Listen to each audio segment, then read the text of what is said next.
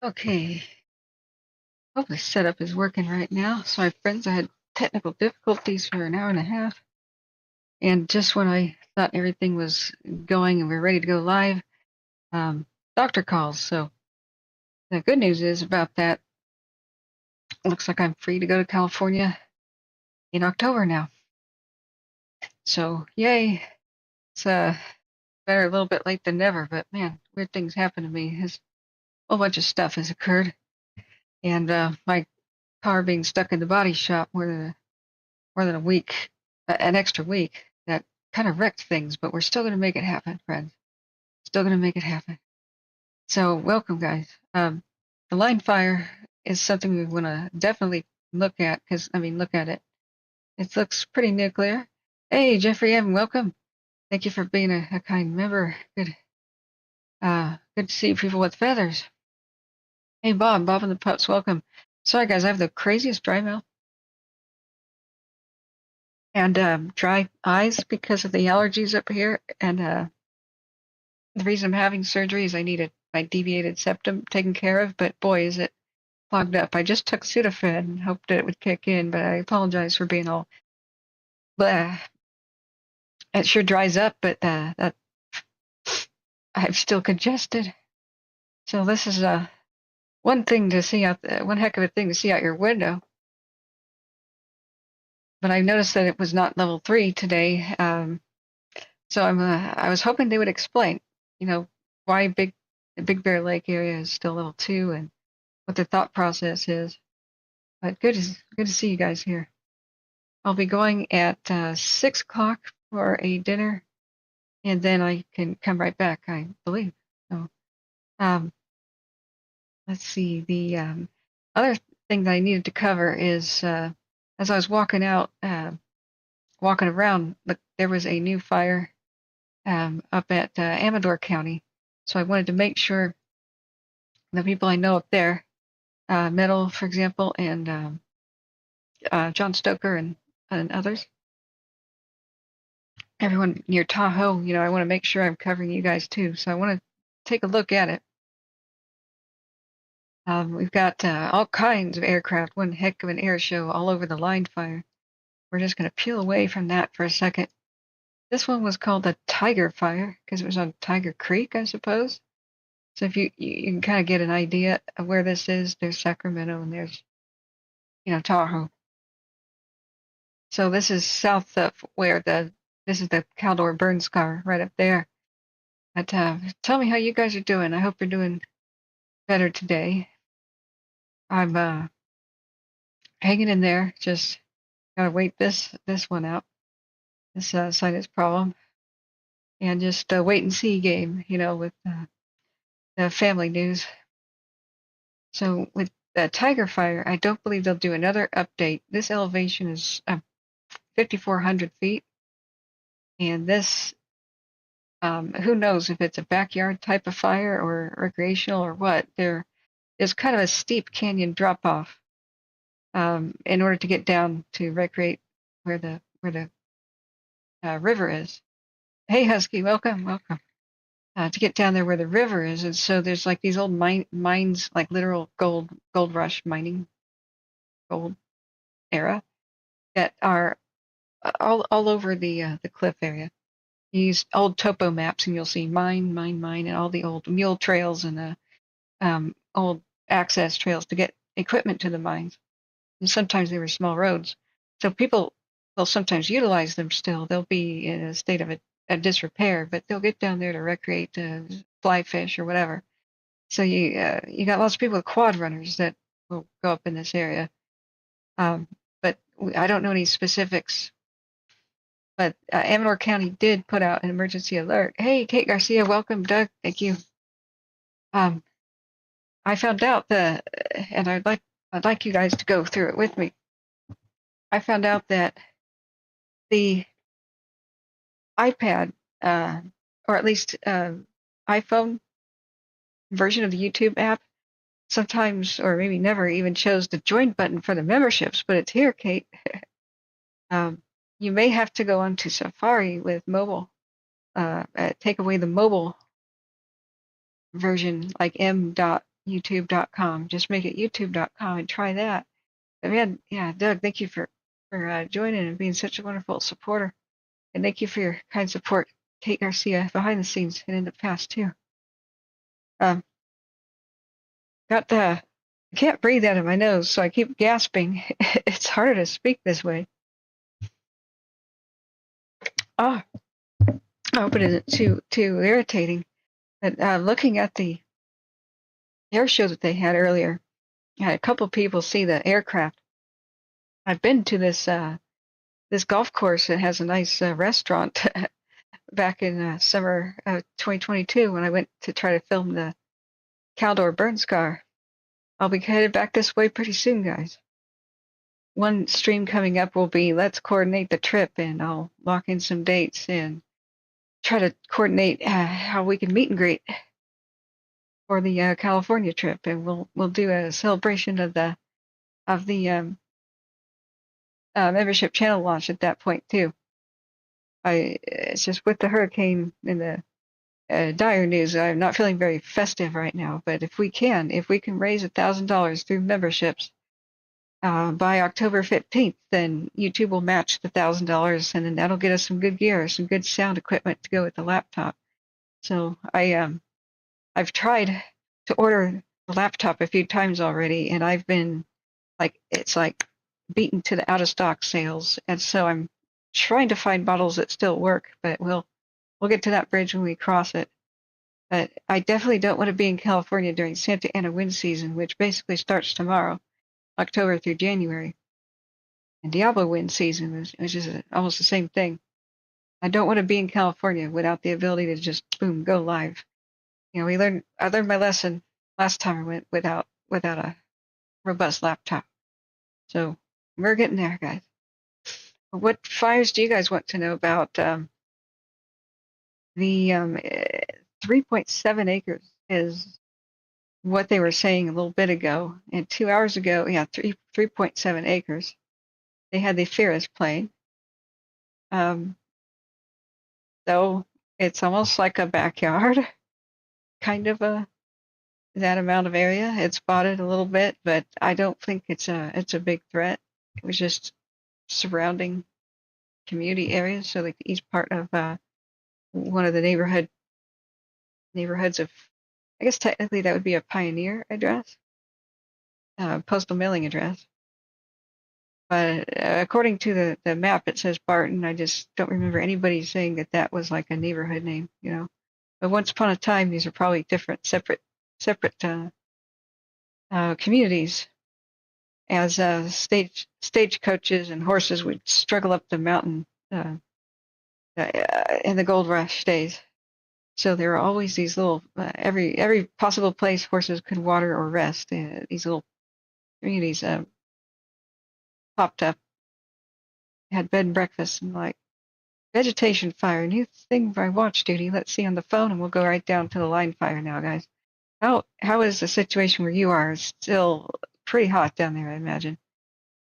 So if we look at our line fire, and there's almost no views, by the way, of what was going up there in Amador County. You know, let me know if you do see one. It was just light smoke. Some of this, is just like, wow, the wind shifted a little bit. It's semi-nuclear. Is that a word? You can see there's different hot spots all over the mountainside, but the smoke column just kind of merges because the smoke has a lot of heat in it, so it's a heat rising updraft thing, and so it's sucking in air down from below, and I guess it all just sort of blends together. Now we'll check watch duty, and it's not watch duty. We'll check Cal Topo in a second, see if we have, and we'll see if we have the satellite GOES detections working again. They froze on Cal Topo yesterday. But man, this is definitely when I wanted to be here and check in and make sure if there's situations happening that we're here to cover it during the, peak wind part of the day. I tried to go live for an hour, but just had a technical difficulty problems. But I've been watching, guys. Urban says hit the like button, people. Yes, please, guys. That's the best way to help the channel is for free. Butterfly says good evening. Welcome, welcome. Urban says I did not get a notice that you're live. I don't know. I don't know why not. That's weird. We should definitely tweet it. But there's been a couple of weird little bugs with YouTube. Some people are saying that the join button, like join the memberships, is not there. When people are browsing on the iPad app for YouTube. And then some people said it is for other channels, which is really weird. Then I Google it since I don't have an iPhone. I went to see Probe earlier today, and he does not have a join button on the iPad YouTube app. So on Reddit, they said that Apple wanted to take a cut, I guess, and YouTube didn't want them to, so that there was no deal for it. I don't know what to believe at this point, but if anybody can tell me, like if you are on an Apple device, whether or not the join button is there on my videos and channel, I'd appreciate that, because that would be a super bummer if just like one half of the audience can't see it and can't participate in the fundraiser. It does expire. Like we have to do this by the October 15th or 16th. I think it's actually the 15th. I think I typoed that. But to get $1,000 match, that would be really good to keep us on the air. Streamers can be funded in two ways, by donations or by ads, and we want to keep this ad free, right? Brayton, I thank you for the feedback. The join button is on my Android. Okay. So yeah, any a membership joining right now is extremely appreciated. It's a monthly billing thing, so somebody can join for 1 month and have like, what is it, $2.99 or something like that, $1.99. What did I make it? So what people could do also is they can gift. You can gift memberships to others, and so I'm hoping that some will want to do that as well. So remember, no worries. I will never put any life-saving type stuff behind any sort of paywall. That's just not what's going to happen here. We're talking like bonus material, or you want to see some of my footage before the others do, that kind of thing to show appreciation. But it's not for the emergency stuff. It's for bonus time. So, like for example, watching, the video where David and I flew around Mount St. Helens, right? So that would be regular Catherine's World topics and not really the wildfire tracking part. Now here's the same line fire view, but Snow Summit South. So this was pivoted to the left from what we were seeing last night. I believe, unless I'm a little bit confused here. Yeah, it did pivot to the left and look at the different canyon. So it's down there. But we don't have good cross beams to know for sure exactly which smoke column is which. It's a little bit more difficult when we've got two different crosses. But the most active part of the column today, has been, it started right about 4 p.m., I would say, unless I missed something earlier. You guys have some other insight. This is 12 hours. I stayed awake and did not mean to longer than I meant, because it started looking very, very bright. I wanted to make sure that nothing was going to happen, right? Because that was very disconcerting, but it did. It held throughout the night, and what an amazing job they did. I think they were really challenged yesterday. But if you guys have firsthand knowledge or local knowledge, you let me know about the situation. Hey, Brayton, welcome to being an eggling. Thank you. So wonderful. Brian says, I see no join button on the desktop PC. Really? And no join button on the iPhone, sadly. Hey, Jane Blackbird, welcome. So good to see you. And SV Kathy, so good to see you too. And Hammerhead, you did not get a notice? That is so weird. Huh. I don't know. Well, I guess that's the more important. It's more important than ever to tweet today. So I might need to do a little bit of experimenting with that. What I did was made a private stream, and I think I may have found a bug for YouTube. I made a private stream to test audio, and then I stopped it, and then I made a description that was very similar to this video. And I went live yesterday, and I realized nobody was joining the chat, and I went, "Where is everybody?" And then I realized I looked over and the privacy setting was still private. Oh, that would be why people are not showing up. So I did a stop the stream, restart, and click the private button or click the public button. But it would have been better to have created a new title and a new description and new everything, because maybe it notification setting was kind of like default off because of the prior stream with it off being private. So that's the only thing I think of, but we could test it. And YouTube doesn't have bugs. We all know this, right? No? Yeah, it does. Okay, so let's tweet that I'm live. We'll be here at least an hour, and I may be able to come after about 7. I'm at 6. I'm going to go take a little dinner break. So let's see here. I'm live covering the line fire hashtags post. Okay, so here it is, and if you guys would be so kind to do me the pleasure of A, liking the video, but B, you can like this tweet and retweet it, or twit it, or X it, or share it. I'll just say share it on X. Thanks. Brian says nerves of steel to run a feed like this. Well, we hang in there, don't we? Thank you, dear. Brayton says, thank you for what you do. Was able to join on my Android phone, though, through the YouTube app. Yeah, I think you got the notification, Jane Blackbird. Yeah. Who knows what's going on? Who knows what's going on? You know what you could do, guys, on an iPhone is you can go onto Safari and go to YouTube and make sure that uh, it's like youtube.com on Safari, but make sure it's youtube.com. If it's m.youtube.com, then that's the mobile version of Safari. And so you could try it both ways with m.youtube.com, or you could do it just youtube.com. That's the best way that I think I can think of for people on iPhones to join. So this is just we've turned on channel memberships, but this is not the special launch day party thing. You guys are everybody who participates, but before October, 15th, you're all my firsts, all of you.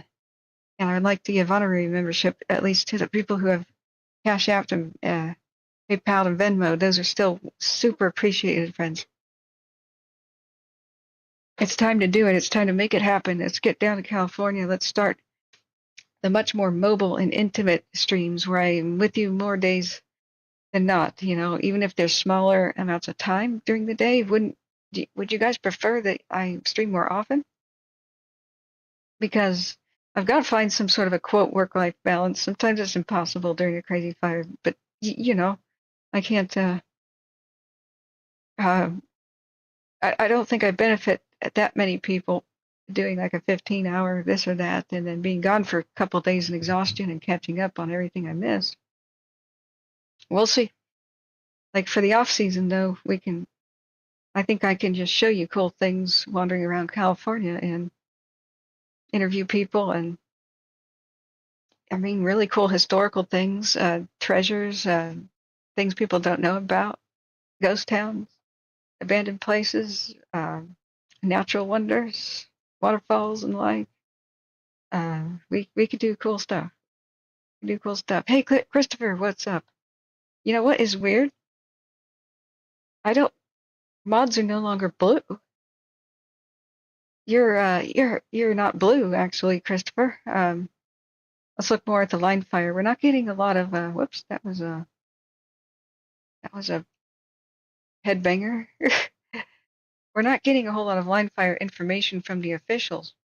This is a 12:20 today, what it was looking like. And we see, ooh, there's a retardant splash right there. There's retardant splash. Where was it? I saw it. Oh, there it is. So they have been slamming it with aircraft. We'll look at that in a second. And just let me know which fires you guys want to look at. We went to Amador County and investigated the one that was going on at um, over there in Amador County, the Tiger Fire. Oh, Liz Brower says, liked and reposted your tweet. Thank you so much, Liz. You're wonderful. Okay. Line fire. Yes, an evacuation order has been issued for the community of Angeles Oaks. Oh gosh. Okay. Well, I hate being right that right about now would be the worst part of the day.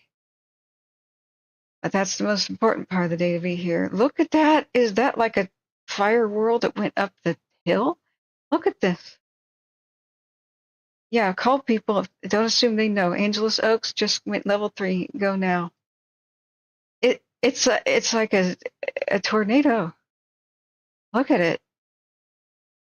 Look at this dark one. I'm going back. It travels up the hill, so it's a vortex that actually moves. It will be considered a tornado if its wind speed is higher than, what, 72 miles an hour? Which remains to be seen. I don't know that that's true. It's a vortex in a fire whirl if it is not tornado speeds, wind speeds. But that's not just a vortex because it's moving. Vortexes can be stationary, and the ones that move get different names. But whoa, that's eerie, guys. So, boom, boom, boom, boom, boom. It peters out somewhat quickly, I believe. Reset the zoom. But it's 1 frame a second, so it was kind of slowly but steadily making its way up that hill. This, look at that. It's like a dark smoke traveling vortex. So it could have been a true fire tornado. They would have to go and measure the damage to see what kind of wind speed would cause, like, say, tree damage. I don't know if that's possible without instruments really measuring it. If there are structures around or like really big trees, then they can calculate what kind of wind speed would be necessary to do X, Y, or Z damage. But if it's already been kind of burned off and it's rocky or something, they may not be able to ever tell. But that's eerie. Yeah, I regret to say that Angeles Oaks is now under level 3 evacuation. And I must reiterate, guys, the fire is a threat because, I mean, A, it's right there, yes. That's no news to you. But the line fire weather over the next few days makes it the threat now that it wasn't last week. Right? It's much more serious. So now the weather is worsened and it's burning right up to its cage bars and rattling them, wanting to get out. It's testing the limits. So let's look at our official. Go back to the line fire. But yeah, this is it's an emotional roller coaster. But if people do leave, then that frees them up to work much quicker to get this whole thing over with, to prep the structures, to do everything that they want.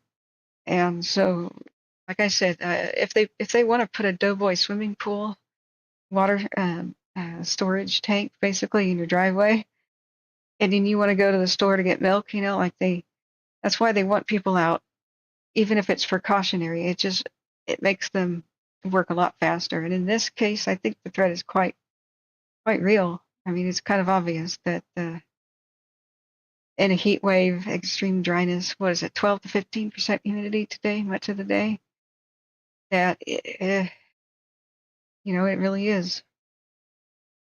That's why I try to tell people also, don't let your guard down. I need to get a different drink, friends. Yes, we just have, it's true, evacuation order for Angeles Oaks. So do check on your neighbors, friends. Don't No, not the Tiger Fire. I don't know why it refreshed over there. Do make sure people know with, you know, calls, text messages. Don't assume that they know already. Any scrap of time right now that they have to prepare, any spare moment, any extra minute, and it really matters because daylight is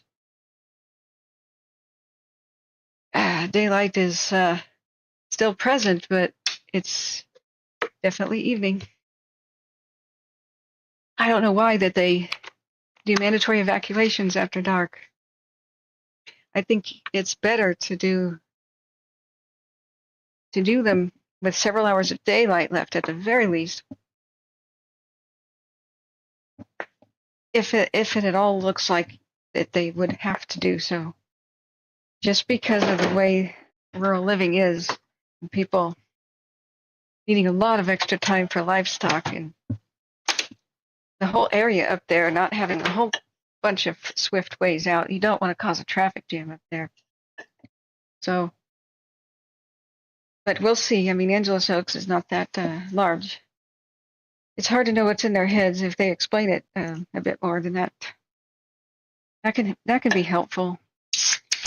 Like maybe they can explain to folks that if it gets any closer to X, Y, or Z peak, then we'll call it.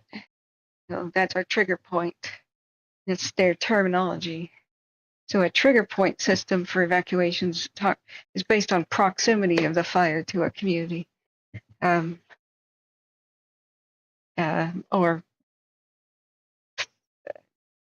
populated area. I mean, a campground isn't a community, but you get the idea. They are sometimes evacuated. Okay, let me look back at the chat.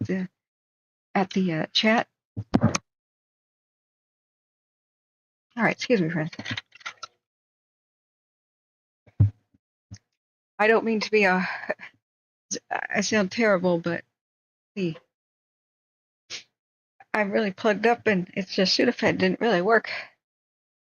Hey, so how are you doing, Christopher, and everybody here, and Jane Blackborough?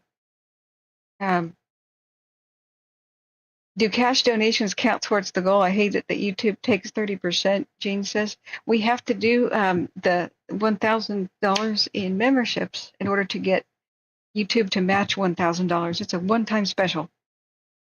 So if we can raise through memberships $1,000, YouTube's supposed to give me an additional $1,000. That only goes for the first 30 days of memberships.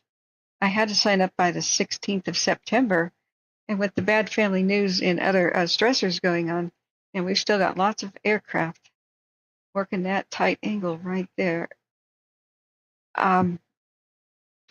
These are Modus and Veer's heat spots, these bright orange sections, but they're basically the same as yesterday, by the way. So don't worry too much about that. I'm going to turn it off a layer watch duty. Actually, that's really busy.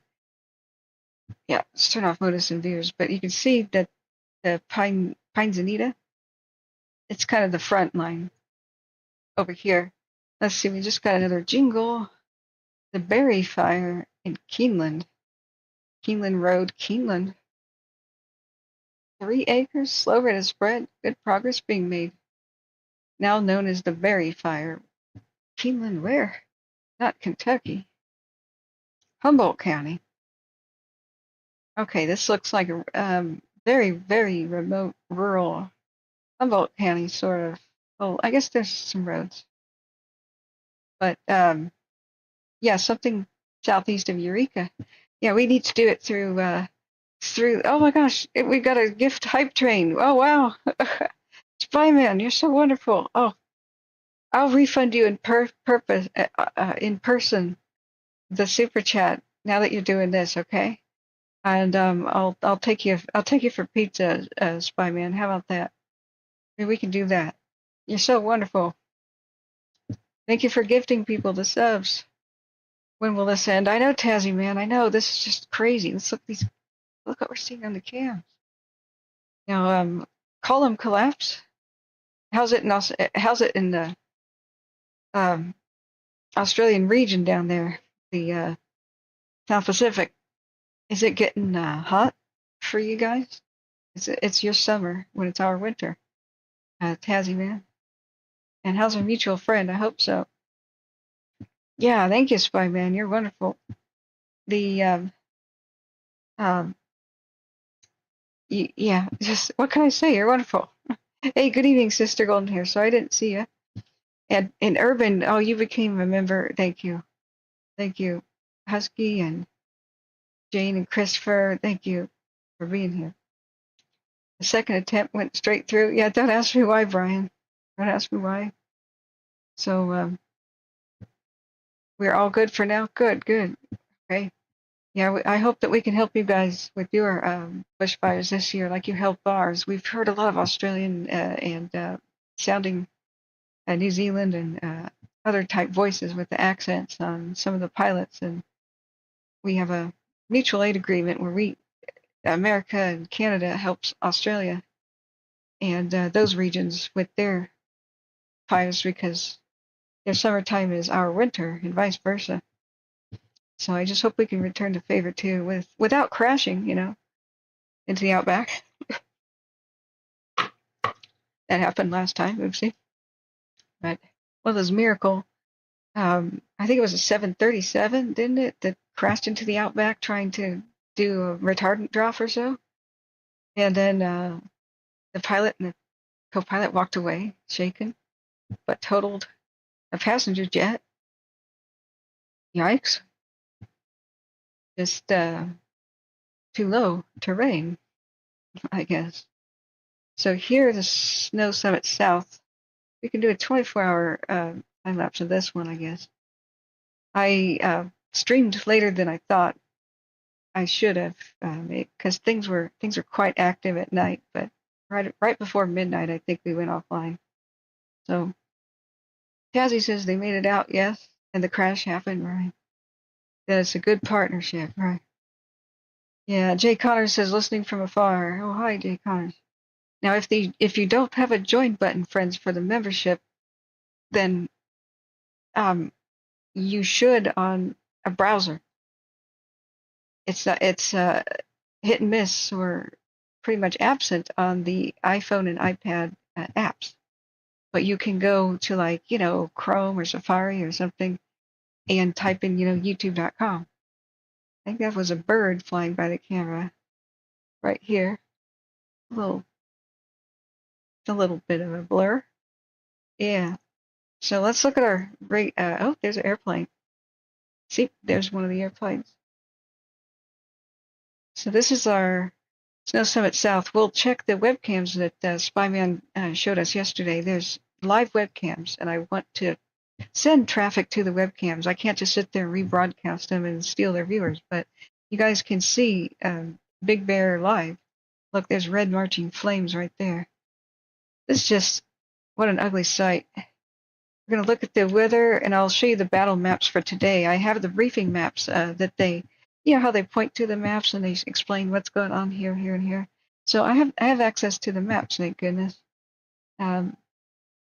And we'll see if they made any new line progress or what. I think the main reason they wanted Big Bear on notice was they have some gaps, according to the map at least, where the fire could possibly squeeze in from the west-southwest of Big Bear.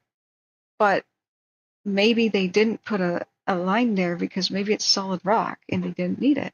I don't know. You can help me check out the map. So let me save this as a screenshot real quick, friends. This is one ugly image. So 1 second. Fire Street. It's the last day of September of 2024. Can you guys believe it? And then tomorrow, Santa Ana wind season officially begins. Okay, I just saved that. Now there's another image with a plane in right here. We do have confirmation, friends. It's a level 3 go now for Angeles Oaks, not just Seven Oaks, Angeles Oaks. Oh, this is the same one, sister. It's been going on for a month, hasn't it? This is the line fire.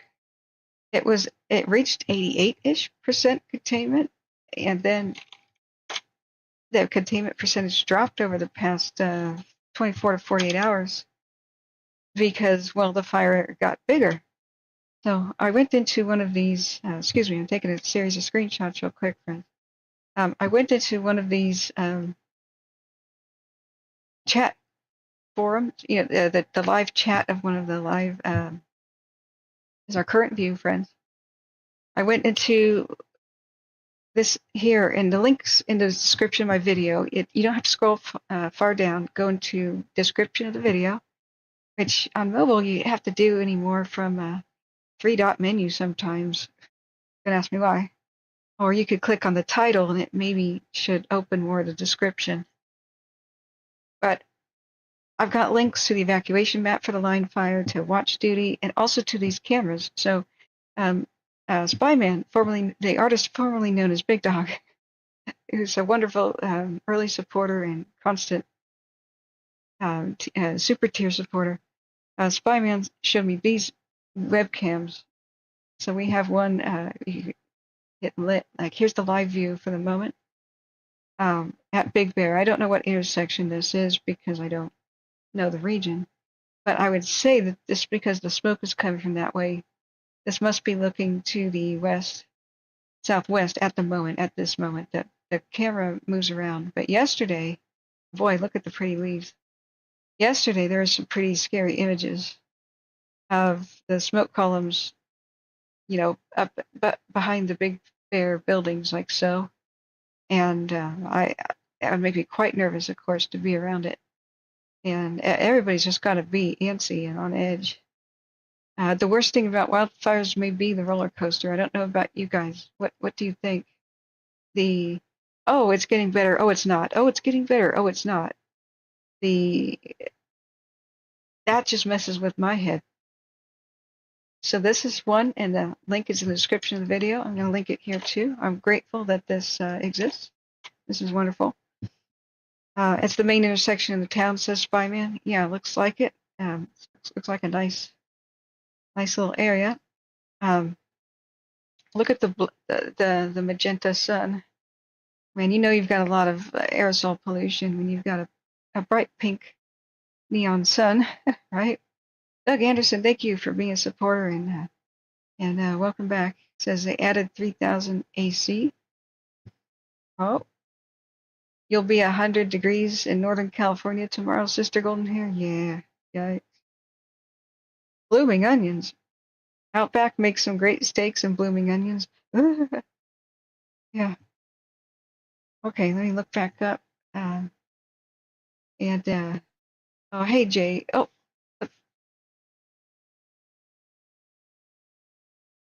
what? Okay, I just got auto billed. That wasn't a donation. PayPal auto billed my PO box. I just thought we had a donation. I was going to say, hey guys, there's been oh, that's not a $90 donation. I've got billed $90 for renewing the post office box. Rip. Rip. Oh goodness. Okay, so we've got that live cam, and there's also this one. This is SoCal Mountains Goldmine cam. So if you guys would hit the like button, please, on these channels, that's a great way to show gratitude, and of course subscribe if you want to, because these are live images of the line fire. This is live. This is a movie. You can kind of see the smoke column drifting. If I scroll, you can see how it is a live image. So the smoke columns are mostly going to the north by northwest, right? Or is it slightly northeast at this point? This hillside is where that possible fire tornado went back. And did you guys miss the fire tornado replay?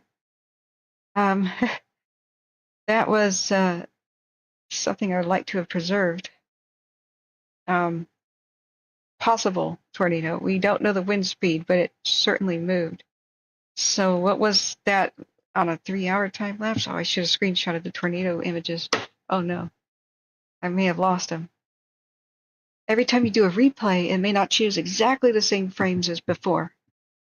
So if a bird or something cool flies by, or somebody does something silly in front of the cameras, you better right-click screenshot, or you may not see it before. All right, let's go to a 12-hour time lapse. And yeah, it was around 12:30 that we began watching. Yeah, it's 1 o'clock here. You can see the retardant drops, pink splashes every so often. There it goes. There it was. Okay, here. Now these are, reminder, we have a level 3 mandatory evacuations confirmed for Angeles Oaks. Please call people and make sure they know. Do call the Sheriff's Office, San Bernardino County, for welfare checks on anybody you can't reach or you think may need help evacuating. Just call their non-emergency number and just say welfare check, name, address, phone number, such and such person. And that will really help them out. They need to know who might have trouble evacuating, may not get notified, or who might remain behind for any other reason. Now watch this frame by frame. Remember, there's one image per minute, basically. And we'll see these dark columns just march up the hillside. So a vortex must move to be considered a tornado. And it also must have pretty high wind speeds, 70 or 70 plus, I believe. Oh, I lost my voice again, guys. Sorry. That's why I wasn't here earlier. I've struggled a little bit with it today. A congestion, but do or die. My nasal passage surgery is the 6th or the 7th. I can't remember which. And we'll say goodbye to all this constant sinus problems in the future, I really hope. My voice might change, though. So we'll see. Okay. Oh, it's not the good images of the vortexes like I thought. Let's do a 6 hour. 6 hour would have more frames. Okay. And then let's go to the right time. It was right about 12:30. Yeah, I've got to screenshot this before it goes away. Let's see. There's one of them. That right there. So we've got the retardant splash is image 1. We know the vortex moves. We know it has some pretty bad wind speed, but is it enough to be a F1 style tornado? We wouldn't know that unless somebody could go measure the wind speeds. So this is frame 1. Boom, it's forming right here, this little dark spot. It's got another watch duty update. I'll check chat in a second. There it's moving up the hill. And then here it continues to move up the hill. It definitely is a spinning whirl. Then it's still traveling. I guess you'd call them fire devils or whirls if you didn't have that, I guess, the high enough wind speeds to be considered a fire tornado. But flames are actually wrapped up inside. There's just so much in smoke that, I got the screenshots, that you can't see the red flame nature of it very well, unless it's right on the ground. Okay, forward progress stopped on the Berry Fire at Keeneland. That's good. What was the other? Okay, line fire. We also have a new Red Cross evacuation shelter. It is available at Apple Valley Conference Center, Dale Evans Parkway, in Apple Valley, California. So pets and crates are welcome. I'll read you the rest right now. Whoops, that was zoomed in too much. But this is our current. Let's replay the 6 hour time lapse. But thanks so much for the hype train and the subs. Spy Man, you are wonderful. Yeah, pets and crates are welcome at the Red Cross Apple Valley shelter at the Conference Center of Apple Valley. A second evacuation shelter remains open. They opened it yesterday at Redlands East Valley High School, located at 31,000 Colton Avenue in Redlands, California. That's 31,000, not 100. Colton Avenue in Redlands. So that one is at Redlands East Valley High School. But they don't mention pets. So pets are welcome in crates at the Apple Valley Conference Center, though. You know what? This looks like a classical painting in a sort of a bad way. Um, Hannibal crosses the Alps. Are you guys familiar with that image? It's a really weird one. Painting Hannibal crosses the Alps. Yeah, this one. It's a classical work that, art history is how I know it. I was supposed to write an essay on my art history class. So this is doom, like a squall coming to the Alps, and Hannibal's forces are crossing it in the, it's Iron Age, it's Roman Republic era, and if it snows on them, then they're gonna not make it across the Alps. They were trying to beat the clock, but they crossed in October, and so this is an 1800s,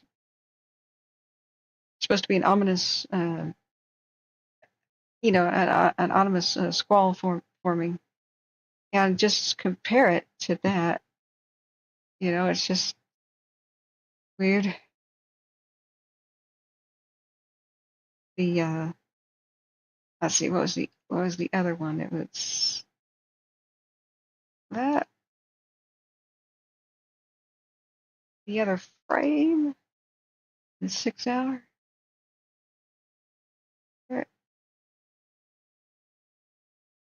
The way the smoke moved over in the other frame was just like, it reminded me of that. But there's nothing uglier than that, is there? It's almost pretty, but it's not. It's got that ugly dirtiness to it, that weird orange, like those fertilizer fires, that caused the Beirut blast in Lebanon. There's a bromine component to it, and it colors it brown. But I think this is mostly just sunset, but aerosol pollution. That's crazy. When you get a lot of compacted pine needles and stuff like that on the ground, and it doesn't have good airflow, they make weird smoke colors too, like when we would backyard burn. But man, it's just gross. Okay, now let's go back down to the chat. Let's go. Okay, I got a lot of chat to. What? It says that I was disconnected from chat? No wonder it didn't move. I was disconnected from chat? Oh, Michael Jones, I'm sorry, I didn't see this. Thank you so much for gifting 5 memberships. Oh, you're so wonderful. Okay, something is up with YouTube lately. Not just apps, YouTube apps, but I'm on desktop. And if I'm on desktop and I can get disconnected from my own chat, who knows what's going on? Click the link. Okay, sorry, Urban, did not see. You remember how to highlight my name, right, Urban? What's this? The fail sound effect? Oh, yeah.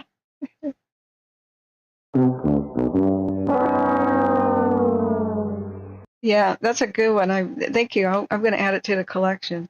I'll have a soundboard where we can, do sound effects. I just need a little bit more to set it up.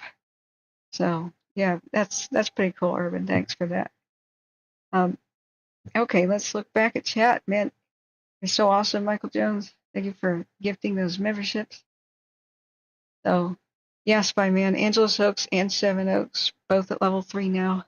Now, this gives a dilemma to the people who are still in level 2. Like, what should you do? And so my answer is go with what your heart is telling you to. Not with the detrimental optimism, like maybe it'll be fine. Don't listen to that part. That's irrelevant, right? It's what do I want to experience? The threat of maybe somebody knocking on my door in the middle of the night, getting in a traffic jam, stressful in the middle of the night, or do I want to sleep somewhere else and beat the traffic and feel better? If you do have pets, livestock, and special needs, definitely, of course, that's a no-brainer answer.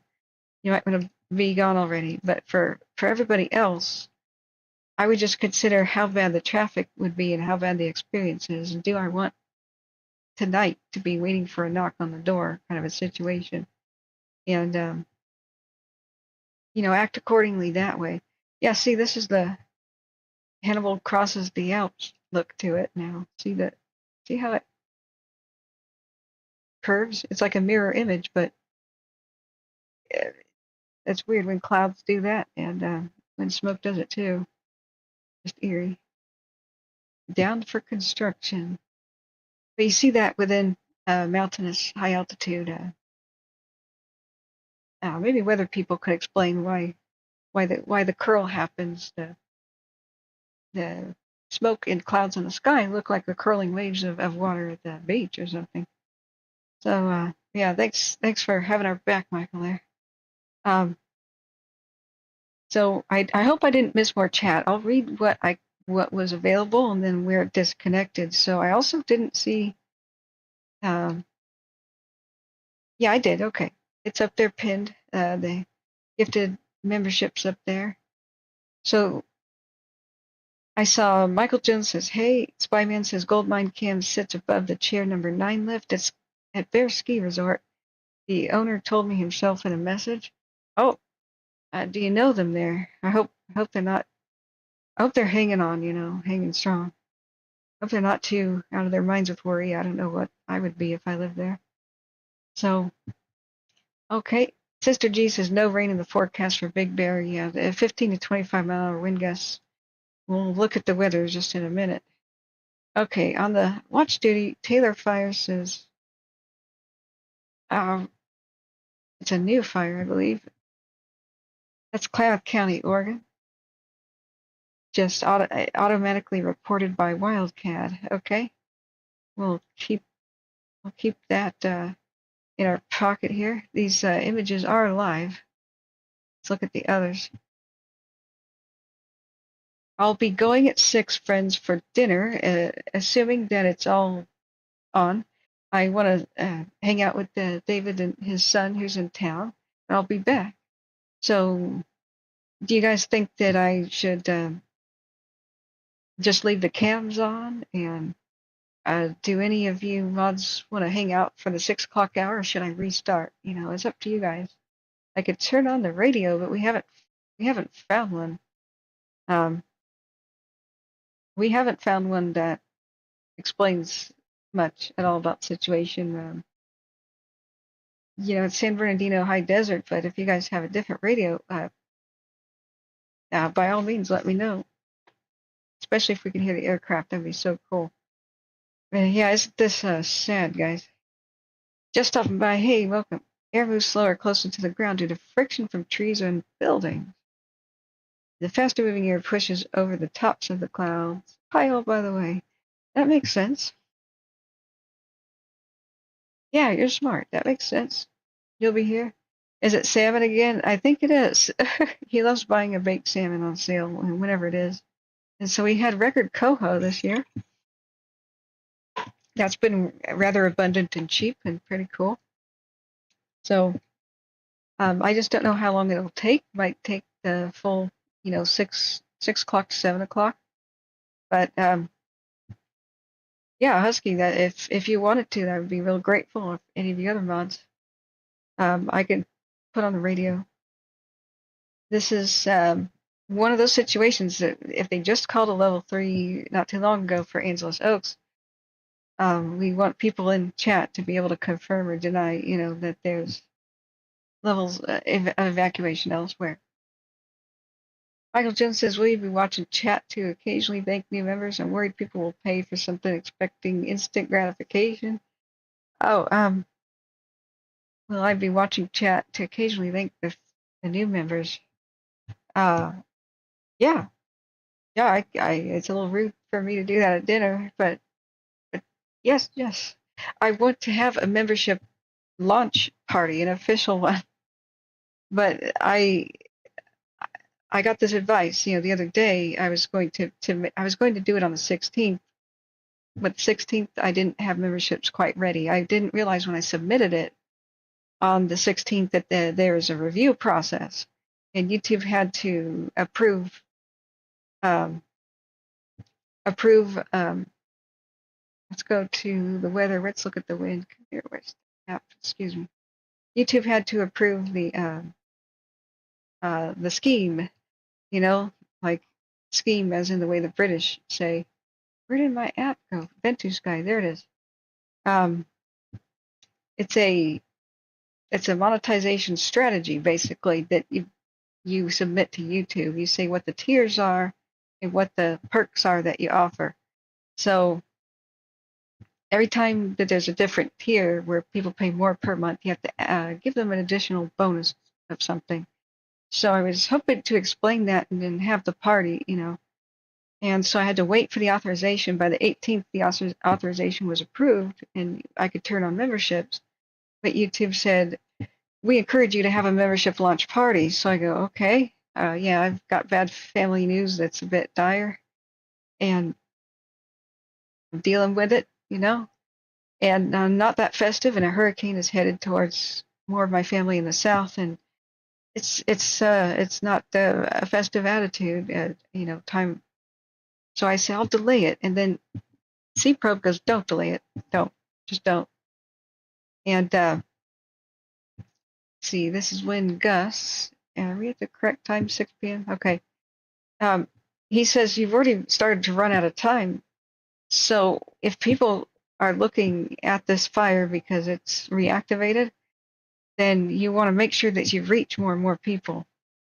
So allow people to join now and then work out the kinks and try to troubleshoot why people can or can't.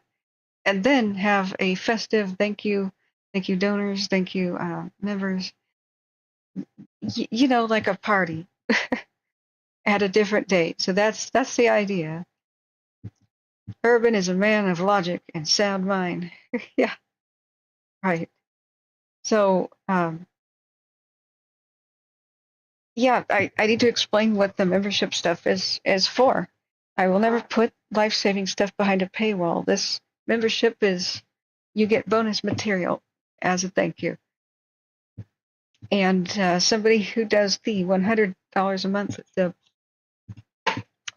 that was wind gusts. This is wind speed. Okay, that makes more sense. I'm like, why is this?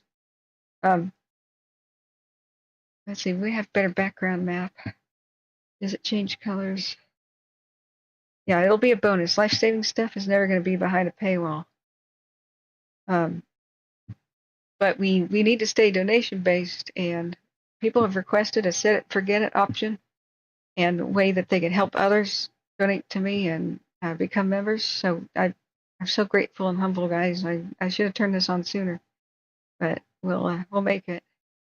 If we can get $1,000 to memberships by October 15th, then we're good. And I can check on our goal. It doesn't seem to be updating in real time, but I do have unlike you know one-stop shopping. It's hard to figure out what's come in and out due to PayPal. Because PayPal like has a bank account balance looking thing. Sorry, Watch Duty just beeped me. It's hard to know how much is in there because things keep getting taken out, like PO box, rent. So with super stickers and super chat, I have a not real time, but like excluding the last 24 hours, a side panel on YouTube that I can look behind the scenes and see what the totals are. But that just doesn't exist for PayPal.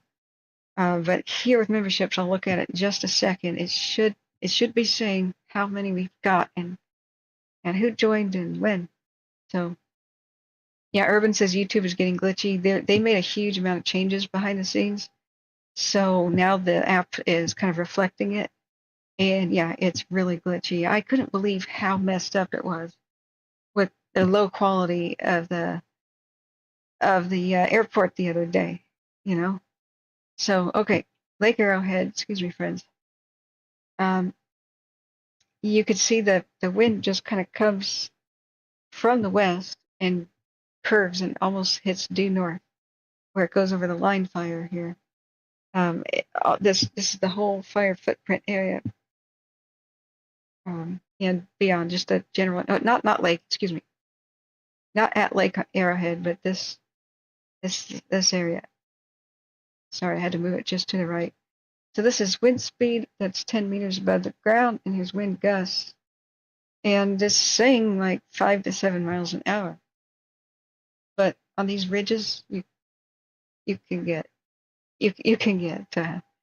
much greater than that. If we look at our cams, I mean, hey guys down there, you can tell me if it's windy. I'll have to leave any minute now, guys, for dinner, and then I'll be right back. Are you cool with this, Husky? Holding down the fort, and Christopher. Oh, you got another police scanner? Okay, let me look at that, Christopher. It may be the wind is that lazy. It just doesn't look that that intense. The smoke columns are rising pretty vertically for quite some time before they bend. Yeah, maybe it is becoming quite calm. You know, we can pray. Yeah, thanks for sharing that police scanner. You can also share Scanner Radio is a good app. Let me text and see if dinner is supposed to be happening soon.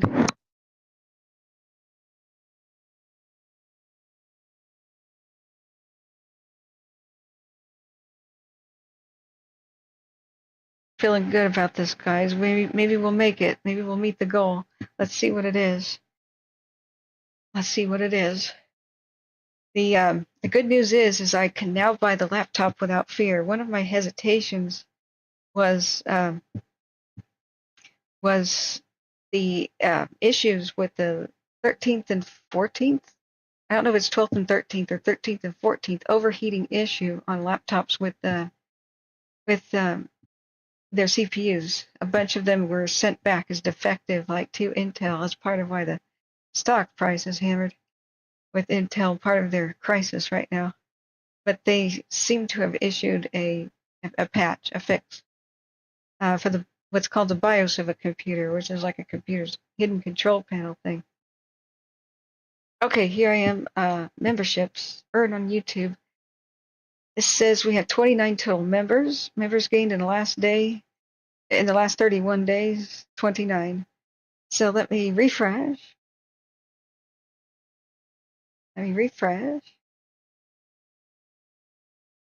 Yep, it says 29 members.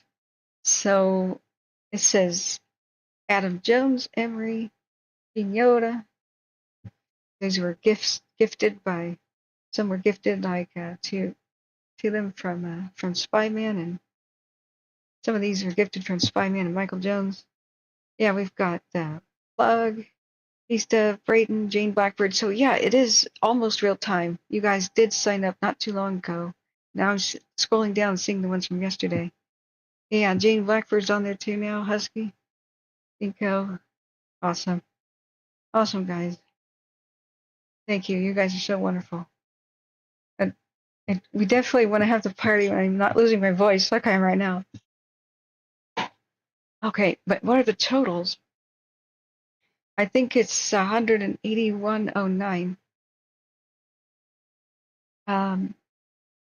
Because $111.23 is a reoccurring membership, and then a limited time memberships like the ones that are gifted is $69.86.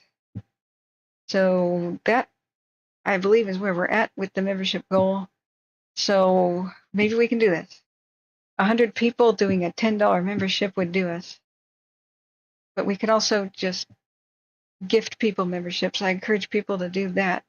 Rather than spending 100 for themselves or $10 for themselves, you could do like a couple for yourself and a couple for others, just either which way. Michael Jones says, when I gifted, it gave me a pop-up to turn on allow others to gift to me. Really? Really? Okay. So I don't think people need to turn it on. I don't think people need to take special action. But that's interesting, Michael Jones. Um, I wish there was a lot more to explain how this works. YouTube has a couple of FAQ pages. They have a couple of promotions of like back behind the scenes it says, um, it says, you know, do this or that, explore this. But then it'll give you a paragraph and they're like, oh, find out more about it on your own. And then you start watching the videos and it's like a series of just really shallow introductions with no meat and potatoes. There's no walkthroughs, there's no screenshots. What buttons do you press to turn it on or activate? How exactly does it work? It's like you just go into Reddit sort of thing and learning on the fly. And I'm asking other YouTubers and stuff like Shaz73. Oh, Spyman, you gifted more memberships to others. Thank you, thank you. You're on a roll, guys. This is one hype train. Dr. Elephant, welcome. If you guys are not seeing the join button for memberships, it's because you're probably on an iPhone or iPad, but you can go to Safari, they say, or a browser like Chrome or something, and go to youtube.com on the browser, and you should see the button for join. And the cheapest one's like $1.99, I believe. And it's per month, and cancel anytime, no obligations to pay in advance or anything. Although I think that option is there. But man, you guys are wonderful. Thanks for doing that. And I'll refund you in cash the 20 super chat the other day, Spyman, because I don't think I can do gift memberships, and I don't think that'll count because heck, everybody would give themselves 500 to get 1,000. That would be like scamming YouTube with their match the first 1,000 bonus, right? So I don't think I'm allowed to even do that. You know, so I'll meet you in person or mail that, okay, Spyman? But you're wonderful. You're a super supporter. You just reset? Okay, Irvin, cool. Yeah, 49 likes. I see 57. But can we get that higher, friends? I really want to do this and make a living at it. I'm so sorry. That was on live, but there's more exciting cams. We're looking at the wind, and right now it seems pretty lazy. We'll read the forecast in a second. Let's do a 12-hour time lapse. Now look back at the webcams. If you want to see the live webcams, I can't show them all the time. That would be like stealing viewers from somebody else's YouTube.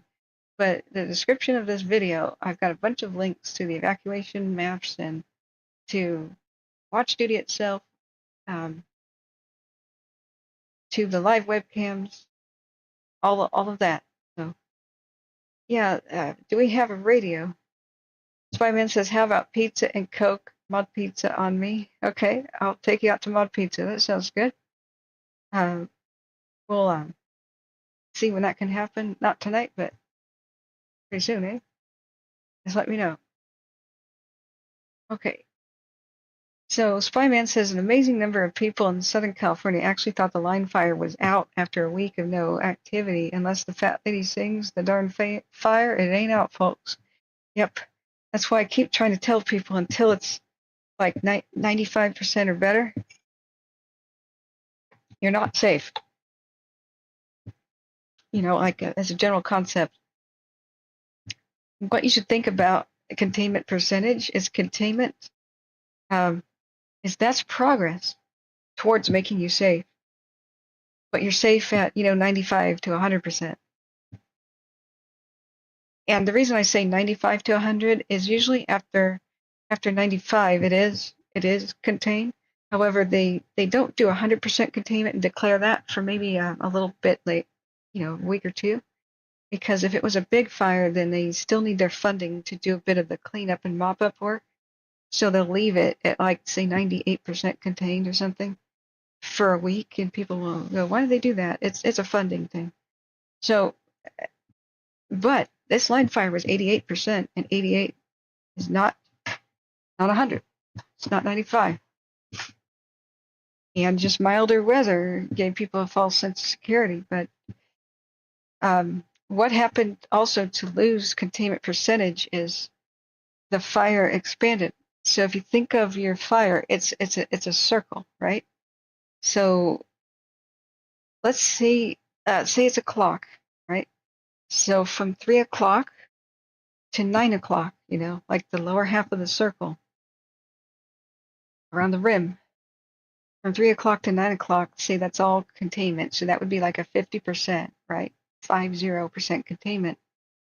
Now, where their lines are, where the black line is, meaning that they're all done with their line. Black line, that's that's their percentage of containment. If the fire were to grow up on the north side, like 12 o'clock, and expand, your circle is larger. So even though nothing changed, you didn't lose containment percentage. Like you didn't lose where it was down there. The circle got larger, so percentage is still percentage, right? So if it grows and grows and grows, you lose your containment percentage. It doesn't mean that it wrecked the old lines or anything, or like the old lines are disappearing. But that's what some people were thinking in some of the chat groups that I was in yesterday. And you got to remember that when the circle gets bigger, even if the black line doesn't shrink, it's a bigger circle, containment percentage goes down. So it is decreasing, but that doesn't mean that they're doing like a worse job. It grew because the weather conditions came back, and I would hope that they would explain just how this all occurred. A little bit more explanation. Sorry guys, it hurts very much to talk. That's why I'm a little bit hesitant here. It'll be good to take a break. But I'm losing my voice. But people assumed that it had wrecked lines, and so their lines shrank, and they were like, what incompetent person is responsible for this? What fire chief is responsible for this? Why aren't they doing a good job for us anymore? Did they slack off or whatever? No. I wouldn't go down that line of thought at all. I don't know about personnel and if there's fewer people on it or what that circumstances are there, but I would just think that people got complacent because of the milder weather of last week. And it is a threat again because of the changing weather. We're at 15 to 20 mile an hour wind gusts to 25. Let's read it. Refresh. Okay. Well, I'm not hearing back, so I'm not sure if there's a delay. You got me for a couple more minutes, friends. 23% humidity at Big Bear. Blah. Yuck. And these are not even red flag conditions, but 23 was down to 15% around noon, I hear, or at least it was forecast. So current conditions of 74 degrees Fahrenheit. Updated, well, about 20 minutes ago, and it's 5:45 p.m. You guys can see that bigger, okay? So haze, then clear tonight. Tomorrow will be sunny, then smoky, with a high of 83 tomorrow, and for the foreseeable next couple of days. They said through Thursday will be the worst of the high pressure and heat and all that junk, and then after Thursday it'll subtly begin to cool off. So it looks like. Do we have a radio that we could put on, Husky or Christopher? I know about San Bernardino High Desert, but if we have a different one, that would be good. So tonight, widespread haze between 8 p.m. and 11. Widespread smoke before 8 p.m. Clear with a low around 51 for tonight. With a southwest wind 5 to 10 miles an hour becoming east after midnight. And remember, when we're looking at all these cams and showing Big Bear, if the smoke is not going straight towards the communities, good. But if the smoke shall come your way, change direction and blow straight towards you, then that means the fire is trying to come towards you as well. So a little bit later tonight, it'll be very good information. We will look at the cams and we'll see the infrared and see if it moved around compared with yesterday. Let's see, do we have ghost detections anymore?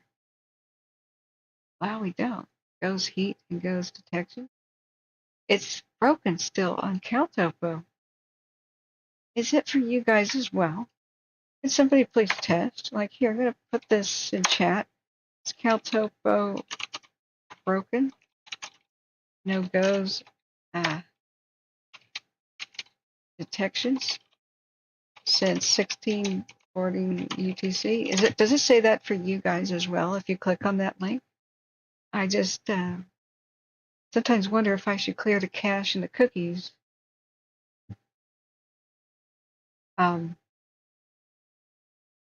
Like if it's my own browser's fault, I wouldn't want to be missing out on this good information. So it makes it much more difficult. But we have a live webcam. We have the cameras like this. This goes infrared. This is amazing. This is the gold mine cam. It goes infrared. And this is an actual movie. You guys can watch this. Here's a link in the description of my video and also just here. You know, what's going on. Look at that crazy orange.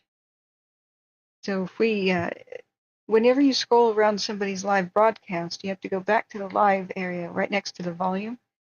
And if it's gray, it's not live, it's in the past. But if you click on it, go this little red button. That's when you know you're live. So same thing goes for mine. Always make sure you are live so that when you're answering questions, you know, asking them, like it's a subject I'm actually still talking about. Party on, yeah. Um, if my evil twin was here, Spyman says, she would tell you to hold on to your butts because tomorrow is October. Dun, dun, dun. It is.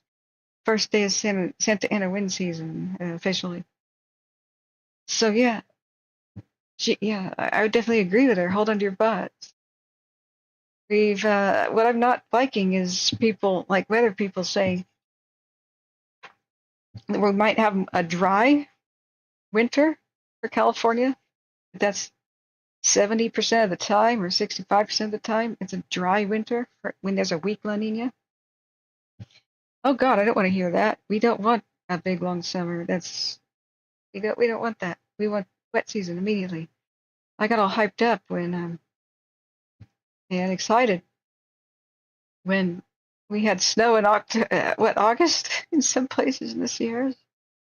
So I was really hoping we just have a super early winter. It was just a tease. It was just a tease. Okay, so let's tile select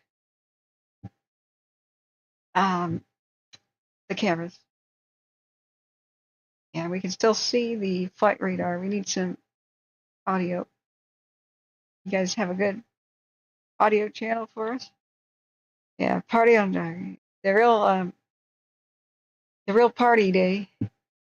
It'll be announced. It'll be scheduled. We'll maybe you guys can help me test scheduling a stream or not, and if you guys get notified, that would be kind of cool. Okay, so let's do a tile real quick of the cams. Yeah, leave you right there. If not, I'll just put some rain sounds on, even if we don't have good radio. Let's test radio real quick. And I'll be returning right around 7-ish or so. Okay, so we've got San Bernardino County Desert High on.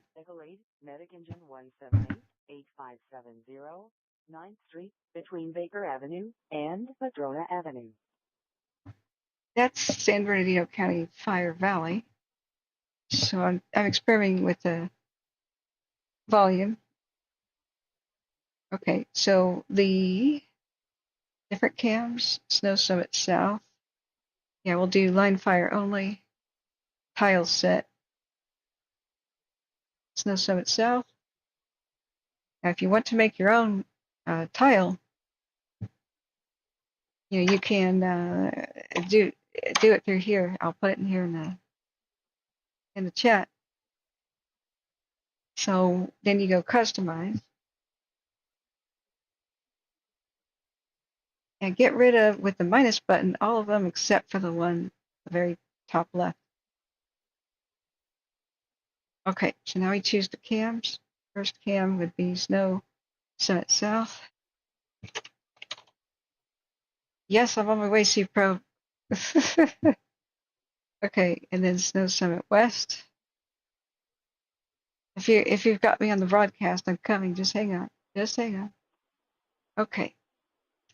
Trauma victim, Medic Engine 264 at Skechers 27461, San Bernardino Avenue, Unit 100, between Unnamed Access Road and Citrus Plaza Drive. Okay. All right. The other one. With the RP, also tied in with San Bernardino Engine 331 and Patrol 33. We're going to go UTL. Com Center copies. I don't think the Valley one is that relevant. We'll do both Killer Peaks real quick. Which other cams we want? Bear Peak South. Bear Peak South 2. Okay. And Lakeview Big Bear for sure. That one is just eerie. Lakeview Big Bear 1 and Big Bear 2. Well, that's focusing on a hillside. Okay, we'll just do Big Bear 1 and see. Killer Peaks, Baldwin Lake, that's right. Baldwin and Deadman's. Okay. Baldwin Peak. I thought it was Peak. Is it? Did I misread Park or something? Baldwin. Yes, Bear Peak. But Baldwin what? Ah. Yeah, Deadman's. Deadman's. Where'd it just go? Lakeview, Big Bear. I saw you. You were there. I'm not crazy. Lakeview, Big Bear 2. Oh, that's in rotate. I swear. Baldwin Lake 1. Lake 1. Baldwin Lake 1. Got it. Okay. Saving copy. Oh, we don't need Buffalo Bump. Whoopsie. Customize that one out. That was from a prior fire at other time. Buffalo Bump has nothing to do with the price tea in China right Com now. Center from Medic Engine 178. Okay. Medic Engine 178. So then we'll add Deadman. Can you confirm with PD if we've been canceled, please? Stand by. Com Center, Medic Ambulance 10. Deadman's Ridge West. Medic Ambulance 10. Ambulance 10. Can you show us transporting to Desert Valley? Can you show us transporting to Desert Valley instead of Loma Linda, please? Com Center copies. Com Center copies. Okay, those are kind of the same feed, so I'll just leave on San Bernardino County High Desert. And it's about time for me to go here, and I'll come right back. Hey, John Stoker, welcome here. John Stoker says, just got back from a drive to Highway 88 and the Tiger Creek Road fire. Animal rescue and firefighters are parked there, so I'm headed back down east to Highway 88. Yeah, that's Amador County. Hey, ABV, how are you? 321. You can show us on scene. We have about a 40 by 20 spot, rubbish fire. We do have an exposure issue. I think we can handle it. You can buy the up. They might continue at their own discretion. Okay, so they said a minor. For me, BLM can cancel their discretion. That's for. Okay, they were saying it's a minor brush fire there in San Bernardino County. Engine 7662, call center. I hope ABB that everybody you know and yourself are okay coming out of that hurricane. Com Center, Medic Truck 281. Truck 281. And everybody else, of course. You can cancel SO. They're still en route. Thank you. Ambulance 281's transporting one patient code 2 to Bear Valley. Copy. Okay, we got it. This is our live cams. Now, if you want to watch the live movie cams, the live webcams, the link is in the description of the video. There are two different ones to look at. I just don't have rebroadcast permission. So go ahead and use whatever you need to get your information. Yeah, thanks, ABBY. There's a Big Bear live scanner. Whoa. BLM unit, you're broken. Unable to copy. Really? Okay. Well, that's cool. It's not a broadcast file? Any the other side of our division, if you can get a hold of them and tell them they can go to camp. Oh, wow, it does. Yeah, I got you loud and clear, and I'll hike up to some cell service to try to hit them. Oh, wow. I copy, and then, yeah, I don't know how augured in you guys are either, but, you know, I've had you guys working some pretty late nights, so if you guys can start squaring up what you got, we'll try to get you guys out a little early if you guys need to. Right about here? Yeah, man, I got my folks holding that top piece with diamonds, so we're good to hold that until night shift comes in here or somebody takes over.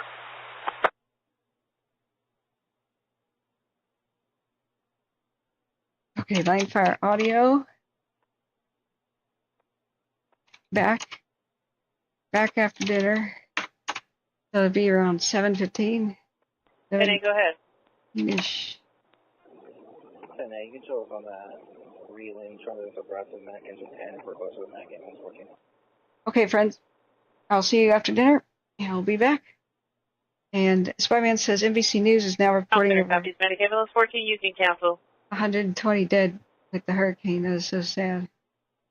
So, J. Cat says at this time a mandatory evacuation order has been issued for the surrounding area, including Silver Drive community. That Tiger Lake fire, right? Yeah. So it's they're doing good work on it. Thank you, John Stoker, for checking in and going out and looking at it. We didn't have a direct view earlier today. So yeah. It's hard to be sure about the bridge fire, yes. And I'm sorry, I missed a question. Is the bridge fire looking okay? Saw smoke today, and I'm much closer to the bridge than the line. Yeah, we can look at it real quick, of course. I'm sorry I didn't catch that. Mods, if I miss questions, go ahead and highlight my name. People type in @ and then Kath, you know. If you're on a browser, like a desktop browser, you just click the pop-up of my name, and that'll highlight my name totally orange, and it'll get my attention. That's what my mods can do. Turn off the heater. Okay. I have to mute when I talk to her, you know, the Amazon hockey puck lady in the corner. So I'm not turning off other people's heaters. I wonder if you could get sued. Like if I say, you know, her name, Alexa, and then I accidentally turned off people's lights and they tripped and fell. Like, could they sue me for injury if I accidentally turned their lights off as they were walking around their house? I mean, I gotta be careful with that. I'd hate to injure somebody on accident or cause chaos. It was all fun and games before, but now I realize somebody could get hurt.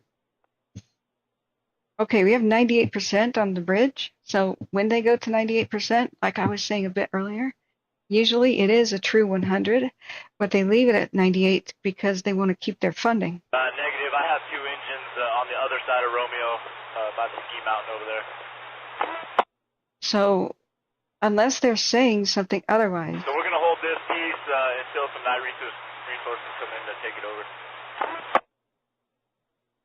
When you've got a high 90% of everything being done, then what I would say is with a confidence of a percentage of containment like that, they do think it's pretty much a done deal. During their mop-up, they need more funding for the who knows how long. Bigger fires, it could take longer, and they will not have 100% of their funding if after they declare 100% containment.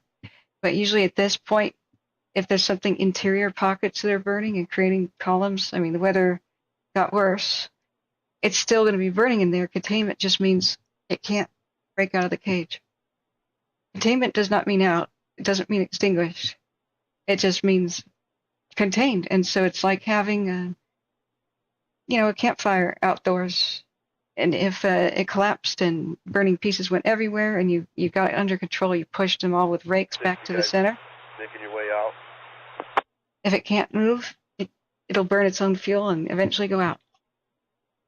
They just rope it around it. They just tie it up and wait for it to burn out its own fuel.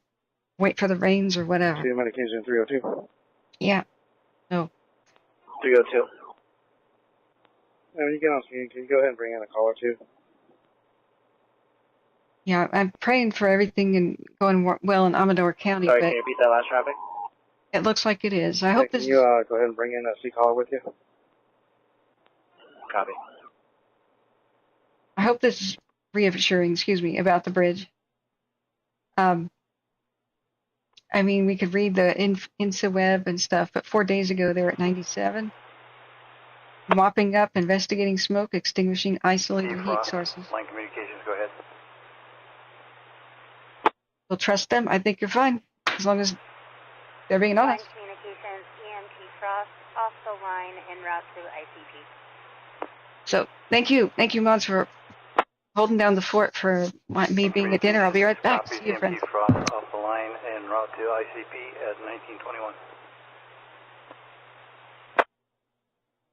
1821.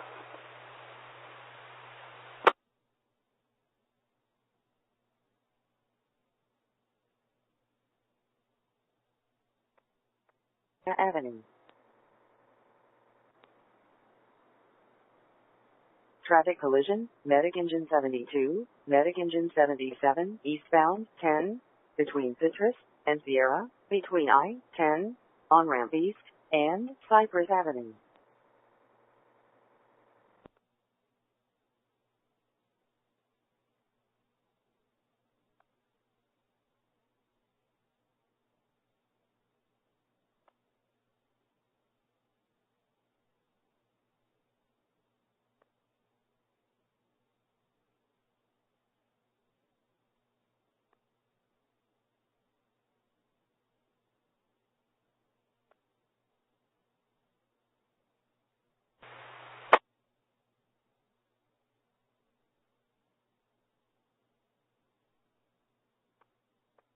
Medic Ambulance 241 at Yamavar Resort and Casino, 777 San Manuel Boulevard South, between Casino Perimeter Access Road and Sand Canyon.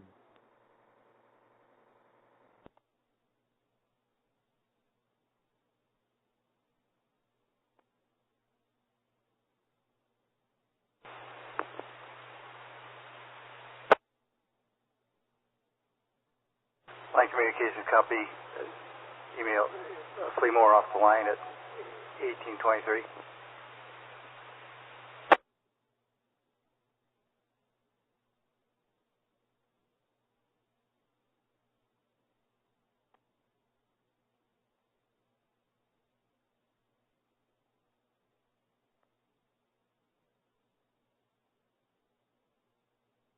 There is like one.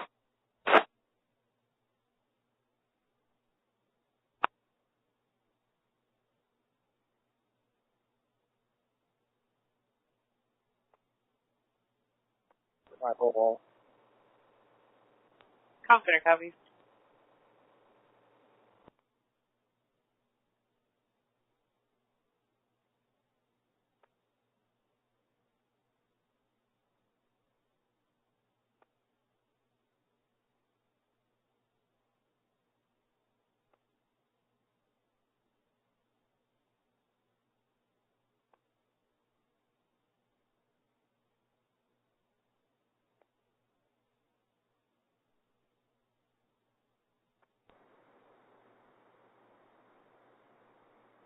Commercial investigation, Medic Truck 241, Medic Engine 242, Battalion 912, 2 TAC 4 at Yamavar Resort and Casino Aces Bar, 777, San Manuel Boulevard South, between Casino Perimeter Access Road and Sand Canyon.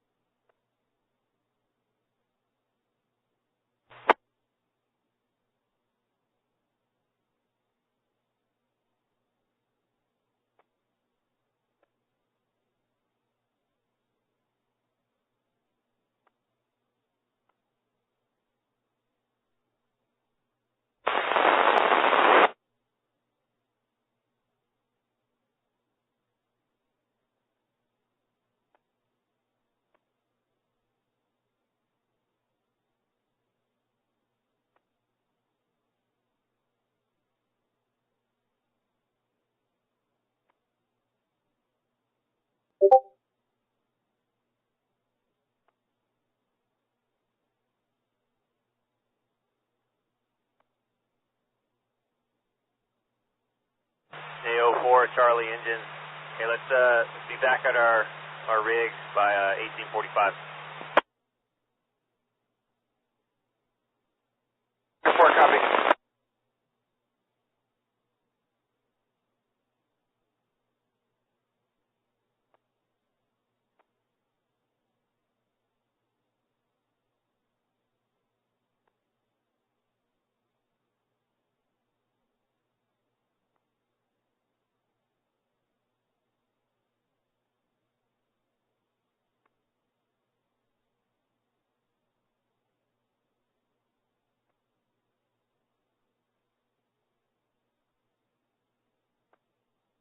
Person, Medic Engine 78, Medic Squad 78, 6919, Tailwind Lane, between Walnut Avenue and Darlene Lane.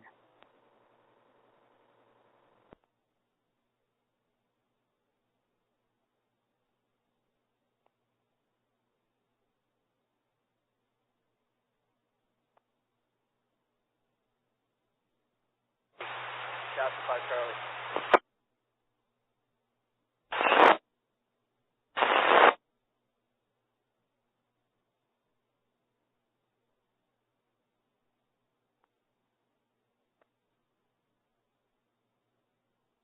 Go for it from kind of where I saw you last down to where that snag is, and we'll be working at you.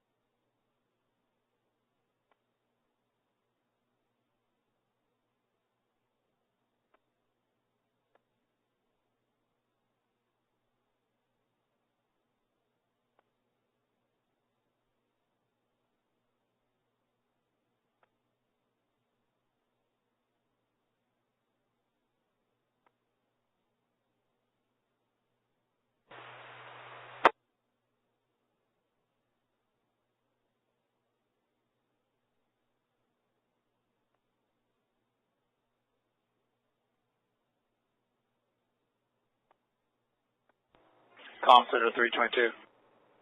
322. Just confirming we have one patient at the detention center. Stand by just one.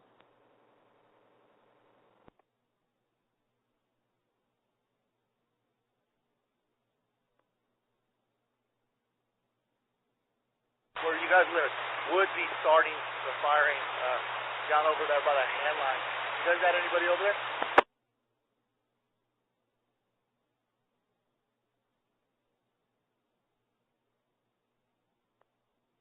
Send it over to us.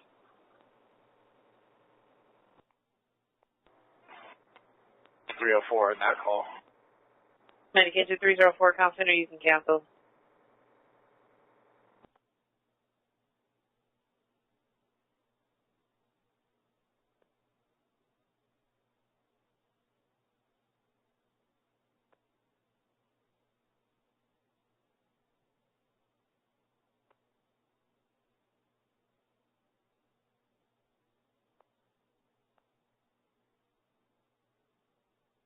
Duran on command.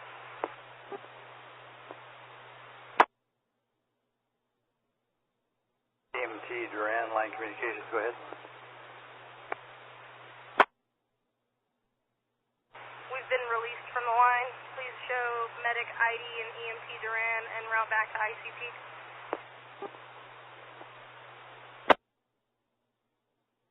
Copy EMT Duran and medic ID en route to ICP. Line communications at 1830.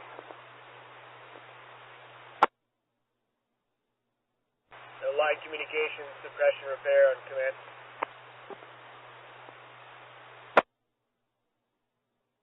Suppression repair, line communications, go ahead. All suppression repair resources off the line en route to ICP.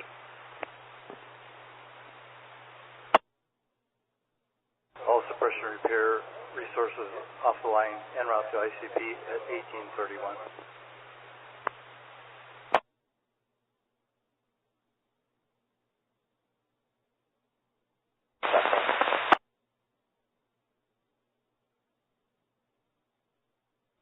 Hey man, I just wanted to find out, are you mobile? Romeo, water tender 281. Some of the stuff that's burning up here. But if you're staying mobile, we'll go ahead and commit to that. But if you're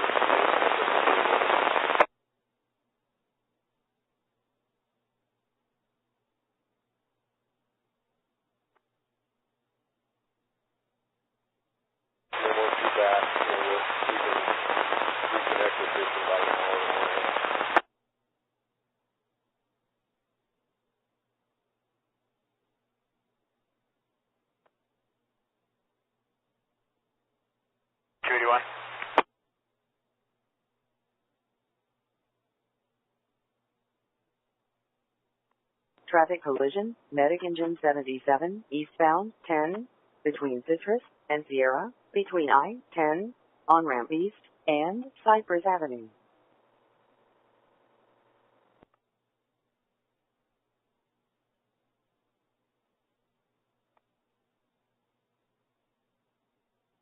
Q81, Romeo, go ahead.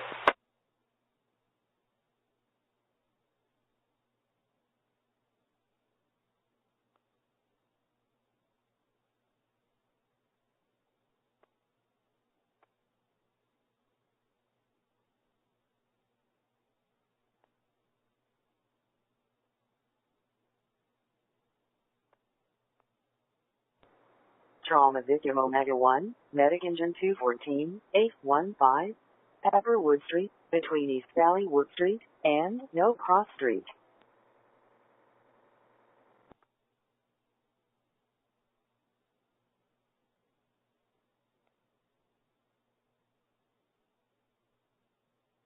go. Copy.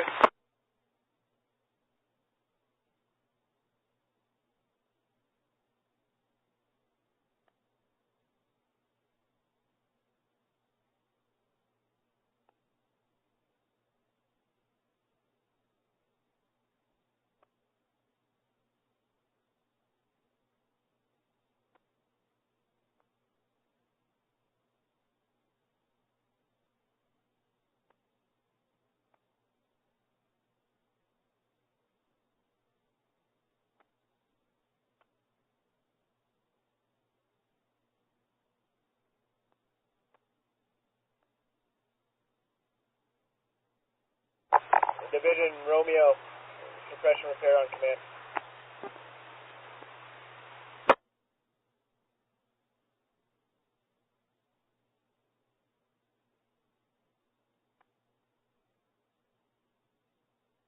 Go ahead. Yeah, I got Ambo 2 here. You still need them out here, or can they head back to Lexington?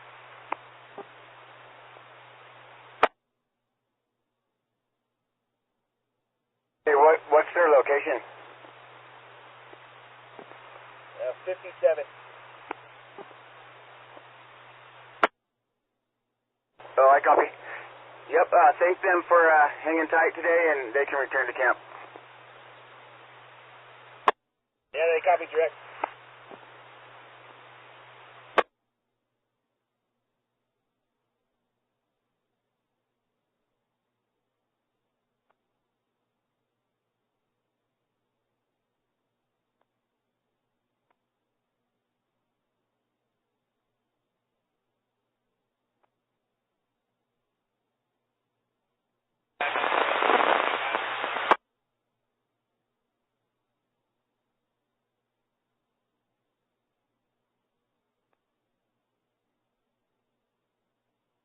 Cross that right spur dozer, but it is actually pushing that crossing.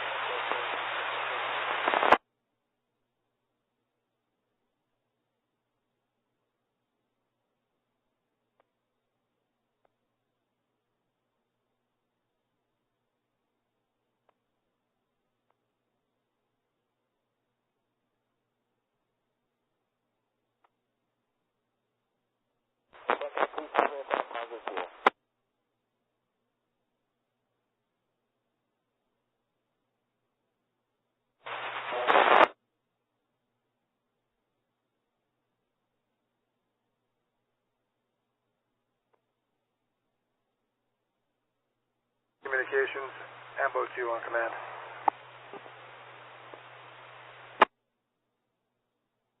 Ambo 2, line communications, go ahead. Ambulance 2 has been released, headed back to ICP.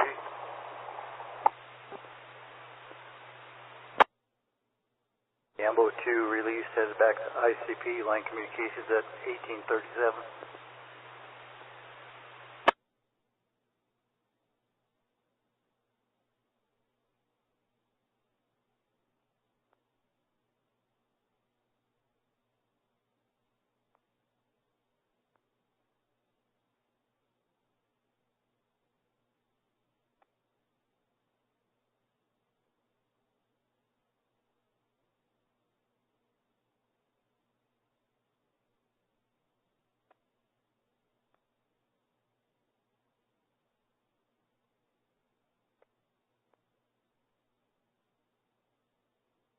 I need to backtrack a little ways and find a better avenue to get over there.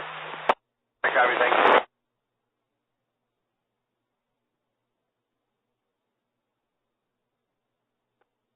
Unconscious person, Medic Engine 72 at Union 76 Station 16111, Valley Boulevard, between Valley Boulevard and I-10, exit 63, off-ramp left.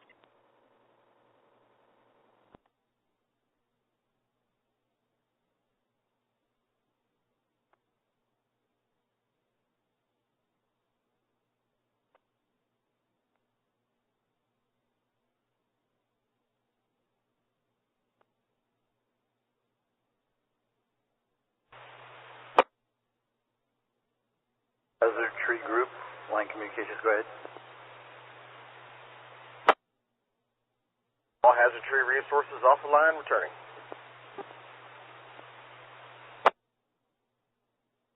All hazard tree group off the line and returning to ICP, line communications at 1838.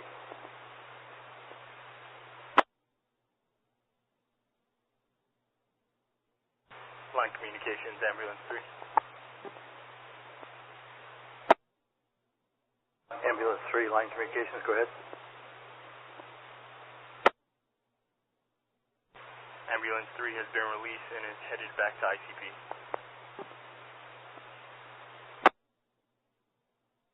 Communications copies at 1839.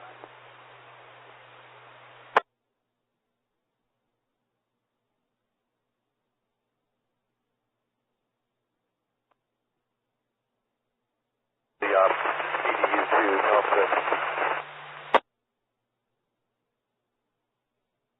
1 November Charlie, Purdue. Purdue, copy 1 November Charlie, inbound to the line fire, elevated PA.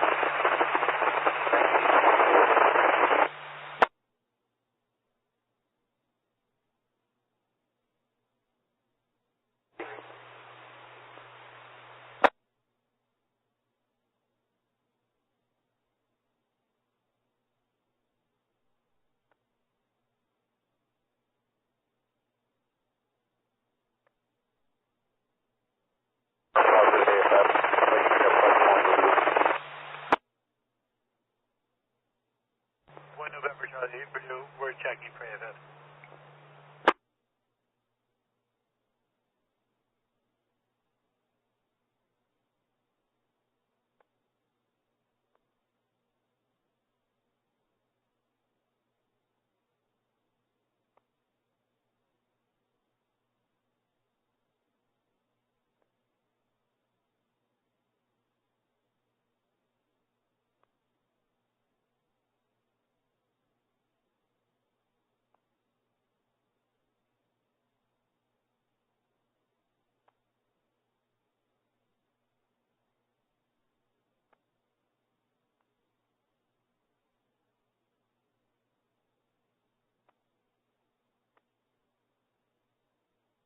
Helicopter 1 November Charlie, Purdue.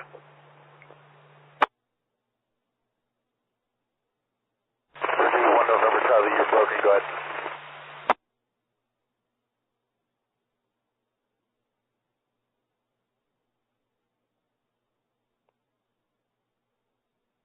For Charlie on AFF, is that you?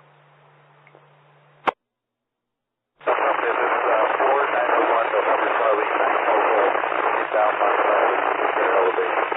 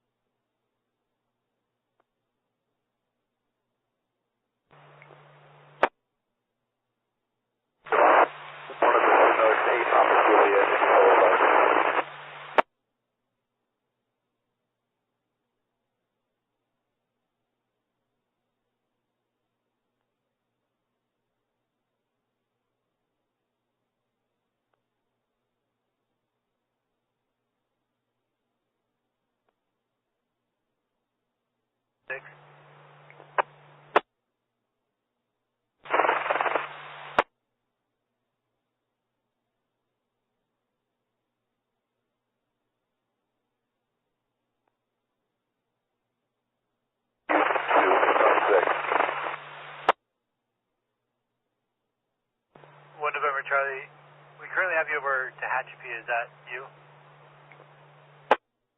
Affirmative, full call sign is 491 November Charlie. We also have a Chinook in tow, 8 Papa Juliet.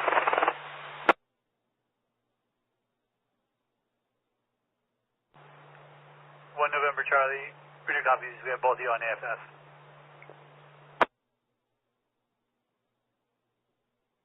November Charlie, copy. We'll flight follow you until we get to Big Bear, Holiday, ETA 1924. 1 November Charlie, redo copy.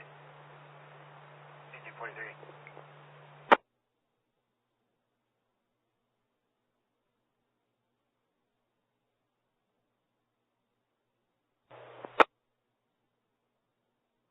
Romeo, water tender 246. What's up, man? Where are you at? Yeah, we're at drop point 60. We're with 221. We also have a full tank. You want us to come up as well? Yeah, okay. Maybe one of you guys, Rochambeau did, and one of you guys can walk on your way out and just head on in. Yeah, they're already headed up, but there's also folded tanks here at 60. Unless somebody's picked them up, we could fill one of those up. Leave our water here if you like. Brilliant idea. I love that a lot. Thank you. Will do. That other tender, if they're not too far down the road, both of you guys can just do that if he hasn't left already.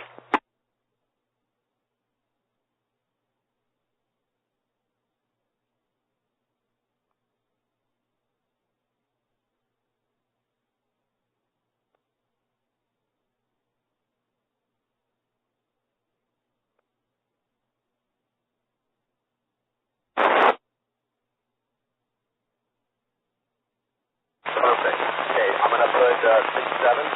They're going to come here at that one turnaround spot for that house. I'm going to have them watch this corner, and then I'm going to have you work from that turnaround spot all the way back out. And Firefighter, sorry. Drop point 63, no road.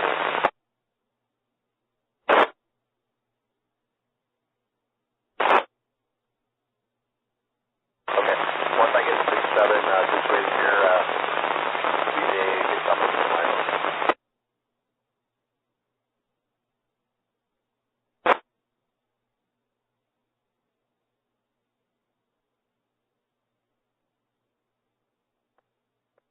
And 71 at Sycamore Springs Apartments, 7161 Archibald Avenue, between Lomita Court and Archibald Avenue.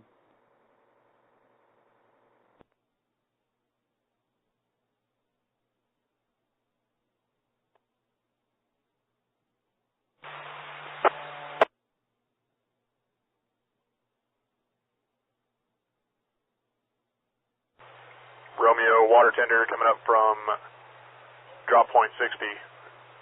Strike team 9320 Charlie. Go ahead for Sequoia, water tender is 21. Hey, 21, 20 Charlie.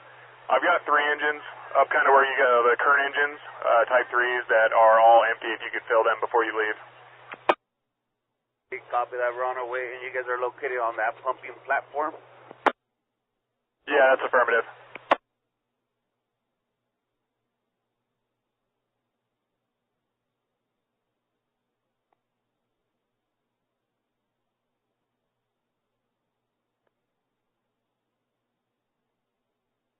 Contact. First squad. Hey man, we also got some water. We're still up here. We're gonna jump in tow with you guys and help top people off. Is that pumping platform on the west end or on the east end of the division?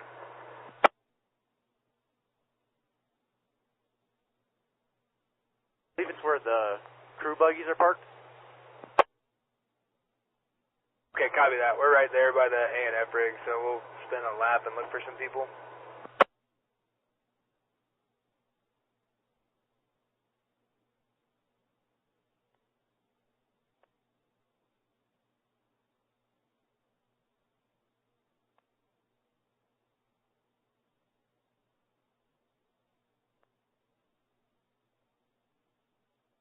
To pop out on the road to grab them.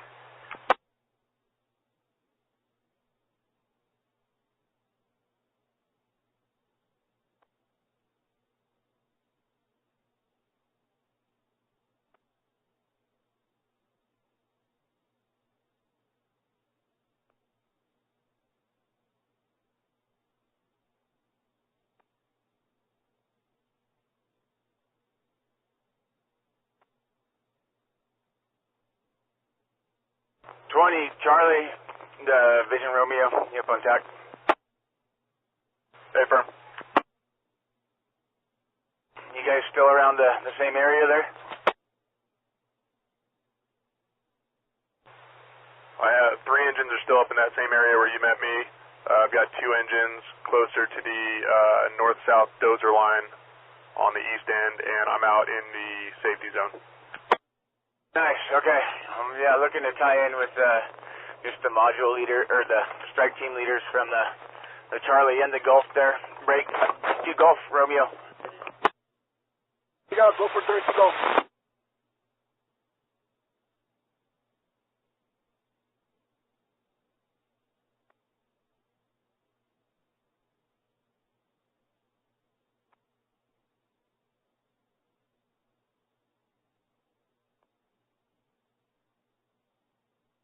Ambulance 1. Ambulance 1, line communications, go ahead. Line communications show ambulance 1 en route to drop point 68. Ambulance 1, line communications, repeat the drop point.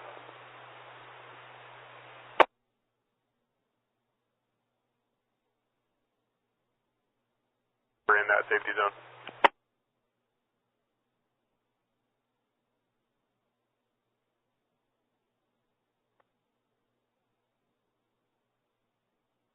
Ambulance 1, line communications, repeat the drop point.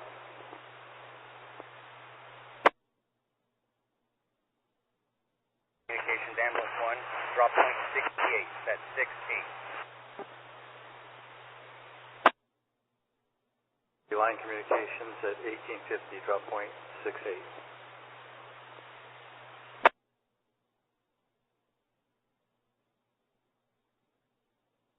This area is probably looking pretty solid, huh? You guys wrapping it up there? We just bumped back to the buggies and we're doing some refurb right now. Hey, cool. Yeah, man, whenever you guys are rehabbed up and ready to rock and roll, just you guys can head on into camp there. Thanks for the help today. Awesome, appreciate it, yeah. Thanks for the good day. Yep, you too, man. Break, hey, Angeles engines there, you guys got me? Go ahead for 23. Hey, not sure if you guys are augured into something there, but if not, man, you guys, same thing. Let's start wrapping it up. We'll get all the day shift stuff off the hill and Yeah. 23. 312. There you are, 12. Right on, guys.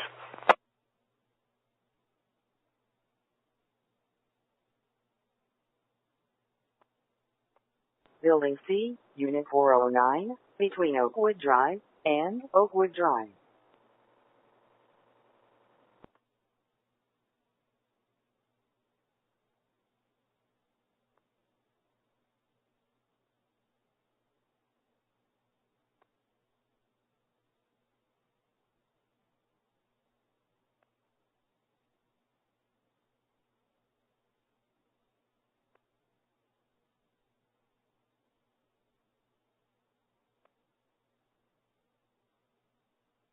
Hear you better in just a minute there. You want me to call you back?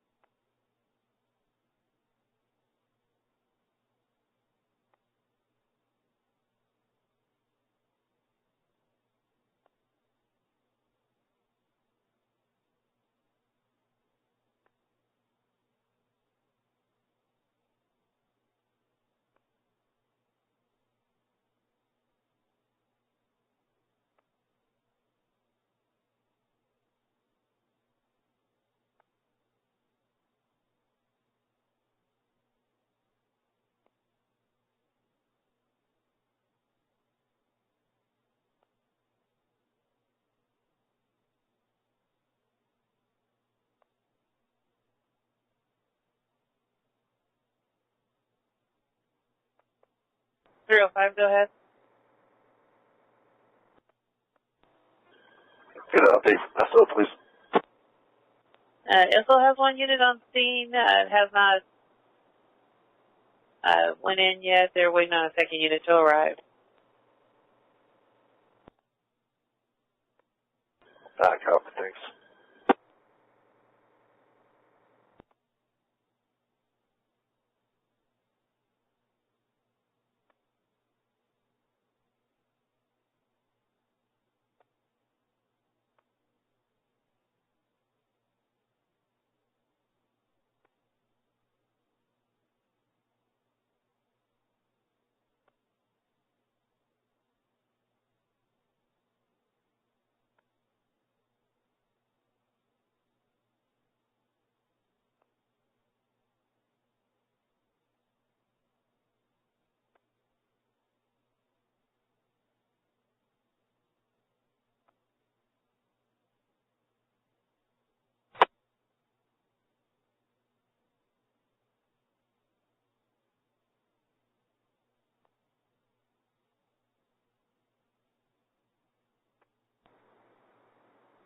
Difficulty breathing, Medic Squad 66, Medic Engine 66, 3342, Paisley Street, between Peyton Drive and Shenbui Street.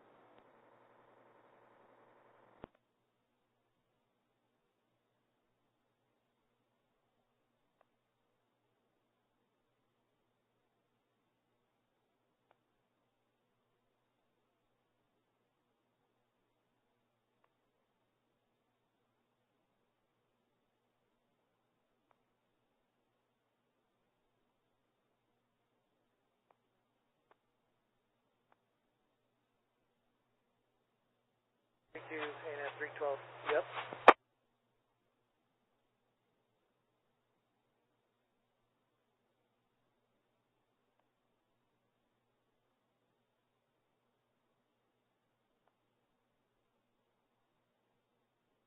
Boy, 221, Aldo 221, yep.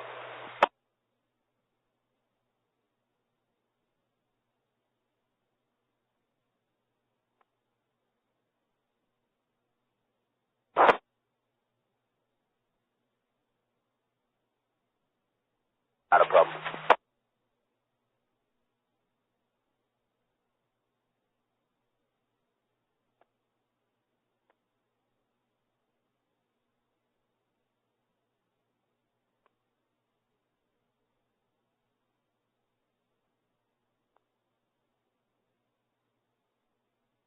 You guys walking out of the hole there yet?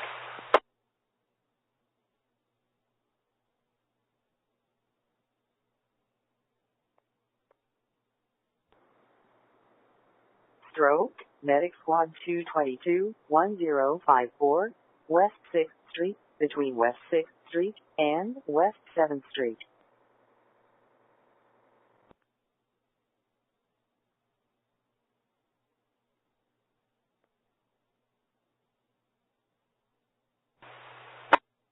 Night, EMT Murdoch, go ahead with your traffic.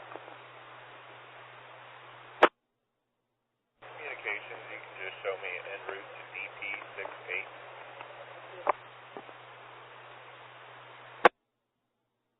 Copy EMT Murdoch en route to DP68. Line communications at 1857.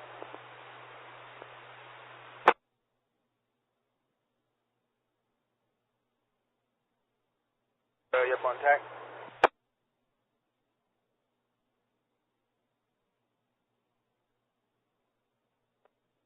And Main Street.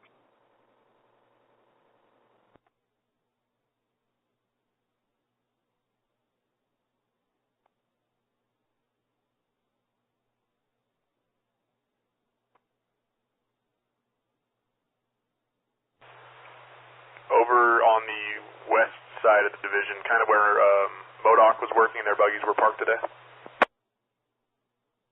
Yeah, copy that. Us and Sequoia 221 got them topped off. You don't have any additional engines that need water?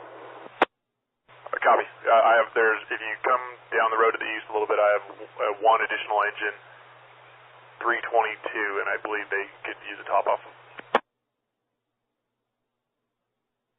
Copy that. Break. Engine 322, Eldorado 221 on tack.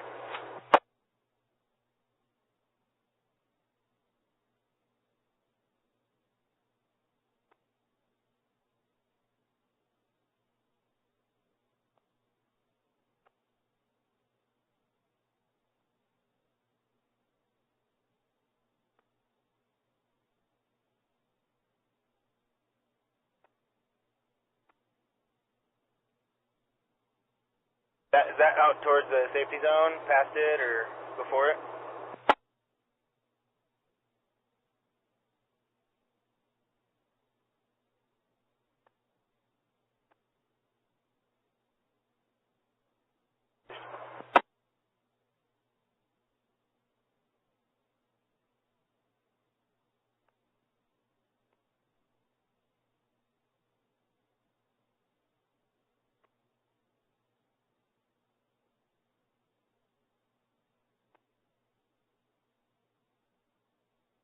Thank you. Heads up.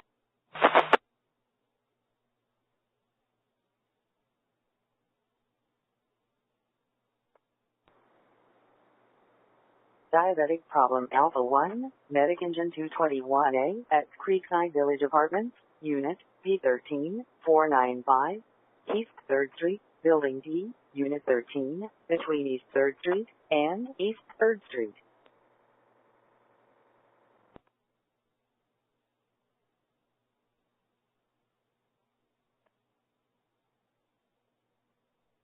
McVessel, off the line, returning back to ICP.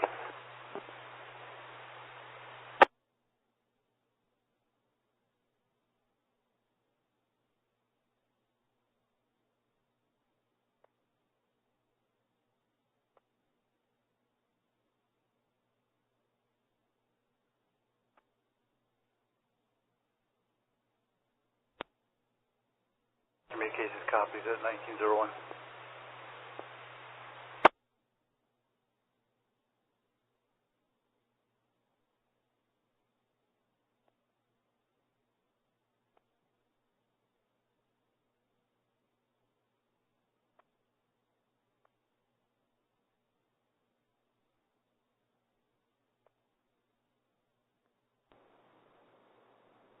Unknown type fire, Medic Engine 75, 2174, Roosevelt Avenue, between North State Street and North Macy Street.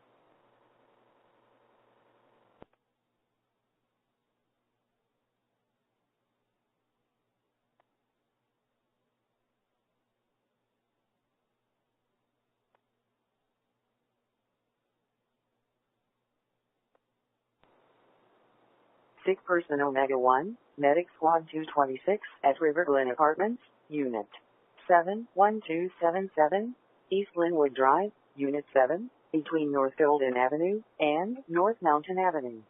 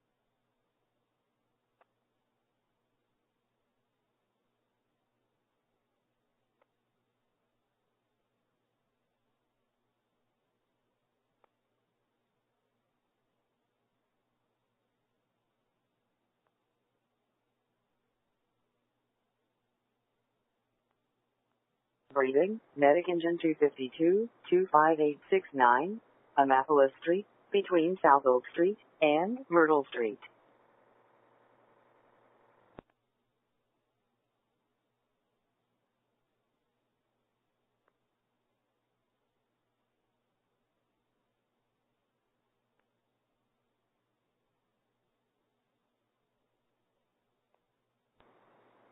Sick person, Medic Engine 174 at Crowley Rona Center, 9130, Anaheim Place, between Expressway and 7th Street.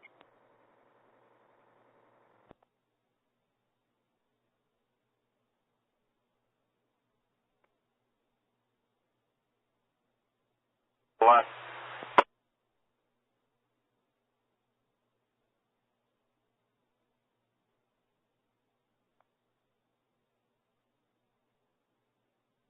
Okay, right on, man.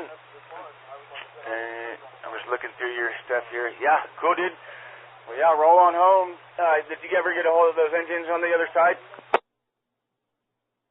Yeah, firm. Oh, where are you at? You want to come to the safety zone and get your extension form from me? 823, 312. Yeah, I'll head up there now.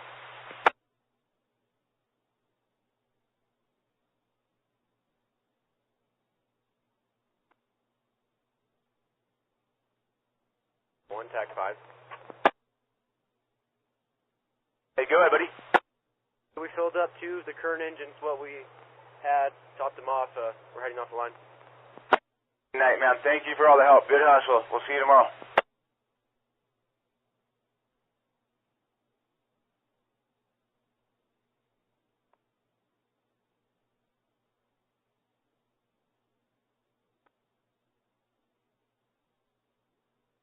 We're heading off the line, but I'll turn around and head your way.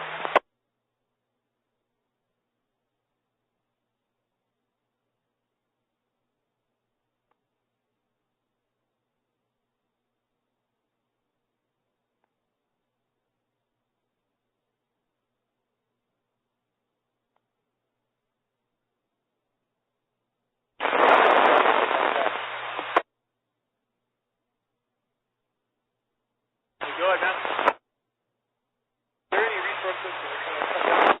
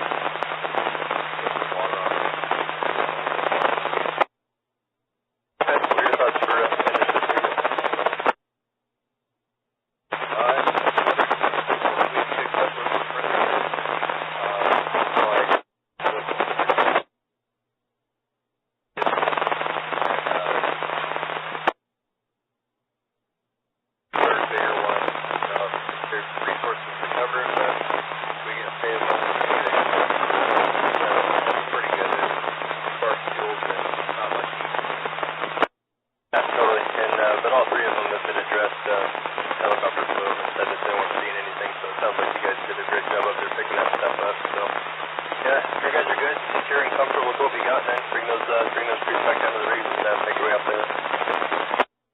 Yeah, copy that. And when you guys are doing that water tender, you guys can kick them loose too. Copy, kick them loose, pretty good. Yeah, affirm. Yeah, I believe it's a 12-hour resource came from uniform.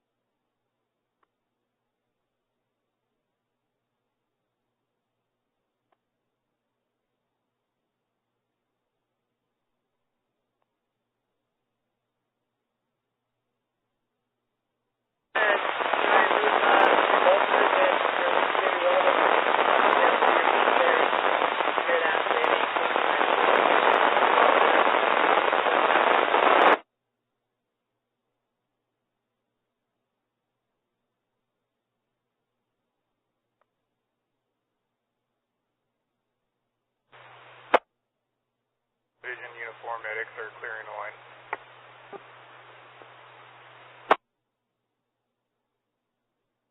Copy, Division uniform medics clearing the line. Line communications at 1912.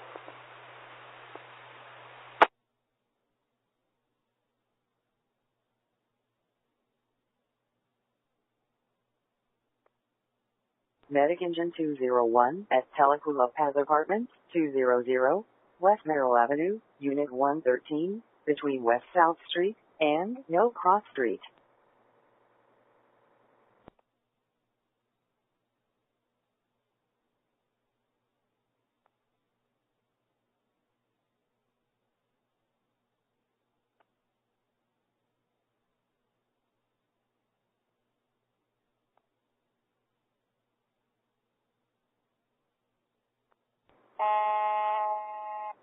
Small vegetation fire, Brush 202, Medic Truck 203, East Highland Avenue, and North River Ranch Parkway.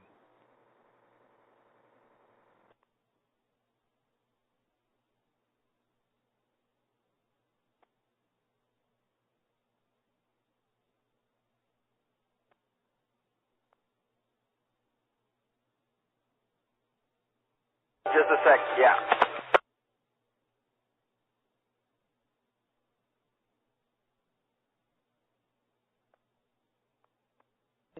Medic Squad 222 at 6th, 650, West 6th Street, Unit 313, between North F Street and North G Street.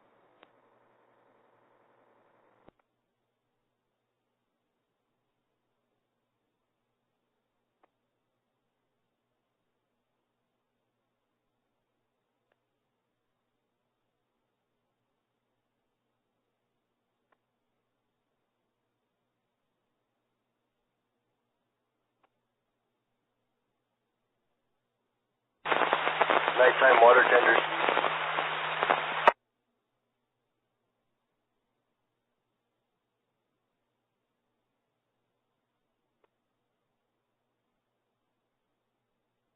Showing that, so, okay, yeah, water tender 61.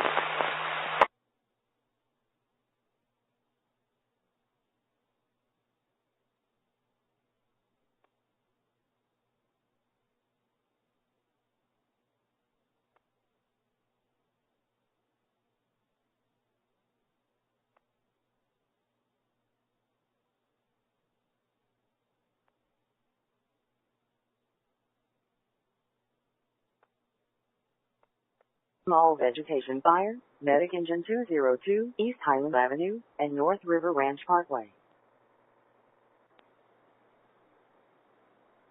Chest pain, Medic Engine 262, 1224, West Crescent Avenue, between South San Mateo Street and Crown Street. Unknown medical aid, Medic Squad 251, Poplar Street and Redlands Boulevard.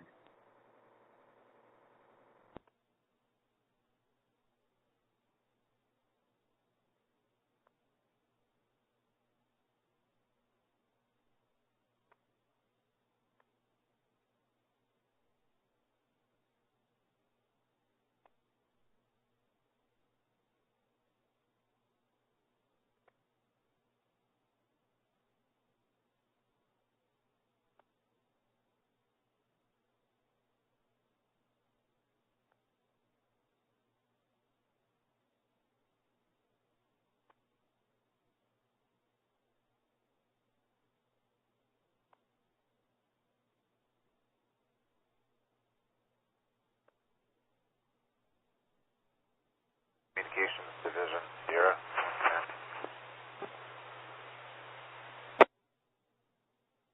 Division Sierra Line Communications, go ahead.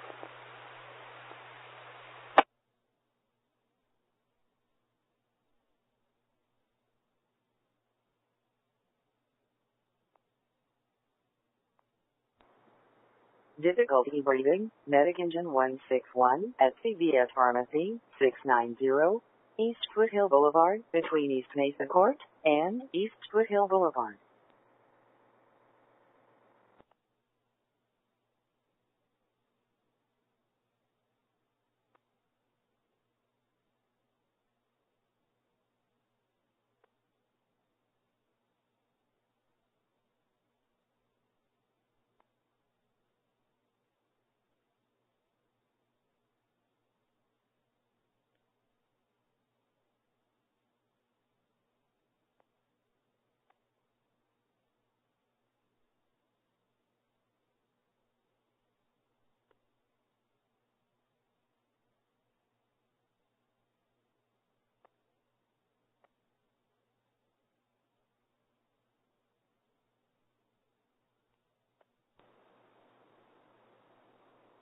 Unconscious person, Medic Truck 71, Medic Squad 71, 18230, Pine Avenue, between Williams Court and Duman Drive.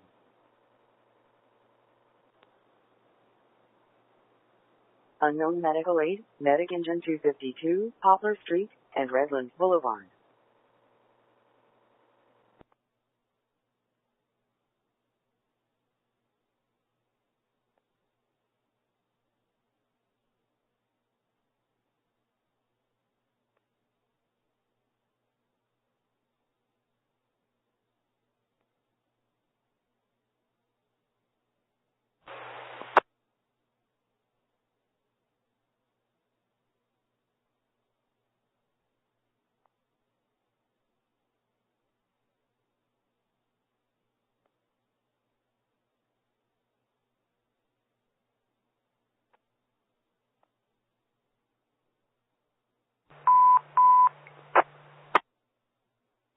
station fire, which was red zone, Rialto.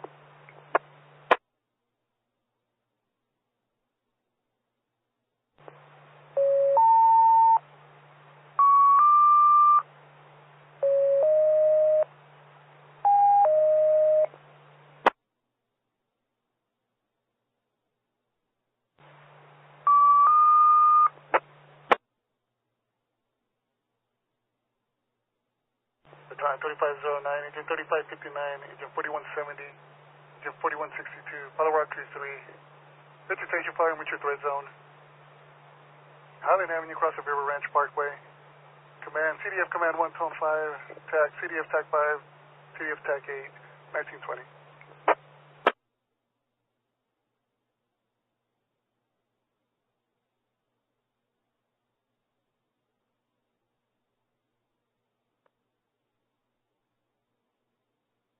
On the right one, it's Copy that. It doesn't seem like I can reach them. Would you know better where they're at? We're about a mile and a half past the safety zone and no sign yet.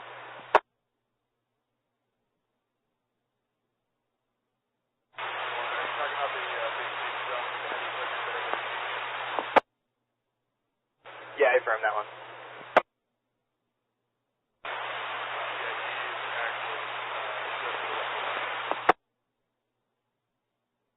Copy that. Thank you very much.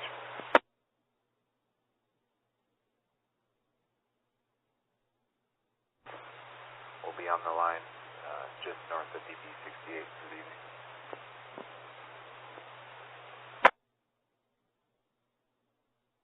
A 124-hour resource, 1170 Gulf, will be located north of DP drop point 68 at 1921.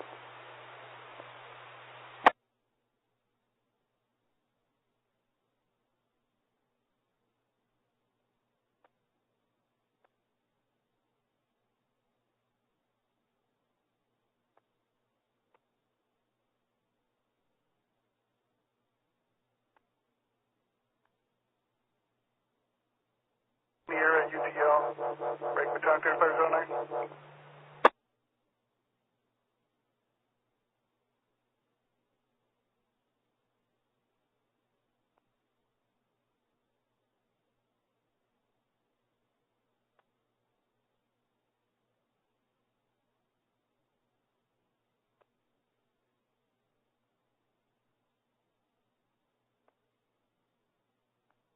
Traffic collision, medic truck 161, West 9th Street and North San Antonio Avenue.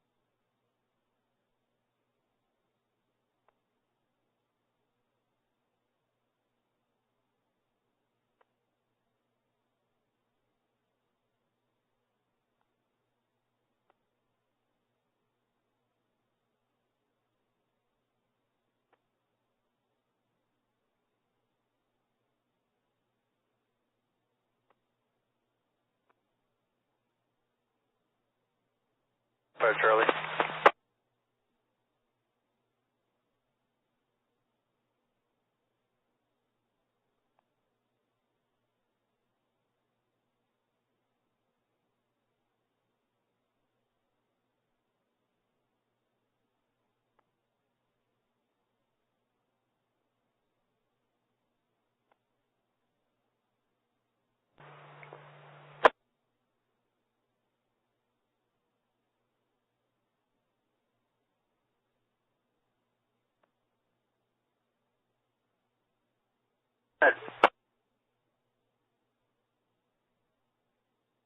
Hey Romeo, do we still have Diamond coming out of the hole?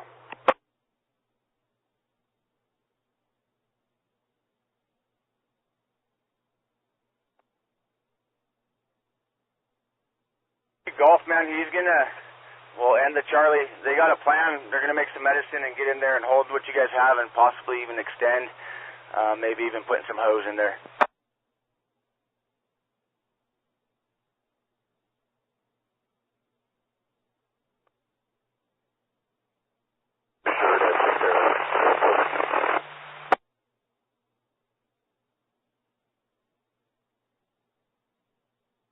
But, we got two pretty good groups up here. I think they're gonna help us out a lot.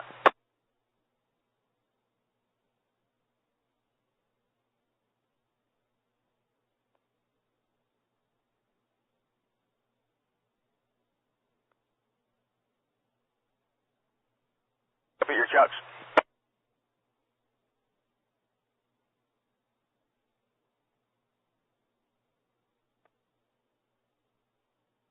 He's on the ground, Big Bear.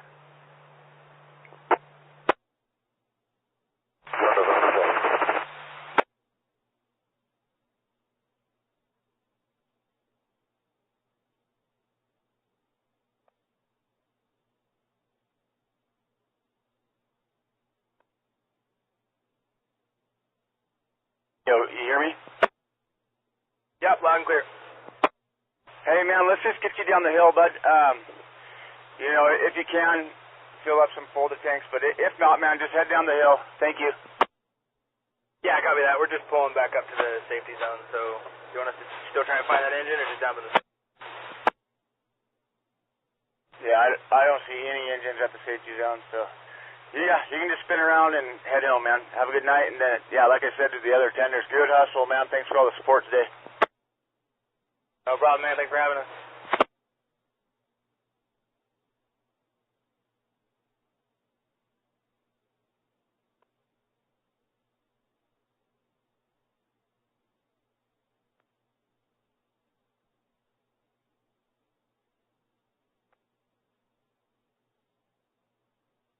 North side of the safety zone where all the equipment stays. We're going to go ahead and get out of here.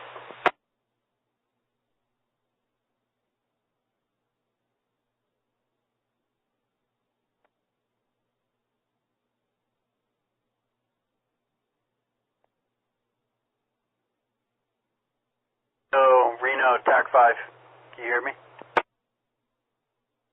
Sure, I do have it. Hey, you guys can return to quarters, man. Thank you. I copy. We got all the medics down here. Do you want me to release all the medics as well? Yeah, yeah. Anything that's sitting at DP60, drag them down the hill. Reno copies.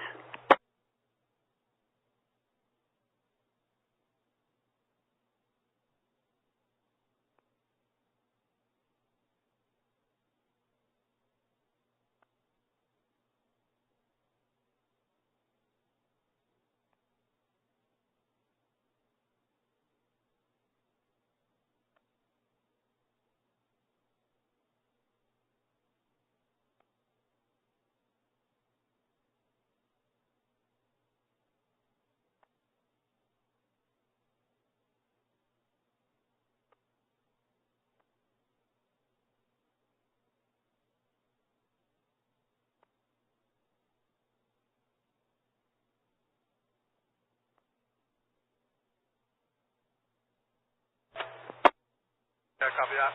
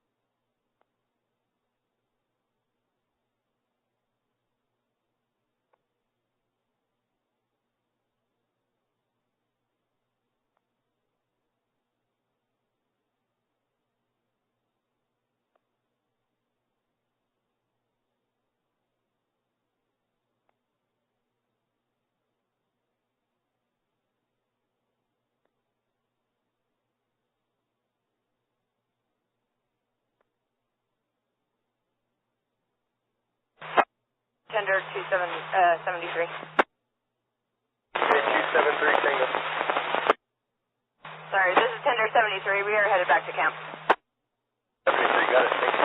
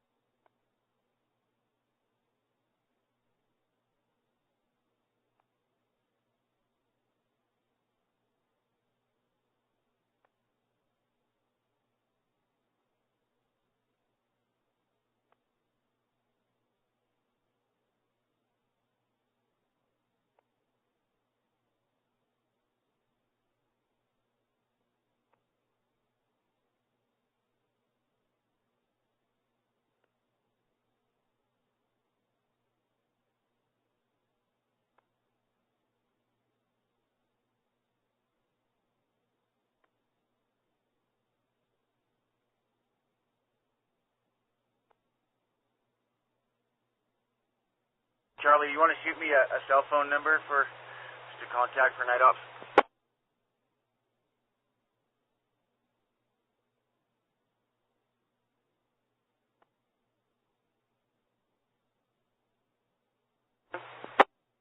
Six 330-0132. 0132. Affirmative. Oh, man. Thanks, guys. Hey, thanks for the help. Good luck tonight, man.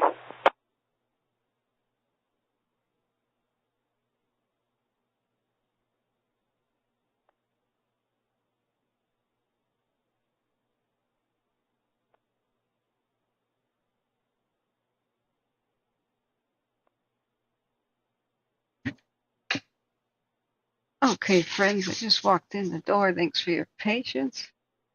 And, boy, good gracious. 4660 Charlie. Bye, bud. Thanks for being here. I'll contain they're good for the evening. We do have holes, all of them. The first one's about a quarter acre. Second one's about over an acre, and the third one is over 3 acres. Okay. Yeah, awesome. Yeah, when the helicopters flew over, said everything is looking real good up there, man. I appreciate you guys getting up there and getting after that stuff, along my thanks to the crews. Yay. I like. Yep. And you can show us and we'll head back to camp. I copy. I don't think he's listening, but thank you, C-Prep, for the meal. And thank you, friends, for being here. On division, Charlie. Stand by for 8. Hearing that anywhere is looking good is something good to hear. Oh, my own. I keep hearing my own voice. I have to turn off my own stream on my cell phone. I'm like, why am I hearing myself? Duh.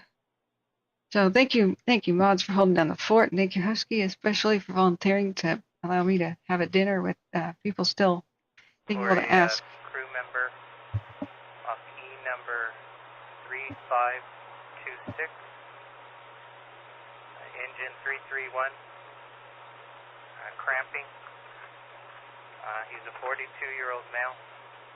Weighs approximately 235 pounds. Requesting a medevac hoist.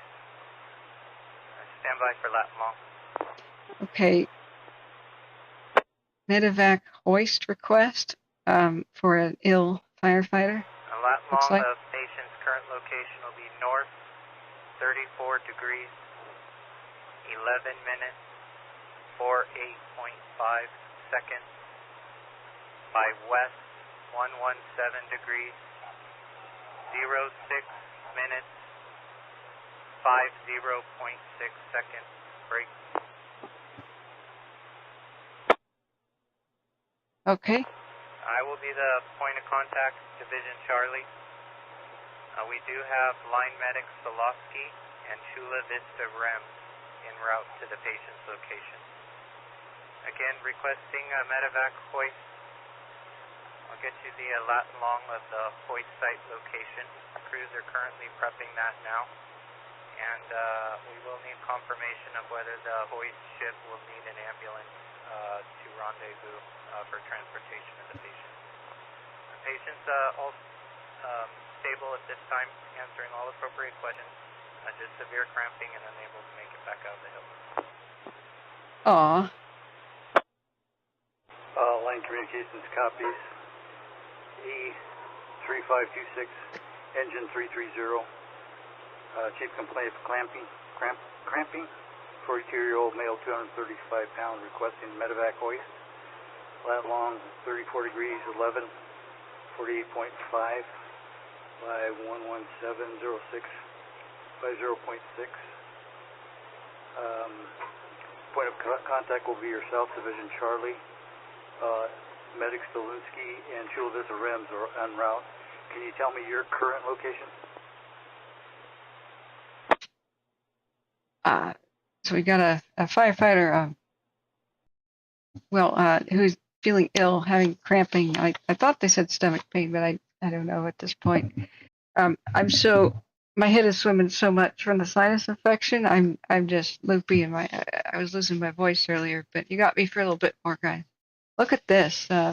This is the gold mine cam at Big Bear, and I'm going to once again show you guys in the chat the link if you could go there and definitely give them a thumbs up. I want to promote them, not steal their viewers. You know, you guys are of course welcome to watch this as much as you want on your own. Make a new tab or something. I've just muted the radio for you guys, and I'm still listening, but it's more chatter about that medical airlifting, I guess, hoist lifting of a firefighter or crew member that is on the line fire right now. And thank goodness that AVBY gave us the special scanner radio link I was unaware of. Here it is, to the audio link. This is the Baldwin. Yeah, they're doing phone numbers and addresses right now, so I'll keep it muted. But boy, as soon as it goes infrared, you can see the fire like you can't before. You know, that's what we were waiting for, is you see through the smoke at that point. Now, this is a lovely, amazing image. This is a good quality cam. We've got calibration. Hallelujah. You could tell the difference between the light, the smoke, the heat, the flames. Much better than usual, can't we? Remember, the poor quality cam and settings, it's just a big solid white blob, you know? Okay, they're still talking about the medical evacuation. Yeah. Yep, new day. Yeah, I've got that deviated septum. So every time something gets infected up there, it stays long term. And then the worst part is starting to lose my voice. So I take Sudafed and it dries me all up there. And my voice gets ragged just from the dryness, but also just, the goopy that. But now we've got a firm date. I confirmed it with the surgeon today. I've just got the green light to go to California now at any time that I can muster it. So we've salvaged the trip at the last moment. I really wanted to meet you guys and go down there during summer, but it is not post wildfire season. This is a new wildfire season. It's more important than ever that I have a laptop that I can go live from anywhere as I go down there. So this is all still occurring. It's just got epically delayed. I'm still listening to the radio. 1 second. talking about spending the night in the field, so some of these crews aren't going all the way home.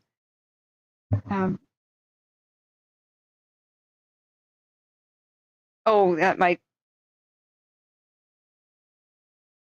drop point 70. Well, it could be a day shift meeting the night crew. It's hard to say from that crackly radio right there. But yeah, you lost your voice last winter. Wish you the best. Thanks, New Day. Thanks. And what I meant was I'd love to talk to you about fire lookout days, like reminiscing about old times is what I was trying to get across earlier. I hope I wasn't misunderstood. But no worries if not. It's just I'm one of those history lovers, and I would love to hear all about the good old days when you guys share your stories from about anything or any different kind of experience, different people from different walks of life. I love hearing about it. So it can't be a terribly long stream tonight. Let's just keep looking at the cams, and I want to make sure I didn't miss any announcements or whatnot for watch duty. So the bridge I already looked at. I haven't seen too many images about the bridge today, but that's what I was doing right before I left for the dinner break. So if we go to the line, the bridge was at 98%, and just almost always when they are high 90 percentage, 90s percentage, it means that it's just mop up. Bigger the fire, the longer that might take, and they can't make it 100% unless they lose some funding.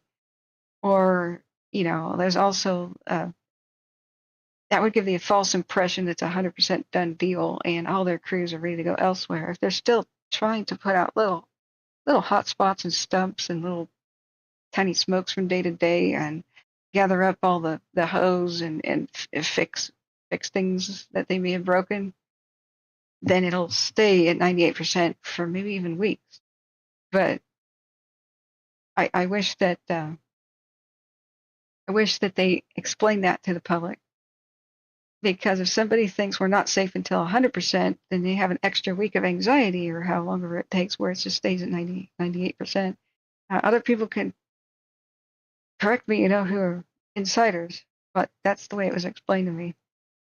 As the bigger the fire, oftentimes the longer the mop up even takes.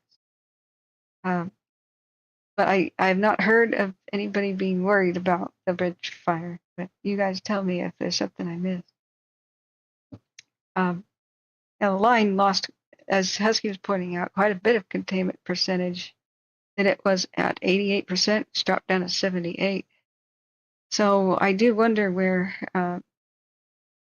most of the growth was. I think it was mostly in this evacuation zone over here by Pines Anita and the canyon there. But who knows? We don't have the heat detection still available yet on Caltopo. So this is kind of hamstringing my. Oh, it's back! It's back! Hallelujah! I was just going to say that's been hamstringing my attempt to figure out where the growth is, but never mind. Here it is. Hallelujah! Hallelujah! So here it is. Yeah, and basically Pines Anita. And we've got a gray series of heat detections, which means, what was the chart again? That is beyond 6 hours, 6 to 12 hours ago. Ooh. Vehicle versus pedestrian call. Yeah, I'm not going to unmute it for you guys. That's a grim one. So here, remember the margin of error for heat. This is a square. Each of these are one square. But when you've got a huge, 6 to 12 hours ago this occurred, that's what drives me nuts about this scale. Hang on, let's turn the radio a second. Failure, you're loud and clear.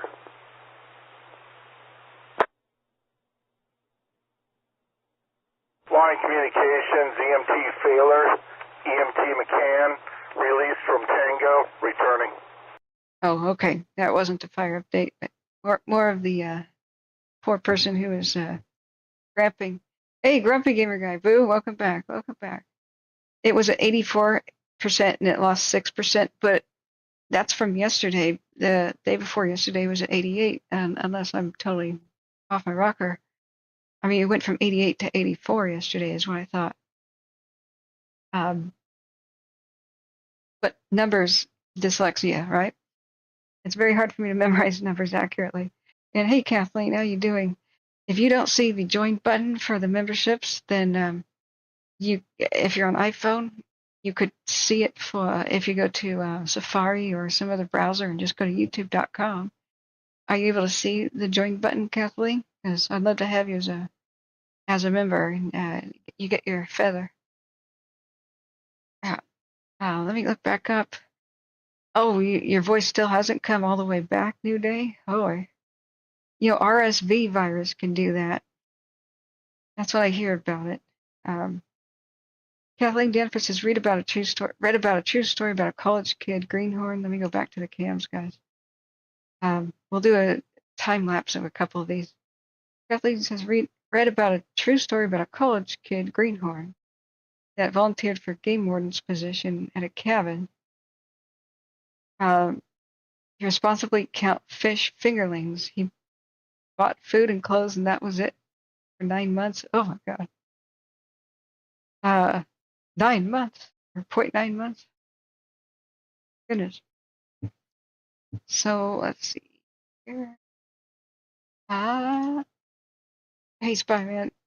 Highest percentage of containment you saw was 83? Okay.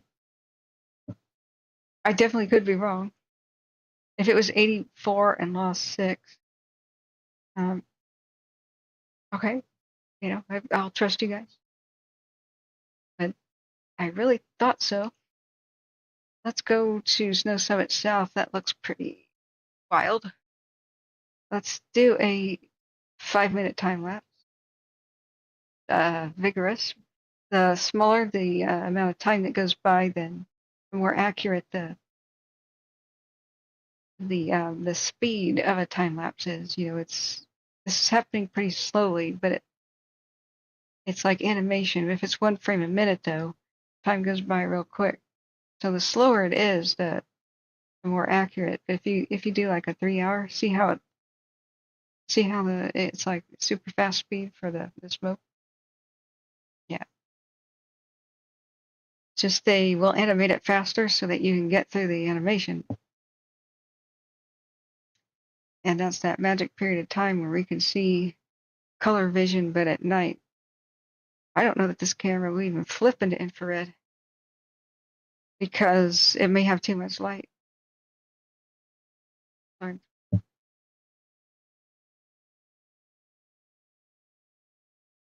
Oh, they're on scene of a car accident. On scene, 2 vehicles went off the roadway. Ugh. Okay. Looks like there is a road right here. Wait, I want to point this out. Right here, see where the cursor is? Left side of the screen. You'll see vehicle headlights going back. This might be one of the roads that they hold it because the fire climbed the hillside and stopped right there. So look at the left side of the screen from right about here, right here. And you'll see the vehicle headlights going back and forth. Yep, right back and forth. Do. So that could be that they're holding right there at that road. So Snow Summit South. Let's see, what is its level of zoom is now another thing to think about. If it looks across the lake, no, those are Big Bear. Okay, so Snow Summit does not, right? Snow Summit South has a slightly different angle. Okay, so that's west. South here is crossed with the beam of one of the Keller Peaks, Keller Peak 2. So it's looking the opposite hillside that Keller Peak 2 is looking at. So looking from Keller Peak to the south by southwest, we'll do a 3-hour time lapse. So this is pretty sizable peak. So I don't think the cams can see on either side of it, if it's the one I'm thinking of. You can see the road here. Here's vehicle headlights. I wish it was... See, this is uncalibrated fuzzy mess. So you just get a big white blob contrasted with this gorgeous image of a higher quality camera and calibrated. You know, like you could tell the difference between the fire, hot smoke, and light and all that. So it's like calibrated versus uncalibrated. You kind of get the idea that if it goes blurry and uncalibrated, we're going to have a much more difficult time. But you see how right here versus here, the fire didn't flare up. It's that when it flipped into infrared, the hot smoke just started registering as pure white. So remember how much these fires look exaggerated at night, just because light and heat is the same as fire. Hey, C-Probe, welcome. Welcome. So do you see the join button, C-Probe? We're struggling to figure the bugs out. C-Probe is on an iPad. Thanks for being here. So what I would like to do is try to figure out where exactly it is right there. Bear Peak South 2 is, let's see which angle it's looking at things. So Bear Peak South 2, Bear Peak South 2, okay, is looking right about the same place the Snow Summit South is. So that would be why it looks so much the same, so similar. So this Bear Peak South 2 uncalibrated white blob is looking at the same general region that the Snow Summit South is. So up there at the center top and bottom of the center. Same direction. I really wish I could line this up so every column left is looking west, column center is looking south. I can't control where the tiles show up in the tile view. So let's see here. New Day says the lookouts I've worked in all in Southwest Oregon, very boring. A fire just every once in a while. Okay, more firefighter chatter. Let's listen. I've got to get some water. Be right back.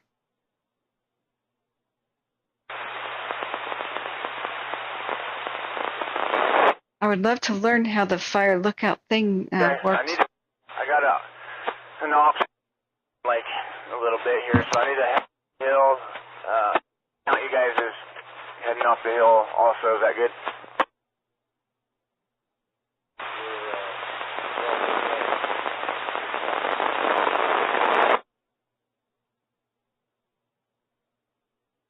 Okay, right on, man. Tell the guys, man, good work in there today, man. That was a good stroke in there.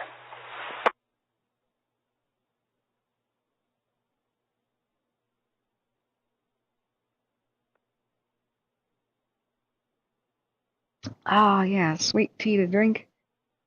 I just poured it in a blue cup, and I just had a knee-jerk reaction to recoil away from it. It was in this type of blue cup that, and setting it down just like this, that the glass desk exploded soon after. And I've got it on a super thick coaster. Come down to you, buddy. I'll hit you up in the morning. A super thick coaster is... Vision Rodeo, Diamond Mountain, TAC 5. Go ahead, Dan. Because who knows? Diamond's rolling. I am too. Thanks, Diamond Mountain. You guys crushed it today also, man. Really good work, guys. Robin, back at you, dude. Good leadership. Well, they're patting each other on the back for a great day at work, and that sounds good. It's what we like to hear.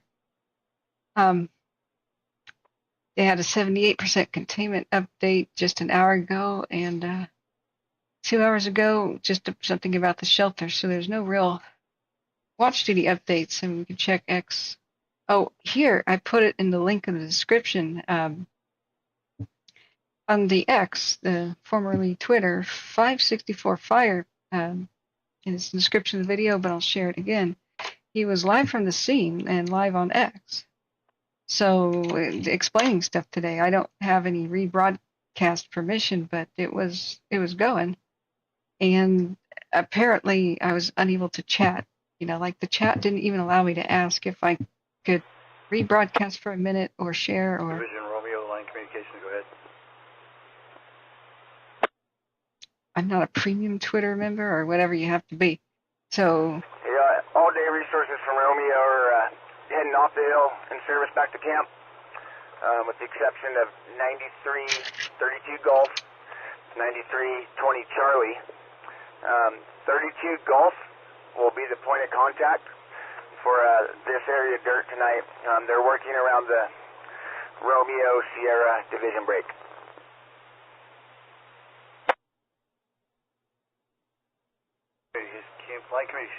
Line communications copy, 9332 Golf is the point of contact, and all right. 9320 Charlie will be working.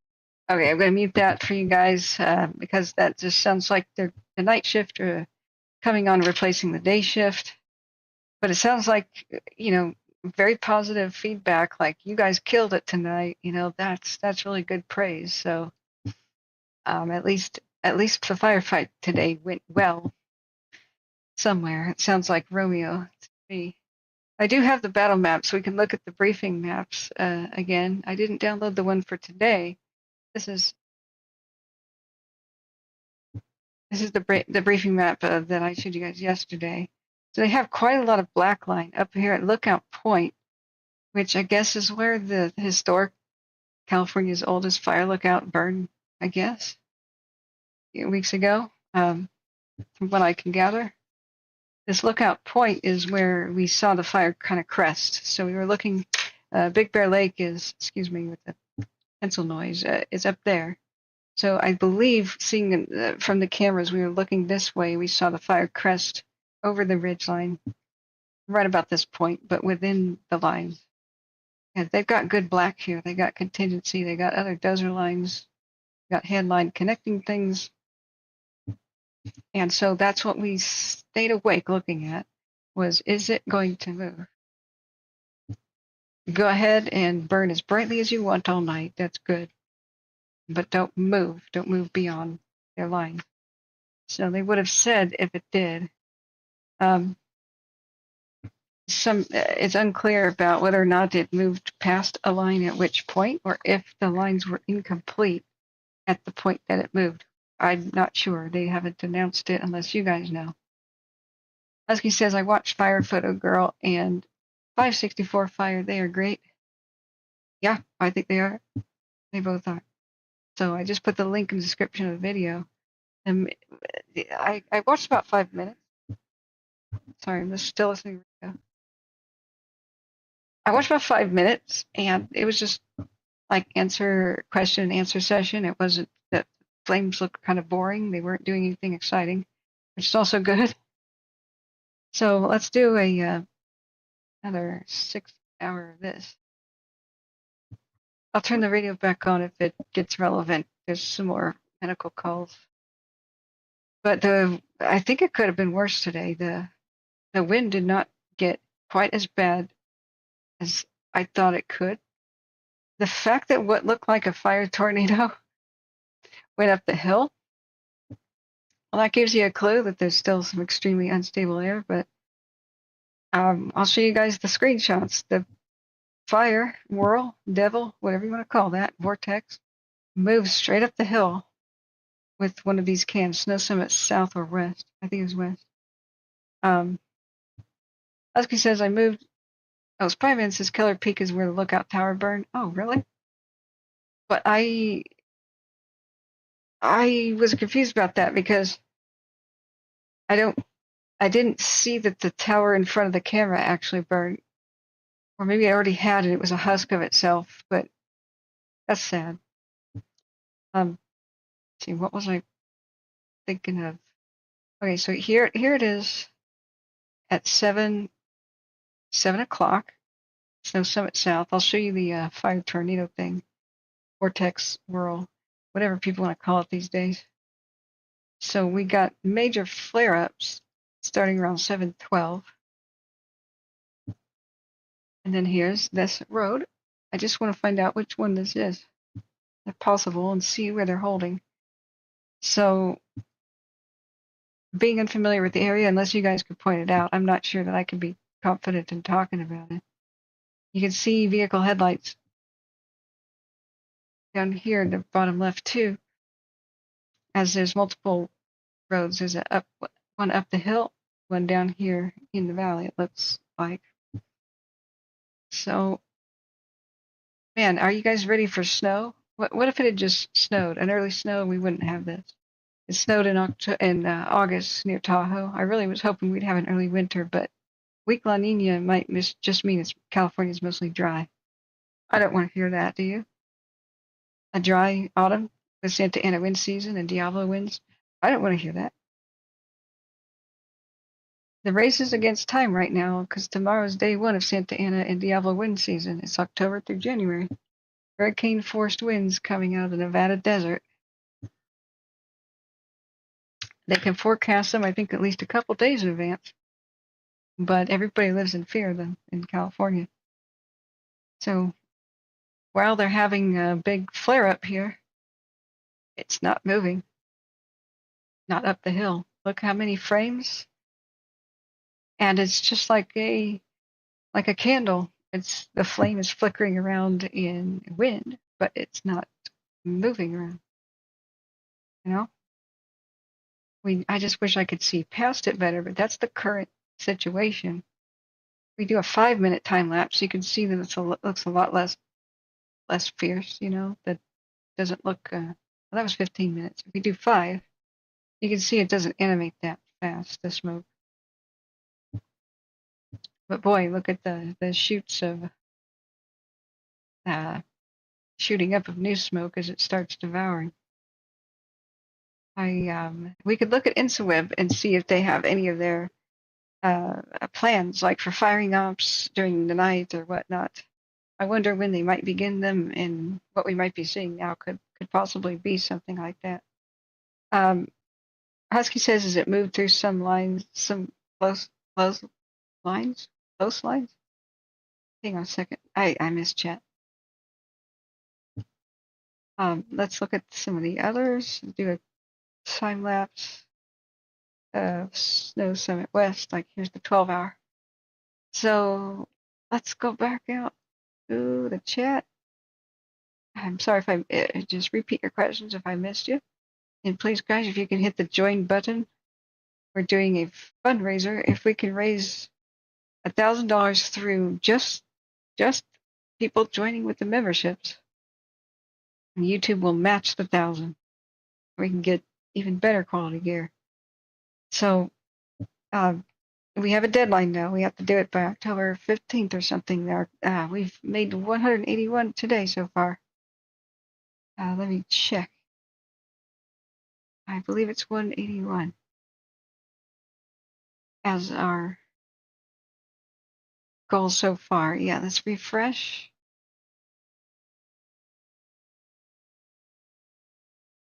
Yeah, $181.09. So if we can get the 1,000, then we can add that to the kitty, and I can break even hopefully, and continue doing this next year with the ad-free status. That's the idea. We did meet our 9,000 sub goal. Thank you, friends.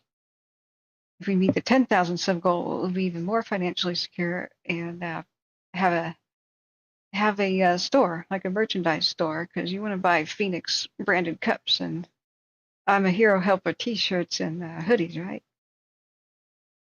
Here's our last 15 minutes. That must have been a helicopter. Check it out. It goes by with a spotlight. Zoom. So this is a 15-minute time lapse. It's vigorous.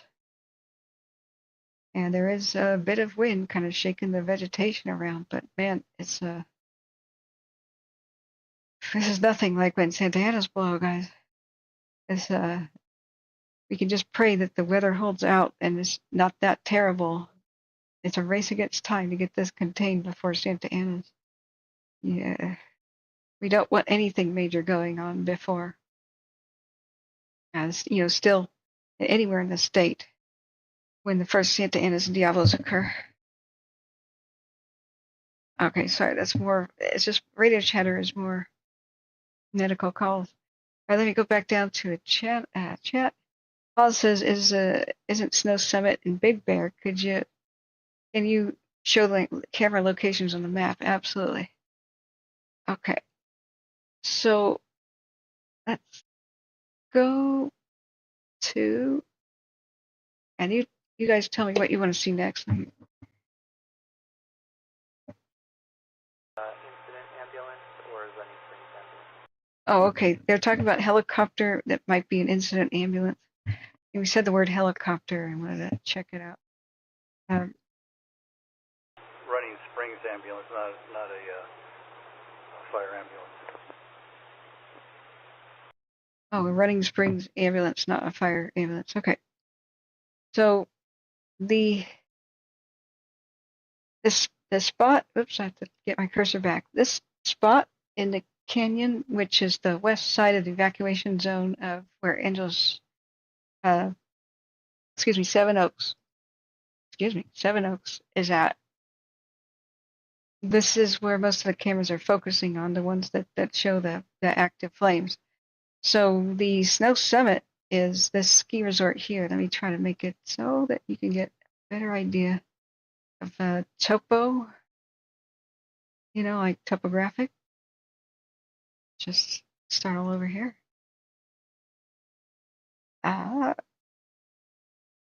Okay. So from the lake and looking across it is the Lakeview Big Bear. This is the easiest one to show first. So you can see the lake looks southwest. And then, you see the nuclear bomb cloud thing. So it's the Big Bear one. Lakeview Big Bear. So we're looking to the southwest at this point. And here's our quick 3-hour time lapse. Now there's separate edges, like separate hot spots, and so you will see that the majority of the smoke column smoke will come from two different columns, one major one and a minor, comparatively minor one. But it's still the same general area that it's in. So that goes to the present. That's what it looks like at present, a big pink and orange ominous glow still. So it's going to be active and vigorous, at least for the maybe throughout the entire night. It depends. It depends on how much fuel is back there. So if we look at Snow Summit, is just south of where the Big Bear Lake cams are. You go straight across the lake, across the town, and then Snow Summit is on the east shore, south of it. And then that's how you'd find it. Go east to the east shore and then drop your finger south, right to the ridge line. This is the ridge line of the mountains. Where there's a big pass with this creek here, but you get what I'm saying. This is the ridge line. And that's quite a steep drop off. What's the elevation change, guys, between Seven Oaks and the Snow Summit area? Like a couple thousand feet. If you're familiar, let me know. So,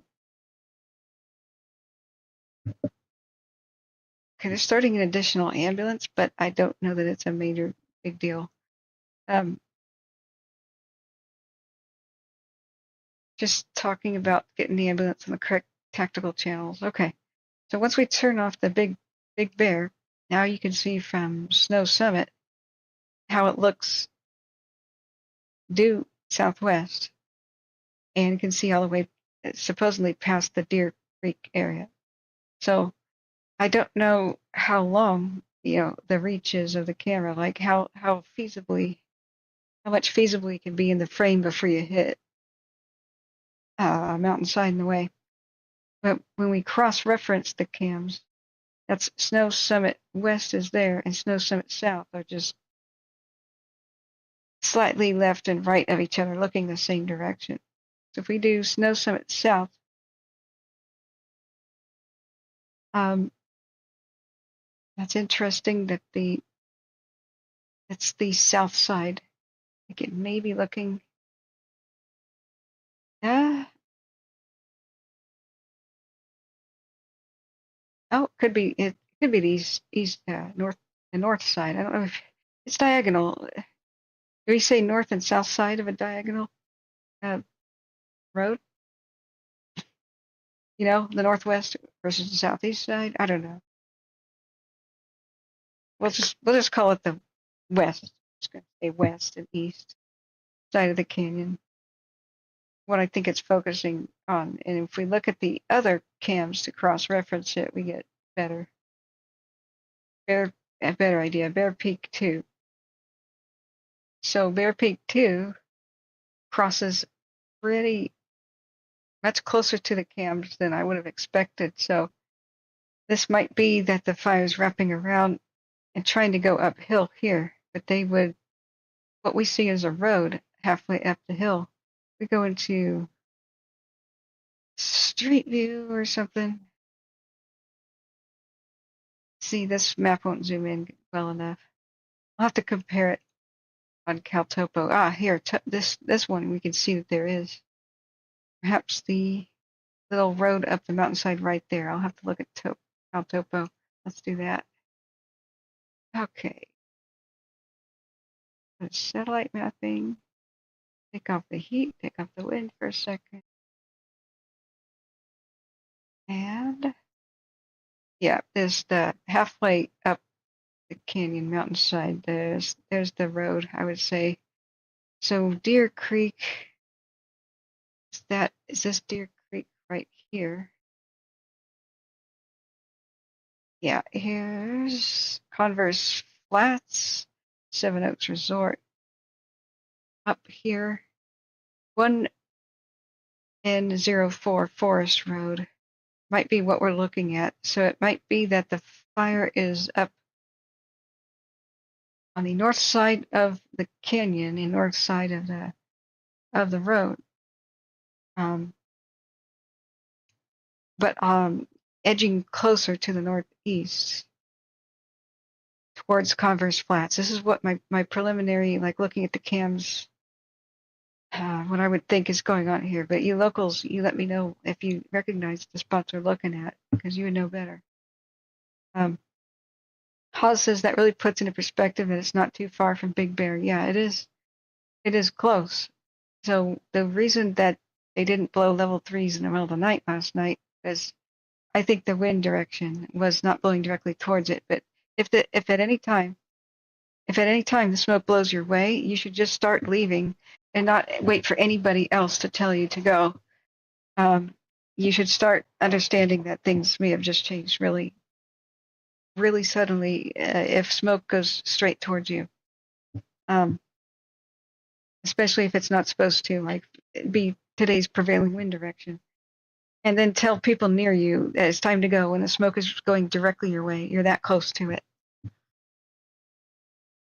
Okay, I'm sorry. I sound real scatterbrained. I'm still listening to the radio. I'm talking over the radio and trying to listen to it at the same time. Ugh. Okay, there's one patient going by ambulance. The other one is AMA. So that means taking himself to a hospital or something, or ambulatory, or I'm not sure what AMA means. Okay, the Keller Peak. Let's see which beam the Keller Peak crosses. So Keller Peak 1 is looking that way.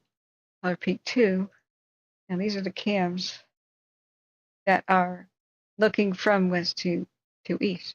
Keller Peak is west of the fire, looking to the east, and here it's south by southeast. So yeah, this particular spot seems to be where it's edging around. And below that line of that road, you can't really see it, but this is where the road is. So it's, I believe, here. This is what I believe is where the active fire, like the hillside on fire is and what it's doing. So we can cross-reference that. If we look due north, it's that little bay as a puzzle piece shape, and then we can just drop down south. We cross-reference this with Cal Topo. Yeah, there's that squiggle of a bay. Drop it due south. Yes, so Sand Creek,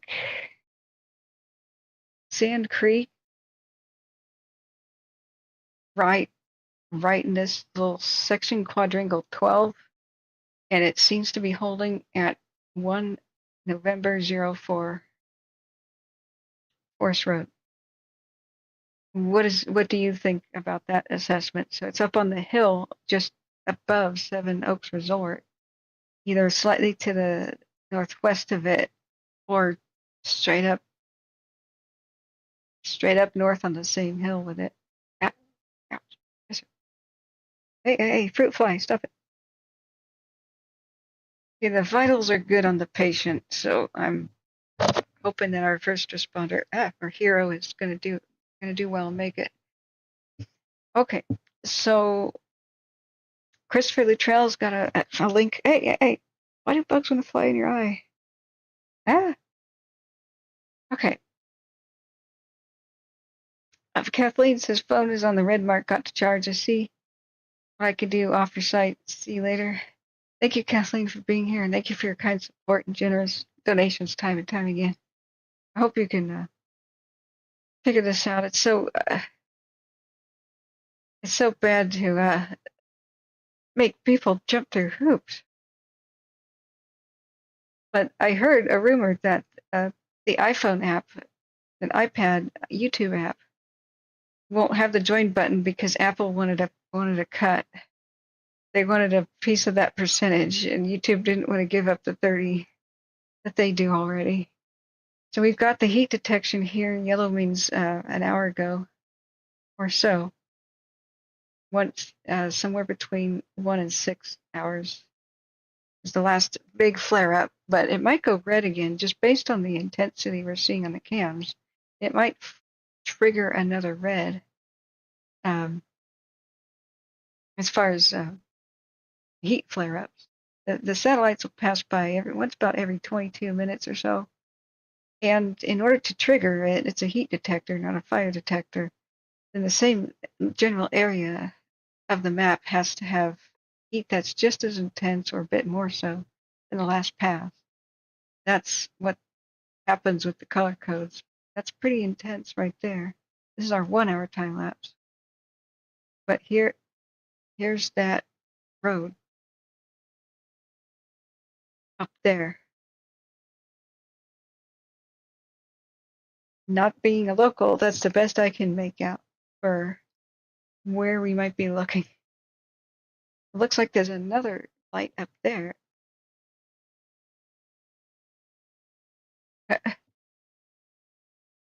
This other medical call is at a Chuck E. Cheese. Just stood out for a second. So yeah, it looks like there's another road or another vehicle up further up the mountain. I'm just trying to think if we're looking Snow Summit south.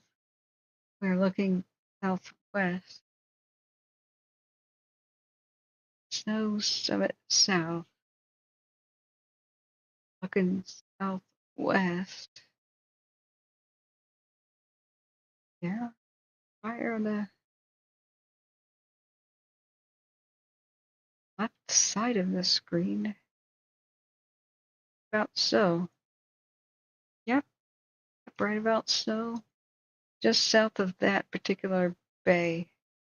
Yeah, I'm getting more confident that that's where we're looking. So the fire's on the hillside but lower elevation below this road. Point, like an anchored telephone pole, a 2-pole, and it's right after that, it's like a big, huge drop-off. Yeah, copy. Nothing we can get down, right? I wouldn't go for it at night. It looks pretty steep. Yeah, copy. I widened and improved up to where your track stopped, and see where you went from there. 8:20. All right, it's 8:25, friends. I didn't want to stream this long because of my voice, but power line.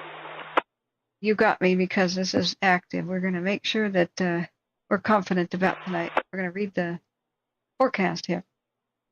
And of course, question and answer time is absolutely open right now. Chest pain Delta 2, medic engine 171-7197.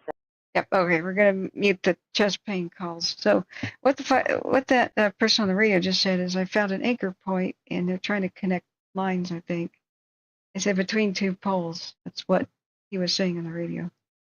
So everything they've said on the radio so far has been really positive about the day shift doing an awesome job today, and the night shift coming in to replace pretty immediately. Let's look at aircraft. They had some Chinooks on it last night, according to watch duty.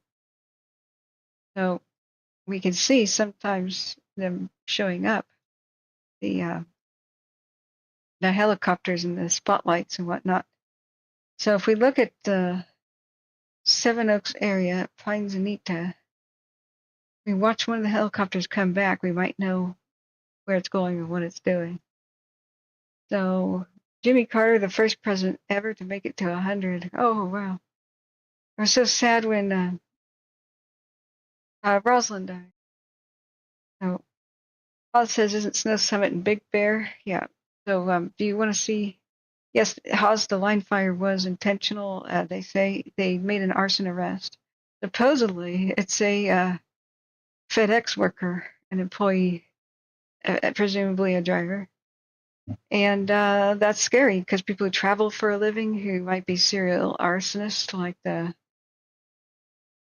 mean, even if it's local travel, that's a driving job of any kind. Arsonists sometimes react impulsively, like they just see something they can't resist, like a wood pile or something in a hot, dry day, and some breeze and some vulnerable this or that, then that gets them excited. So driving around all day in Southern California, the amount of opportunities this guy might find.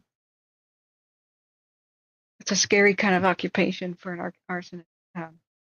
Home delivery of packages. Can you imagine the predatory look he'd have looking at your property?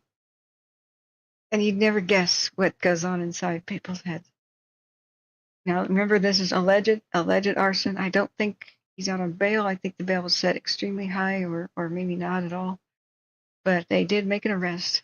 We know that the airport fire was accidental, started by them trying to close the road, ironically, because the road went to fire danger area, and a backhoe moved a boulder and made a spark. So, but what about the bridge? That's what I'm really wondering about.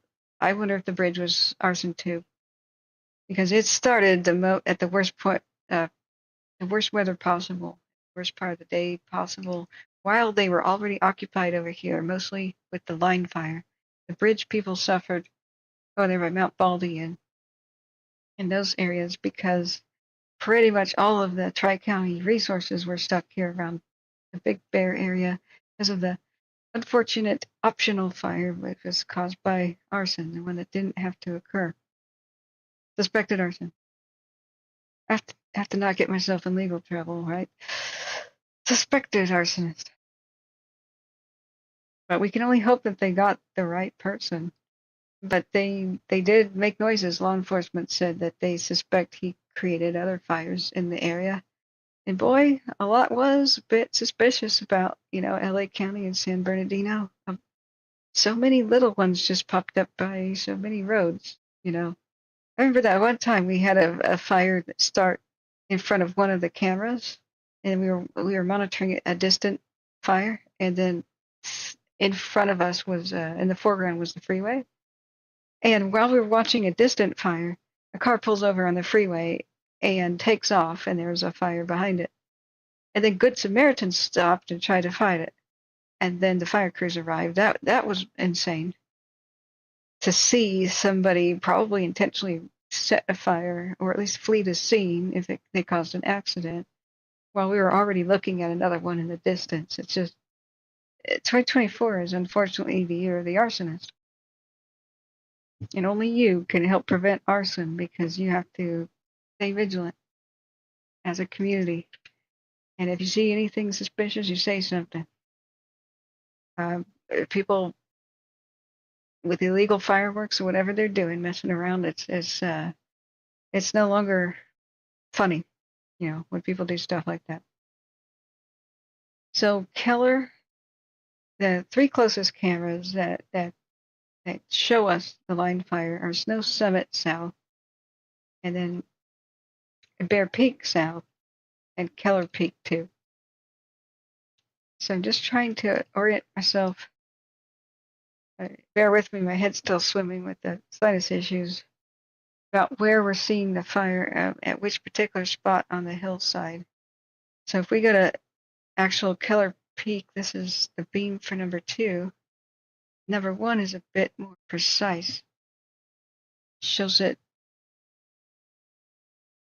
going down like so. So what I'd like to know is which side of the canyon are we looking at? Are we looking at north or the south side of the north or south side of the road? So let's see here. Let me look back at chat. Excuse me. I didn't scroll all the way down to the bottom. Well, it says that really puts it perspective, not too far from Big Bear. Yeah, I heard that earlier. So anybody else have some questions? The man, New Day says Jimmy Carter, the man, great guy. He stuck around for hours. A Vietnam vet hunting bear. Great man. We talked like 3 hours. I told him I knew about bear in the area. Okay, maybe you weren't talking about Jimmy Carter, were you? I don't know. I should probably scroll up higher. The bear hunter, his 357 Magnum strapped to his hip, kind of bothered me.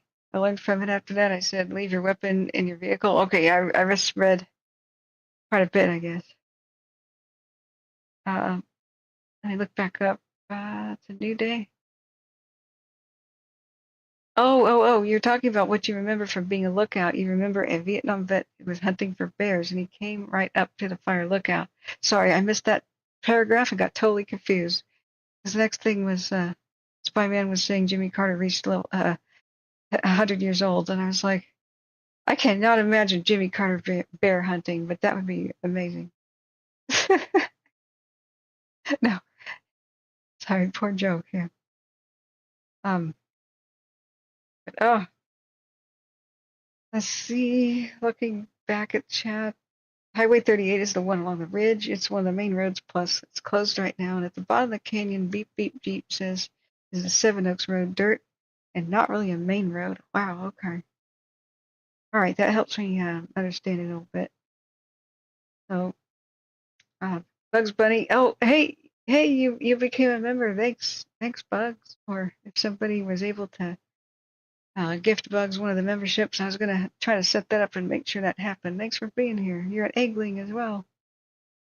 So good to see you. How you feeling? I'm loopy as heck because of this sinus problem. Just bear with me.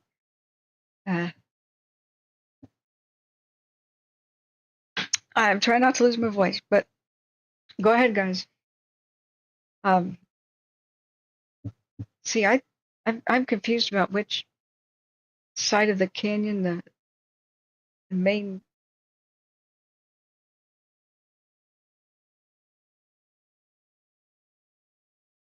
engine 220 or something go to Palisades Road. I think that was San Bernardino proper. Okay, sorry, I'm still listening to the radio. Oh, you paid? Oh, well, thank you, Bugs. Your kind support. You being the first person who ever in 2020 donated. You have a special place in my heart. You're the original gangster. You and Bill Haviland, who bought me a steak that day. That was so swell of you. And 2020 was rough. So this is a 30-minute time lapse. And it's still hung up on this road. I think, fingers crossed, this is looking okay. Let's look at InstaWeb. Oh, well, we should check the cams real quick, too. So we don't have the orange flames all ominously behind this building like we did last night. Even after signing off. I hung around for about an hour during my relax period to try to make sure that I could safely log off without a crisis happening in the middle of the night, because that's the most important time to be live, because that's when the media is not, and people have very few sources to turn to. But it held steady. Just looks ominous and horrible. Right, the other cam. This one is just gorgeous. This is a live movie cam, so you can see how slowly the smoke column is actually moving away. Okay, Bug, I'm gonna have to kill you. Stop landing on my eyes, my eyelids, and my hand, okay? You can live if you retreat. Don't make me do this, fruit fly. Don't make me do this. Okay. Yeah, this is live. This is a movie you can watch in real time. You know, the airplanes are going by. Or I'm still listening to radio. The insects that go in front of the cam trail body heat or something, and it looks like the wonderful world of Disney fairy dust that Tinkerbell used to spray on the Disney logo or tap on the Disney logo in the 80s, on the in the early 90s, right before a movie would show up. Bugs Bunny says, Catherine, you were my emotional fire support person in 2020. Oh, you can go ahead and call me your emotional support pet. That's okay. You can call me your spirit animal, you know, like along that line of joke. Because you're Bugs Bunny, you were my emotional support animal. Get it? But anyway, joke. See right there, there's something going by that way. That could be the helicopter. They've got their little lights. Low altitude helicopter there. Oh yeah, we can double check that. Let's see where it is. Here we go.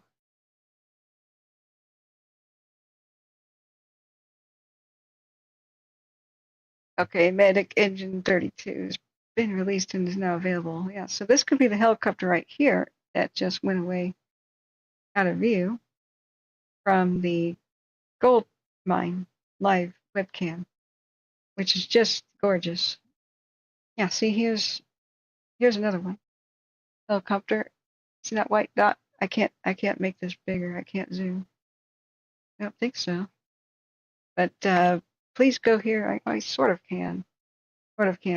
Please go to these guys and like and subscribe, because we really want to promote them doing such a great job for us with a live webcam of this best view of the fire that we have. So please go ahead and hit a like for them.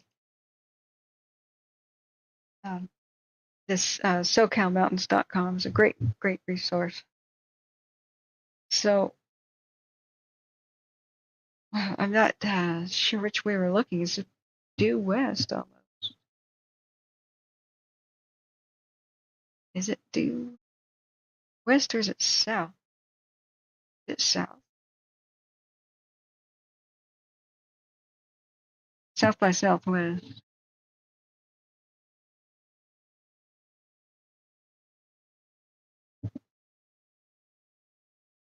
I just dropped in the medic from the helicopter there, assessing the patient, and should be doing a hoist here shortly. I'll give you an update as they're en route to Hoffman.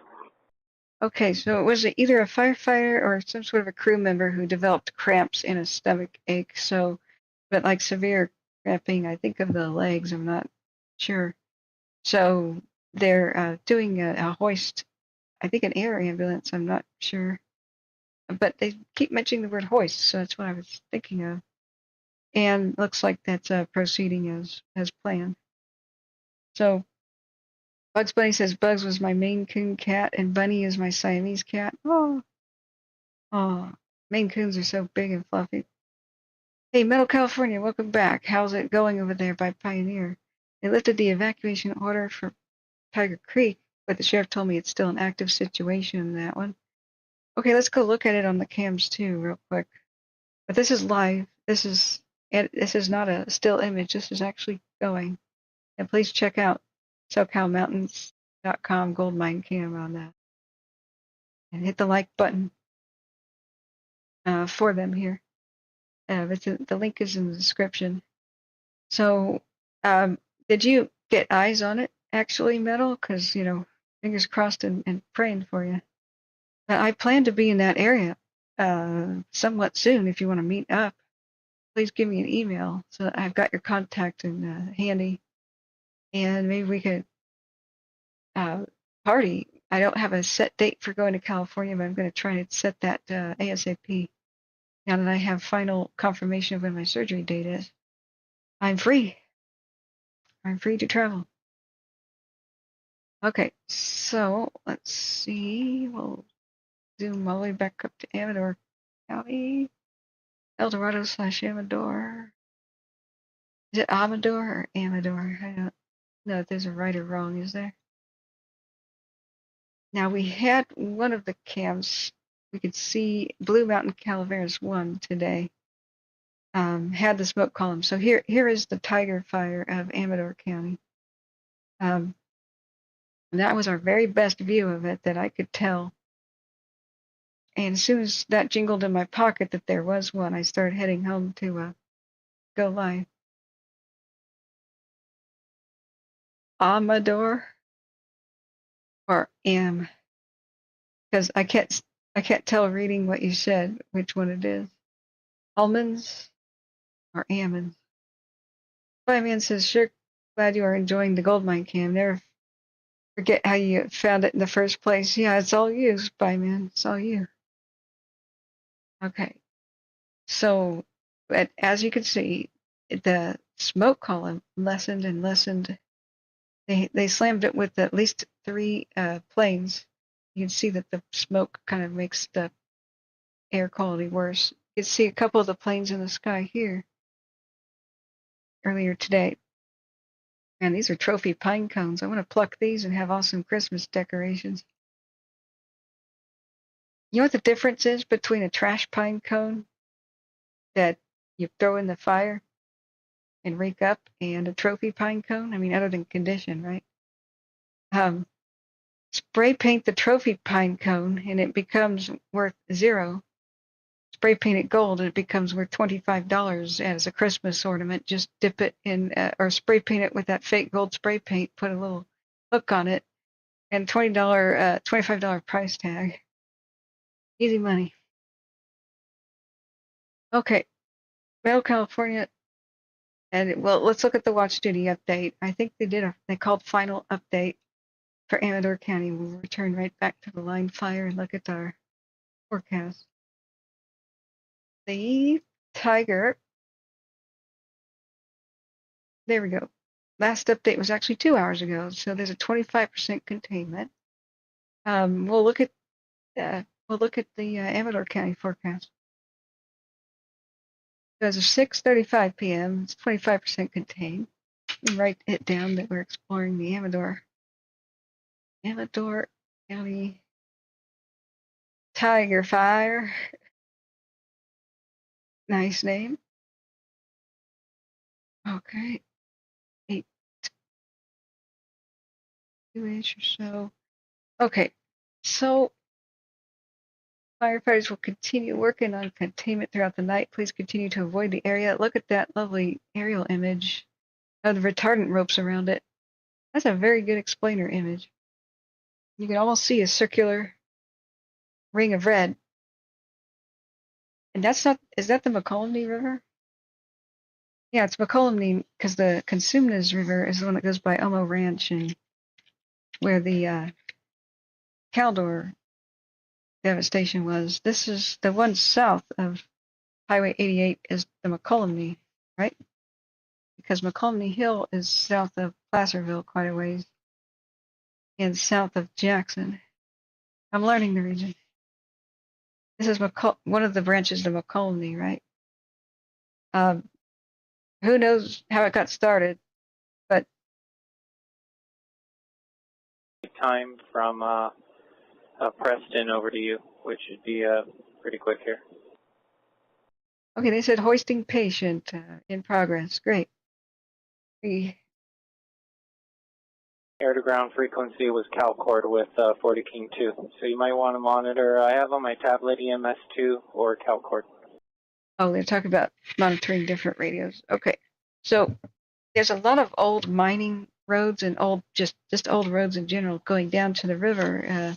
Before the bridges were made, people forded the river, had crossings, and occasionally had a ferry. With the amount of crazy amount of gold rush mines that were here, snaking down these canyons are trails, ancient roads, and the like. And people use them with quad runners, especially to go down to the river and fish and do whatnot. So I wonder how it got started. If you have an idea, let me know. But it could be people trying to go down and recreate and an accident. I'm going to retweet this, guys. So this tiger incident for the Tiger Fire of Amador County. 3 hours ago, it was 10% contained. Evacuation orders that remained in place. They were saying that 3 hours ago. Firefighters are making steady progress, but steep and rugged terrain remains a challenge. Acreage update due to better mapping at the time. And here's another thing I'll retweet. You get to a better idea of just how steep that is and heavily forested. This could have been so much worse if it had climbed immediately up the hill, so I could see why they're still a bit concerned about it. Are these power line right away, though? Kind of, you know, down the Arrow fire that interrupted me being at the 4th of July to film the Dixie fire. In, around the 4th of July 2022, I had to rush over and bring John Stoker back home because the Arrow fire, Electra, excuse me, broke out, and they had to take refuge in, I think, a PG&E dam. All the boaters of the reservoir and the river here. This was the same general area. Who knows? They might have died if they couldn't have gone inside the dam. Well, there's even more aerial photos. So, wow, pictures of them dropping a retardant. I'll tweet that as well. So this is from Calfire AEU, and I will drop this link in the chat. Oh, yeah, I don't want to lose my voice. I don't think we'll go beyond 9, friends. So last call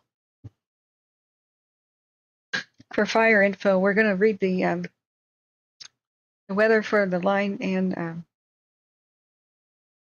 the Amador. Hey, Wrath, welcome back. Haven't seen you. Thanks for your kind support, dude. You're working right now? Okay. Well, good seeing you. Big hugs. Thanks. Thanks for the kind words and all that. Metal California says, yeah, it was super fast how everything went down for this Amador County fire. I'm going to put it here. We're going to look at the line. I'm going to just read chat for a second. Here's our live views of the line again. Okay, so Metal California, who was explaining the Tiger Fire, it was super fast how everything went down. 1 minute it was fine, the next a massive smoke column hit my house. Jeez. Then we got warnings, and within an hour the mandatory evacuation hit. Oh, I'm so sorry it happened on your doorstep. Metal California says locals are saying it may have been started by an elderly man. The neighbor's son saw the guy on the side of the river trying to put out a fire with a shovel, and then it went out of control. Either that or he found it. That's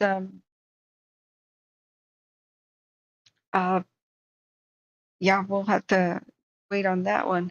That's why I would always say never ever attack or assume somebody who is first on the scene is the actual person who caused it.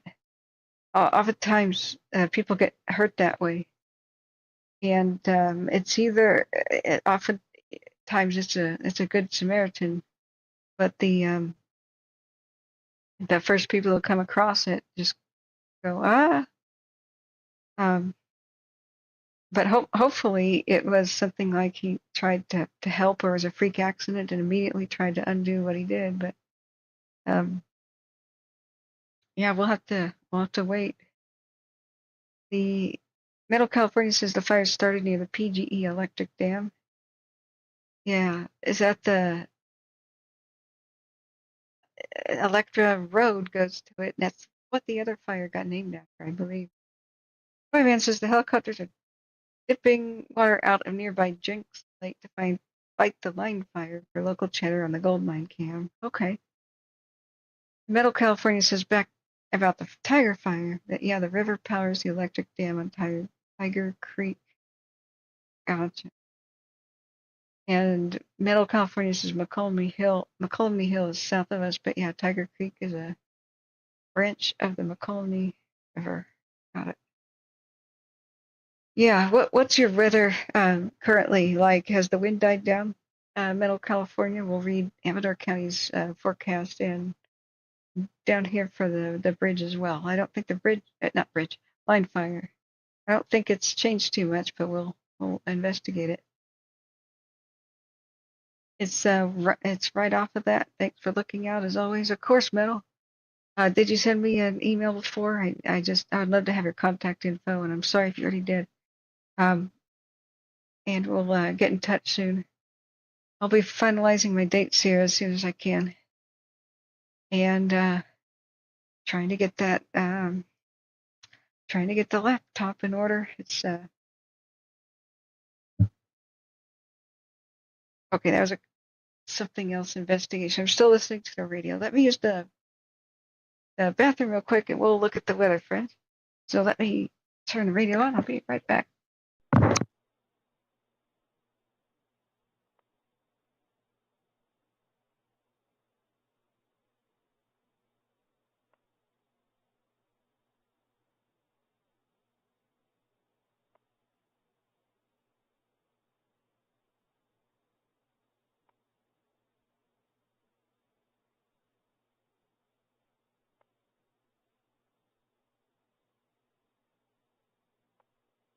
Investigation, Medic Truck 251 at LLU Kate Lindsay Hall, 24898, Sanitarium Drive, between Circle Drive West and Hill Drive.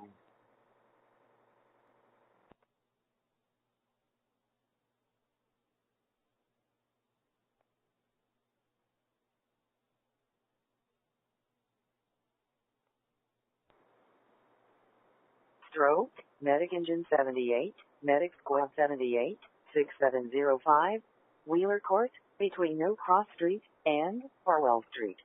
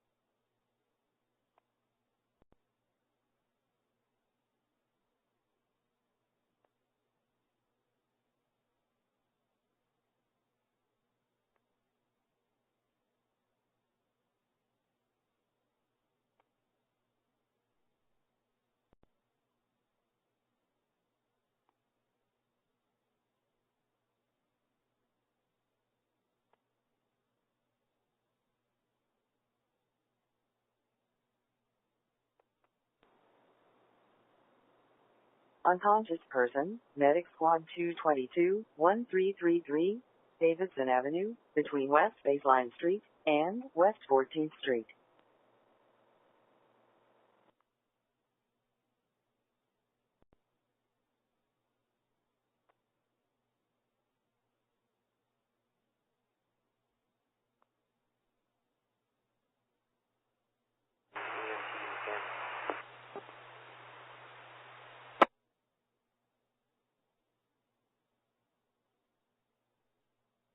Unit calling line communications.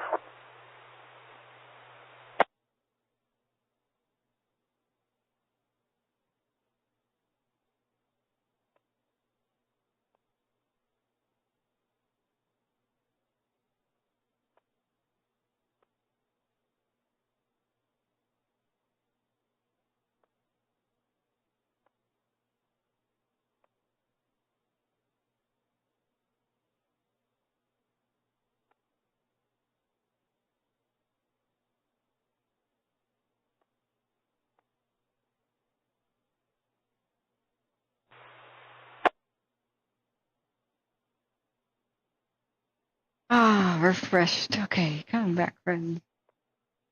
Let's look at the weather. What's in store for us? I copy, thanks. Okay. All right. Whew. Metal California says Amador County. Yeah, it's not very windy. Luckily, it should drop to about 70 degrees tonight. But tomorrow it's going to be 95. I'll send you the info later.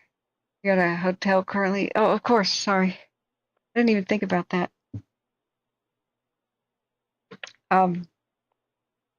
Yeah, but do get in touch with me. And you and John Stoker should meet and talk to each other because you live somewhat in the same region. So Middle California says, anyway, I have to go to town in Jackson to get supplies for my animals. Brought with me that we are going to stay away for a day or two, just see what happens and have a good night, Kathy and chat. Well, thank you so much, Metal, and we are praying for you, of course. And I'll reach out. Let me write this down so I don't accidentally forget. So, big arrow, reach out to Metal California. Okay. So I'll check in with you tonight if I absolutely can. Okay. Godspeed and stay safe. I know where the Jackson feed store is. I got to know Jackson decently well. What a great little town. I didn't take any of the mine tours though, but maybe I can do that for you, friends. As a bonus during Wildfire off season, we can go see neat things around, like what historically of the gold rush remains that Wildfire hasn't destroyed yet. You know, in the Motherlode region.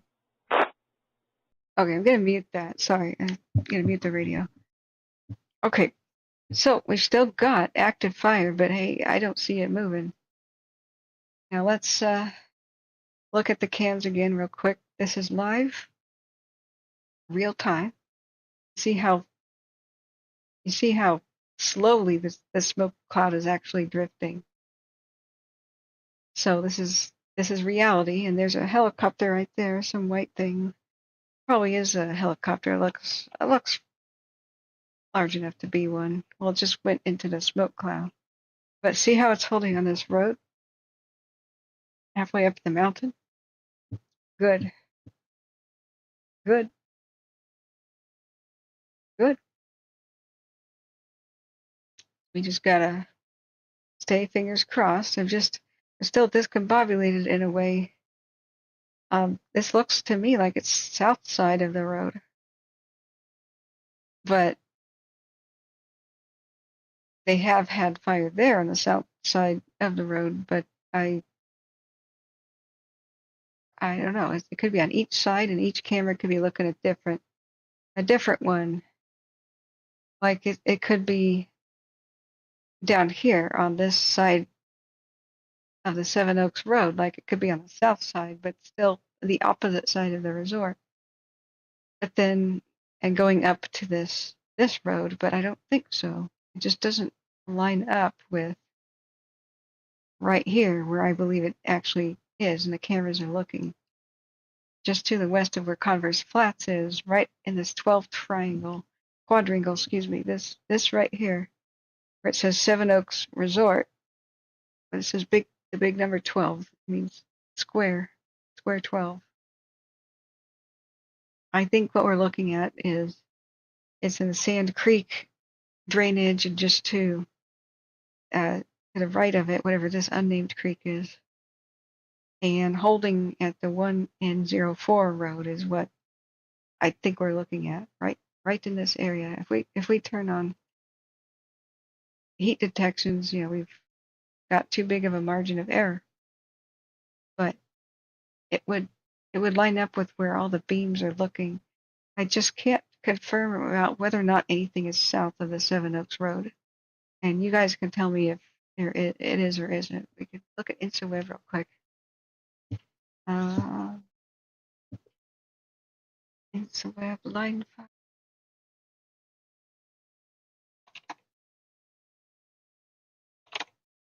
Line fire.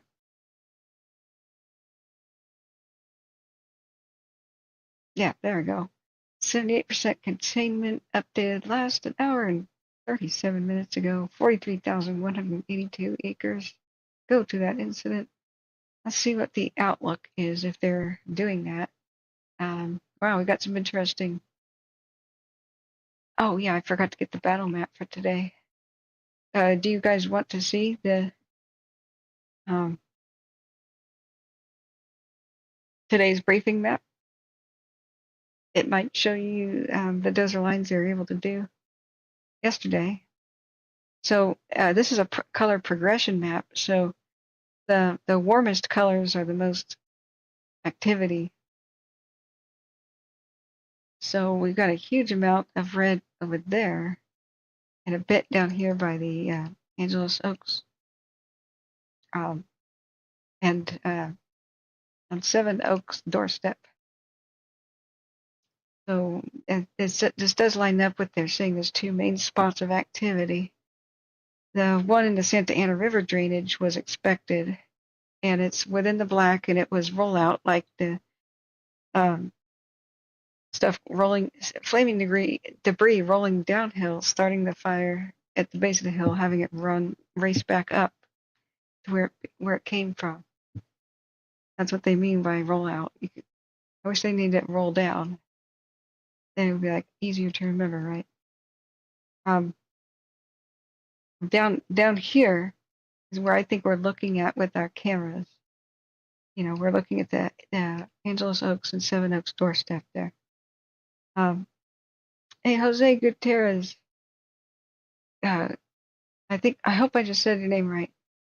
Hello, I'm new here. I just subscribed to your channel. I'm near the line fire, and I'm 5 minutes from it, and it's at 78%. Welcome. Yeah, we're tracking that today, so go ahead and ask any question. Welcome.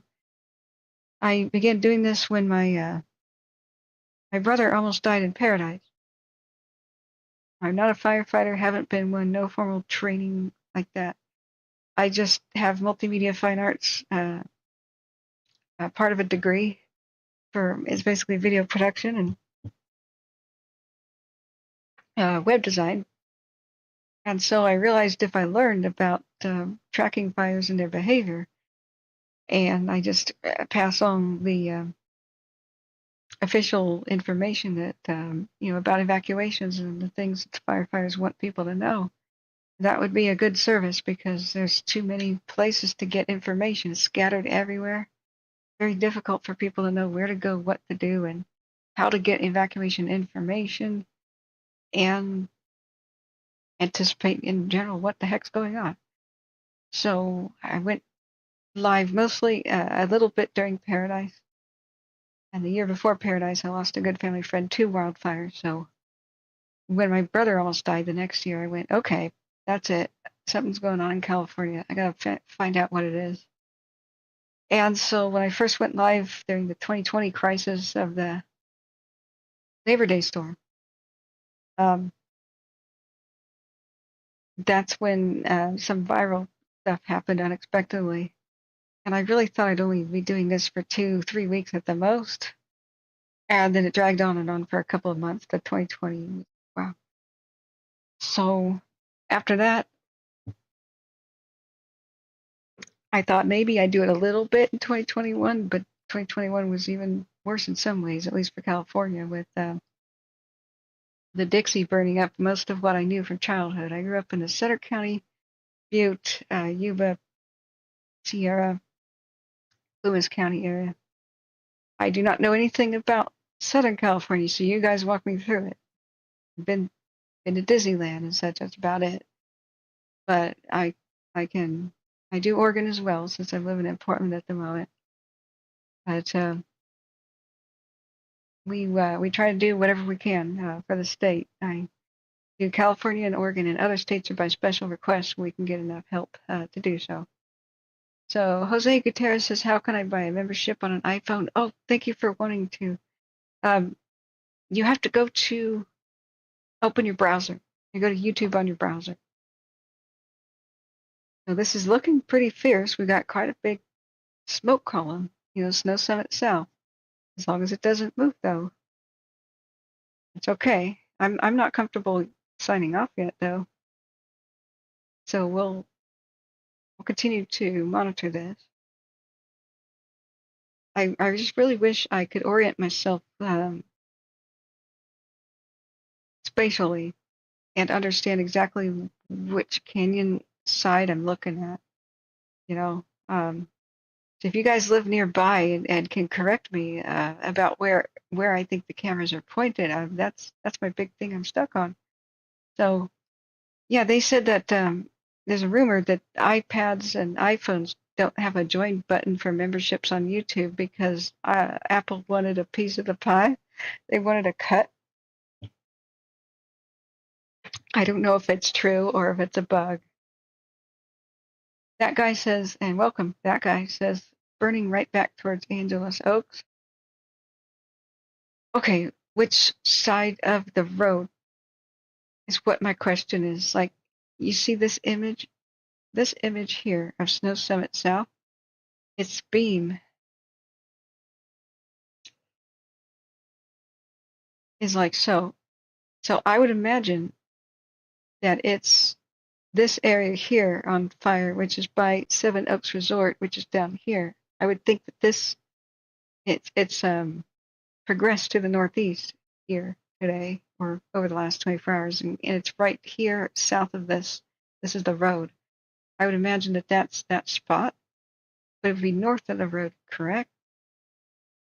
Because looking to the southwest, the right side of this screen would be the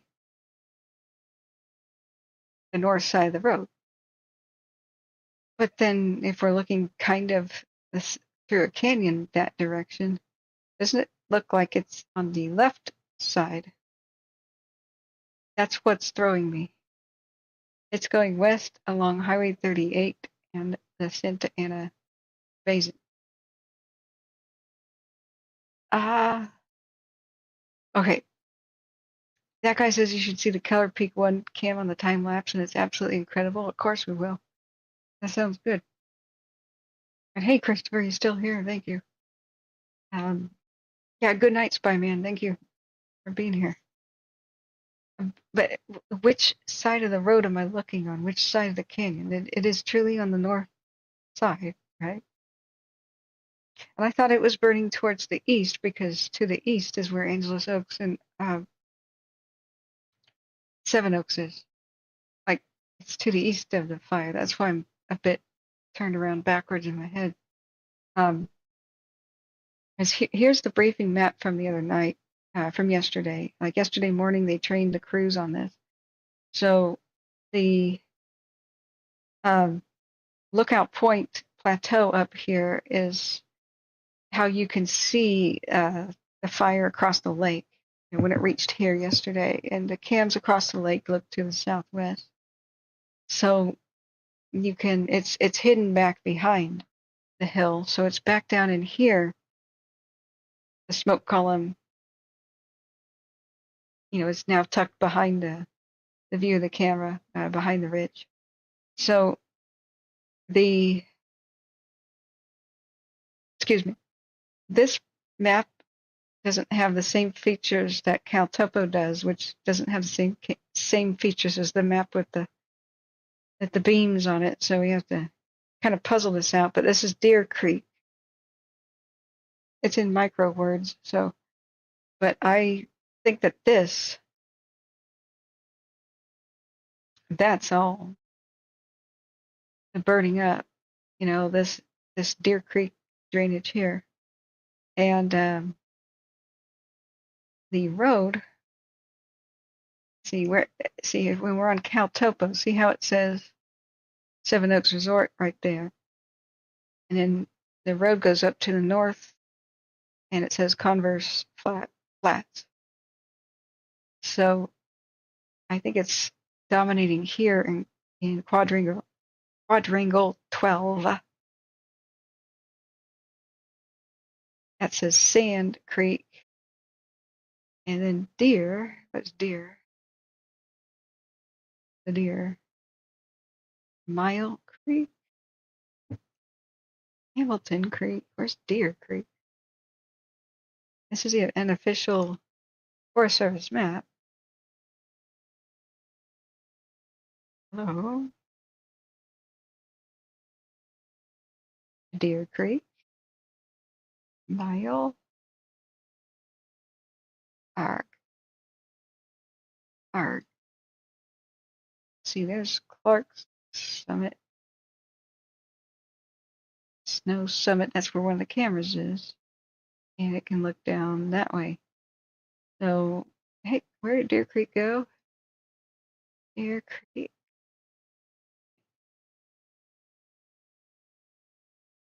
Right. Still got quite a bit of smoke pumping out there. All right.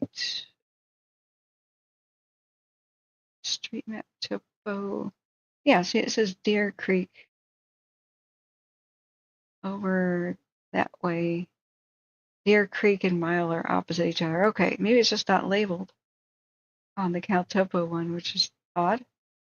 So, what do you think about that guy? I said exactly where it is at, the Big Flames anyway. Okay, sorry, I gotta look back at the chat. Jose Gutierrez says, I'm a firefighter. I was up there today in the morning, but I'm getting ready for sleep. I'm coming from Bakersfield to the line. Well, thank you for your service, and yeah, please come by and let us know what's the real deal, like what's going on. So we're so grateful that you guys are there to help. And I'm so upset about it being arson. I don't know anybody else, but nobody should have to be risking their necks for fighting this fire. But those of you that are, we are so grateful, and we love to be hero helpers. That's the idea. No conspiracy stuff here, no BS, no clickbait, no trauma, no homes burning down, no yellow journalism, no shenanigans. It's what the official sources are saying, our own educated speculation. I have real firefighters who are moderators from time to time, and I would love to have more. They pitch in their what they think about situations, and then retired fire captain John Bruno from Shasta County.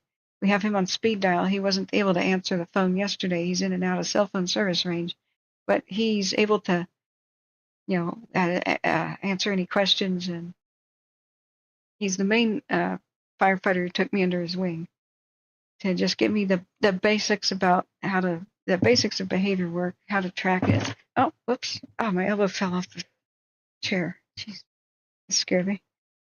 The basics about how to track things, and then I fill in the gaps by already knowing a lot about the how to do video production.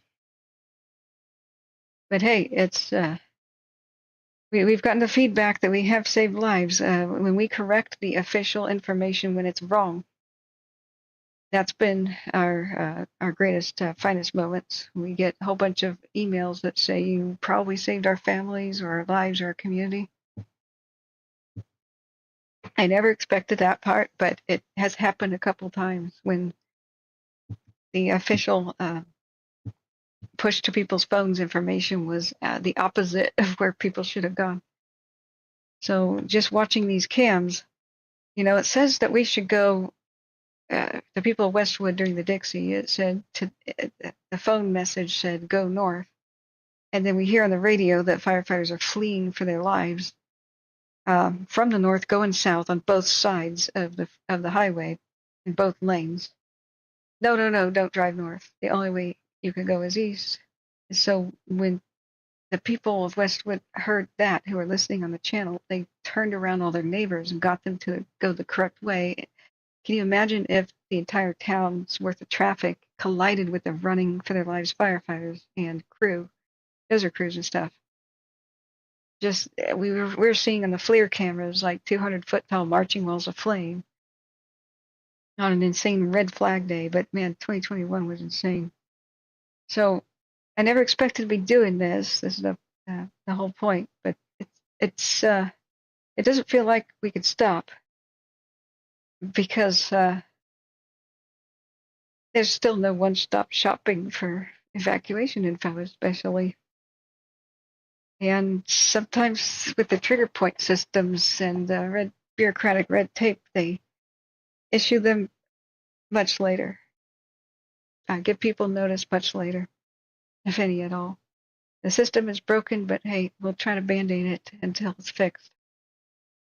I would love to retire, though. This is not what I ever saw myself doing or wanted to do. I wanted to be a documentary filmmaker for abandoned places, ghost towns, and history, and maybe natural wonders of the Wild West. You know, not paranormal stuff. You know, ghost towns like the Wild West.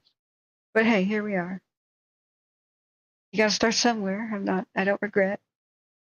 So that guy says if you looked at Keller Peak Cam, the time lapse, you see the flare up. Oh, I'm sorry. Yes, we were about to watch that.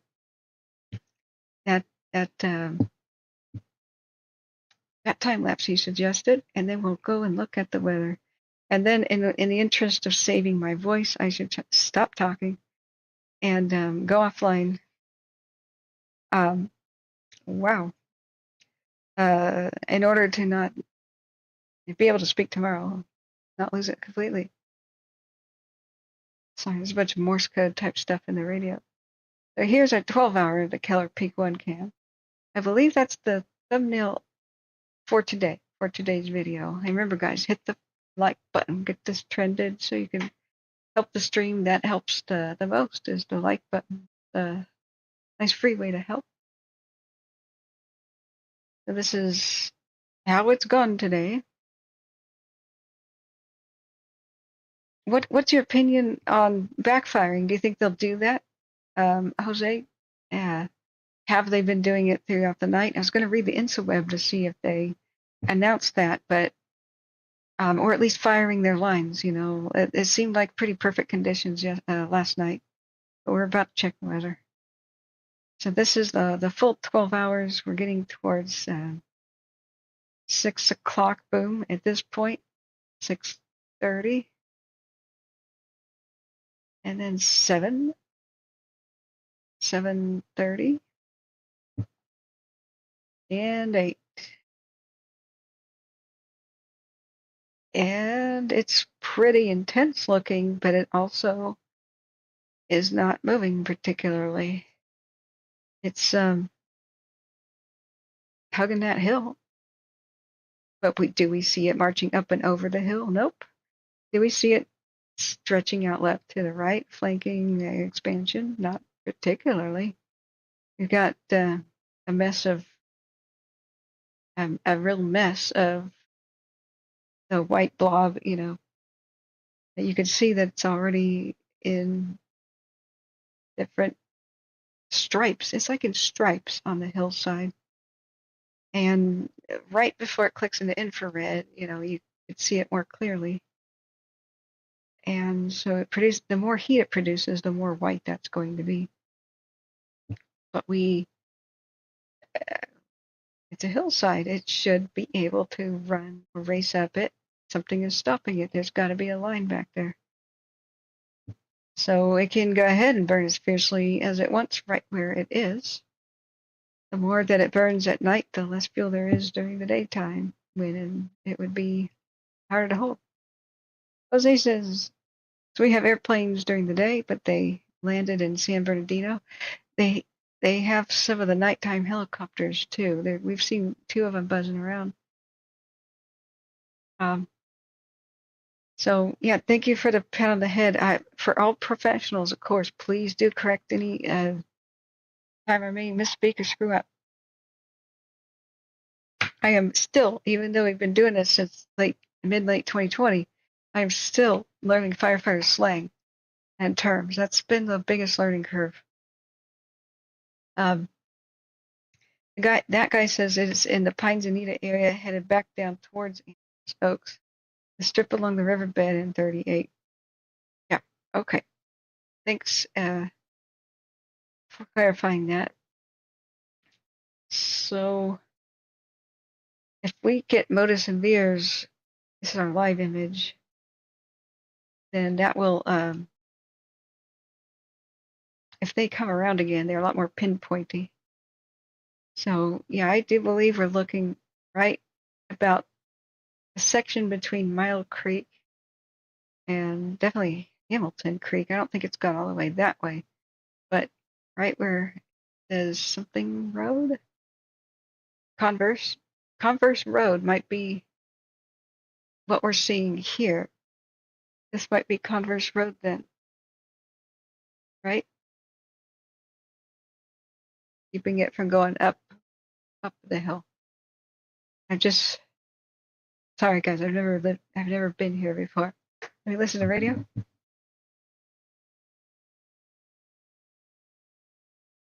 Oh, just night shift, needing to contact each other. You can see that nice little line right there. Now, okay, let's look at the briefing map today. Let me grab the briefing map. I had the one for yesterday, but let's download the latest one.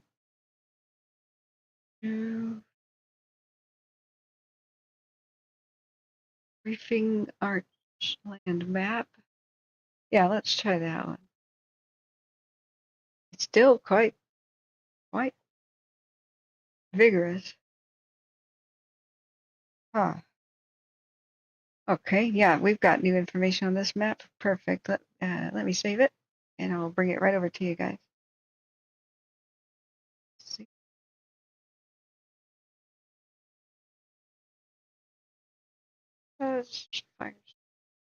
September, last day of September. Welcome to Santa Ana wind season. I don't like it. No, sir, I don't like it. Okay, open the folder. There we go. Hopefully it won't crash. These are huge files. Okay. Zoom, zoom, zoom, zoom. You can zoom in about as much as you want. It will never pixelate. These are the bee's knees. Oh, air to ground command. What's that? Excuse me. Line communication, go ahead. Hey, 9 Papa Juliet was flying in the area of the Angeles Oaks and reported a possible drone intrusion into the area below where below his elevation, his altitude. Oh no. Could you identify the area? Below Angeles Oaks, to the east of it a little bit. Below Angeles Oaks and to the east, a drone intrusion, and we'll notify. No, we don't need a drone grounding the aircraft. We need the aircraft tonight to slam it. Okay. But it's the same altitude as the helicopter. Oh, man. We don't. It's just so frustrating. There's got to be crews that just chase them down and eliminate them. We can't. If you think about it, wouldn't that be expensive to have drone tracking crews or drone jamming units or some way to deal with it? No, it's more expensive to ground the aircraft and have $1 billion disaster. And people will stop doing this if they think they can get caught. Oh, I see.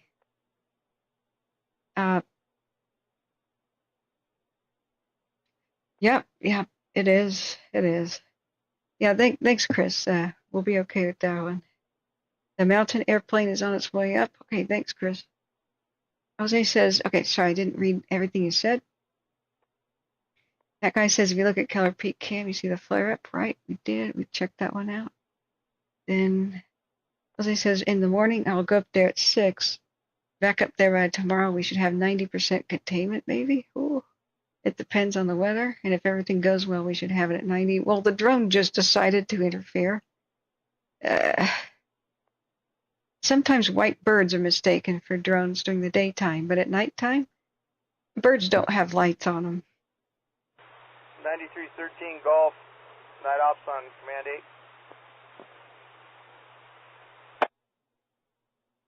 8.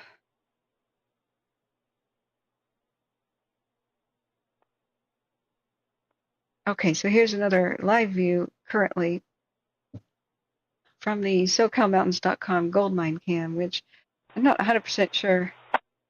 Hey, can we have you start moving to the Angeles Oaks, the store there?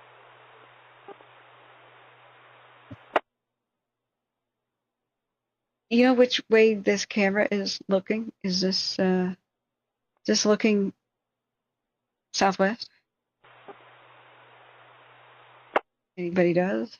Yeah, and the store that's right there on the road. And what tack are you monitoring right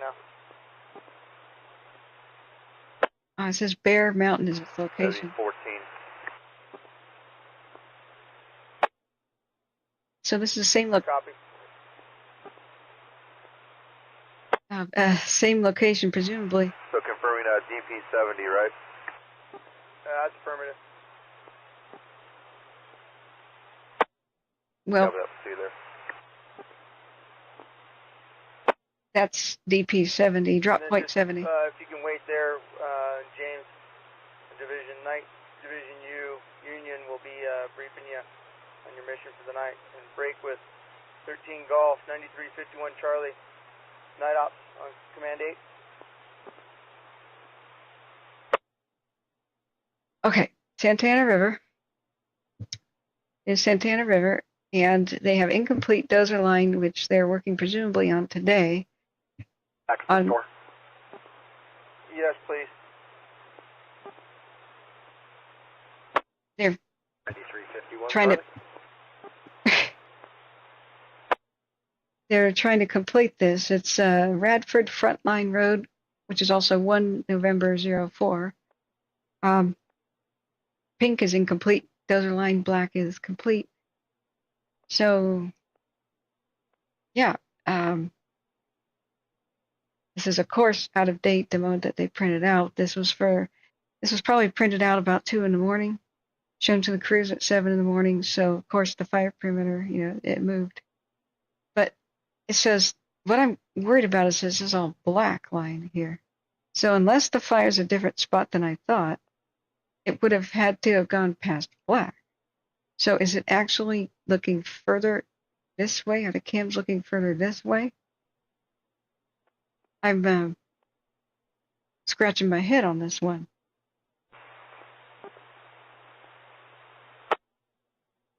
Or am I discombobulated? 1170.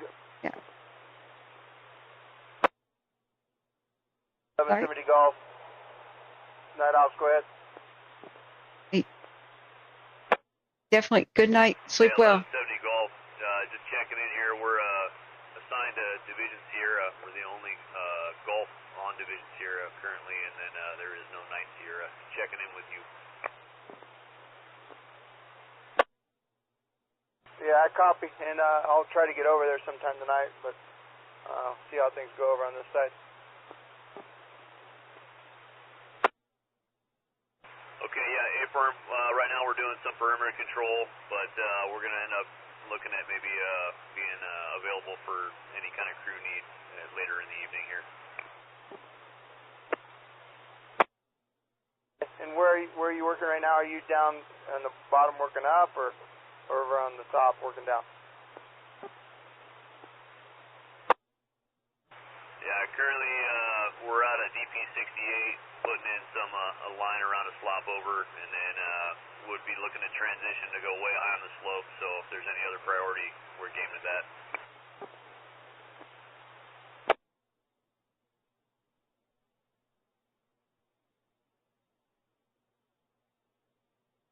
Okay. Unconscious person, Medic Engine 221A, East 7th Street, and North Waterman Avenue. All right. Okay. I will never be able to talk. We'll just have to mute that for you guys for a bit and go back to monitoring it in my own ear. Yeah. Good night, Jose. Thank you so much. Of course, you got to get your rest. And I hope they get this drone person and the aircraft are not grounded. Oh, but Godspeed and thank you so much for being one of our heroes. Okay. That's yeah. It's looking west southwest down the canyon and down the drainage. Okay, I'm starting to get oriented here.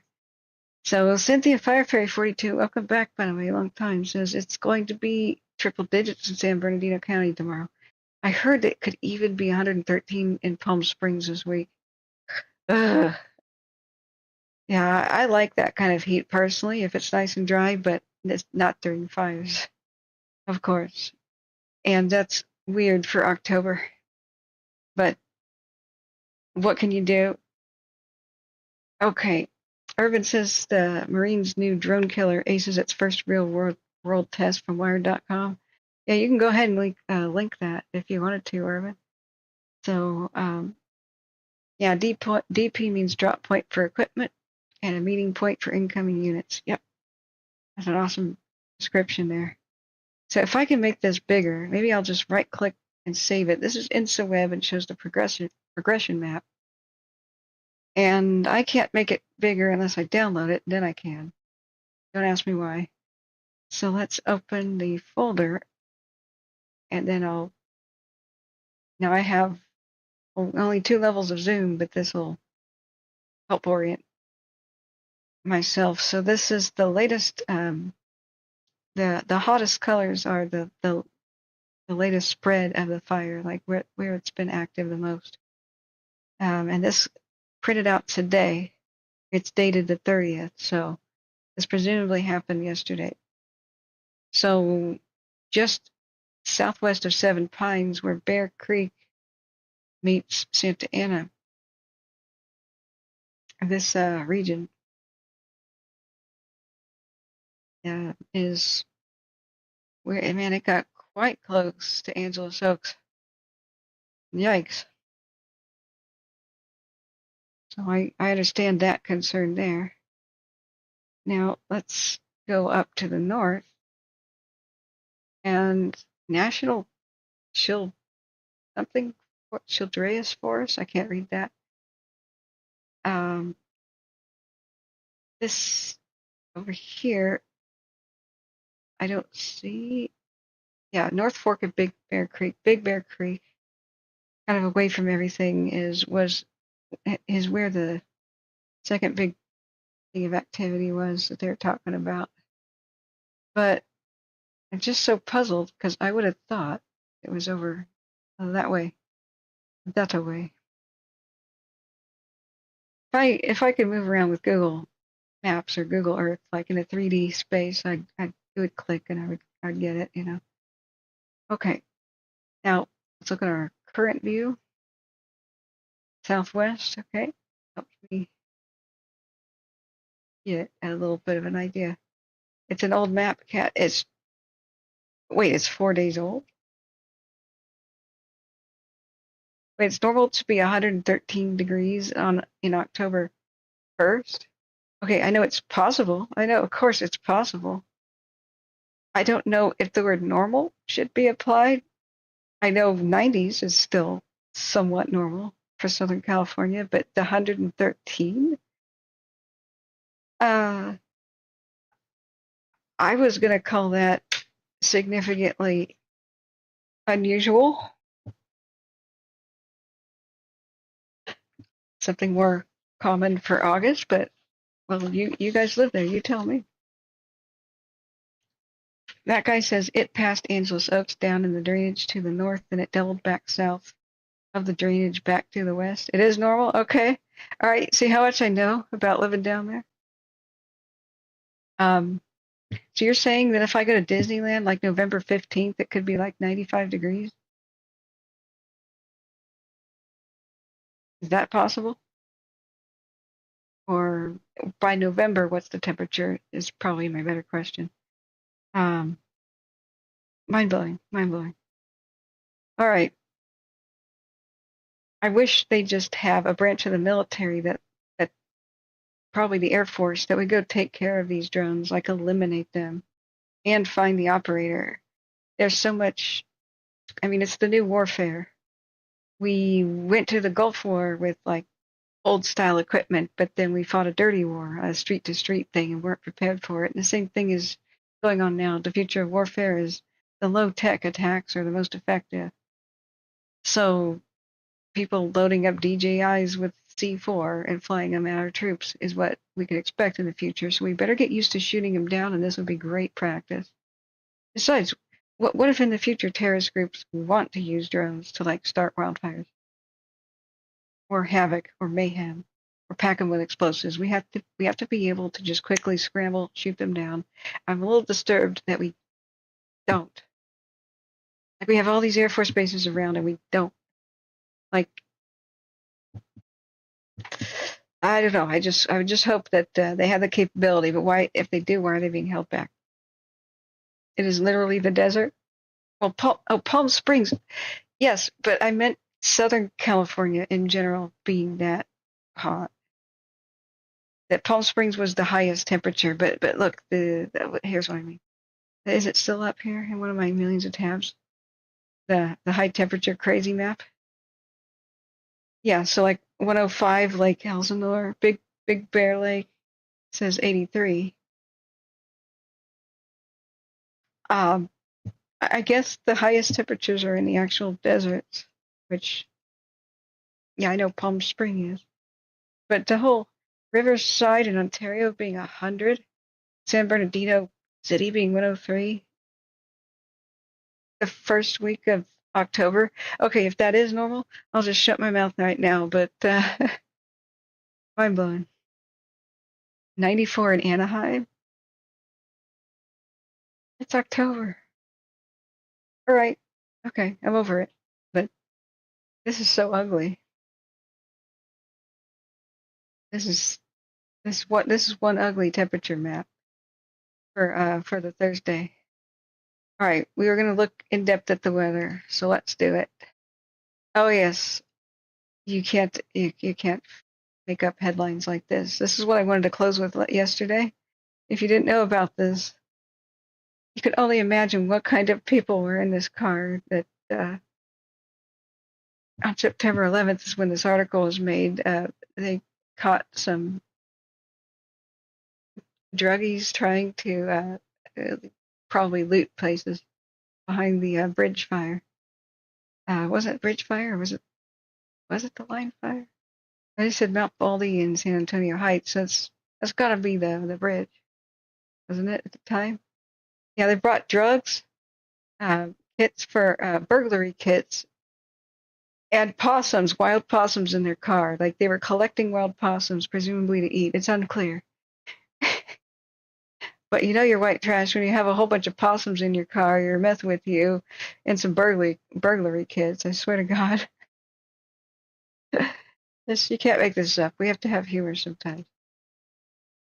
Okay, back to the seriousness, back to the weather. Refresh. Now, Amador County I was going to do first, and we'll do Big Bear because I don't want to, oh, that's right, Metal's not back yet. So we could do Big Bear first, and then I'll look at Amador County. Okay, so currently, Big Bear Lake at the elevation of 6,755 feet is 55 degrees with a lovely, fat and juicy 45% humidity. I mean, hey, below 50 kind of sucks at night. But if it's above 40, then you start breathing a little bit of relief when you fight fires here. So I don't think it's changed much since I read it earlier, but a high of 83 for the foreseeable next couple of days. Basically lows of around 52 at night. Widespread haze before 11 tonight. Clear with a low around 51. East wind 5 to 10-ish miles an hour, which would be good. I think. We'll look and see if there's any fire east of Angels Oaks. I just hope not.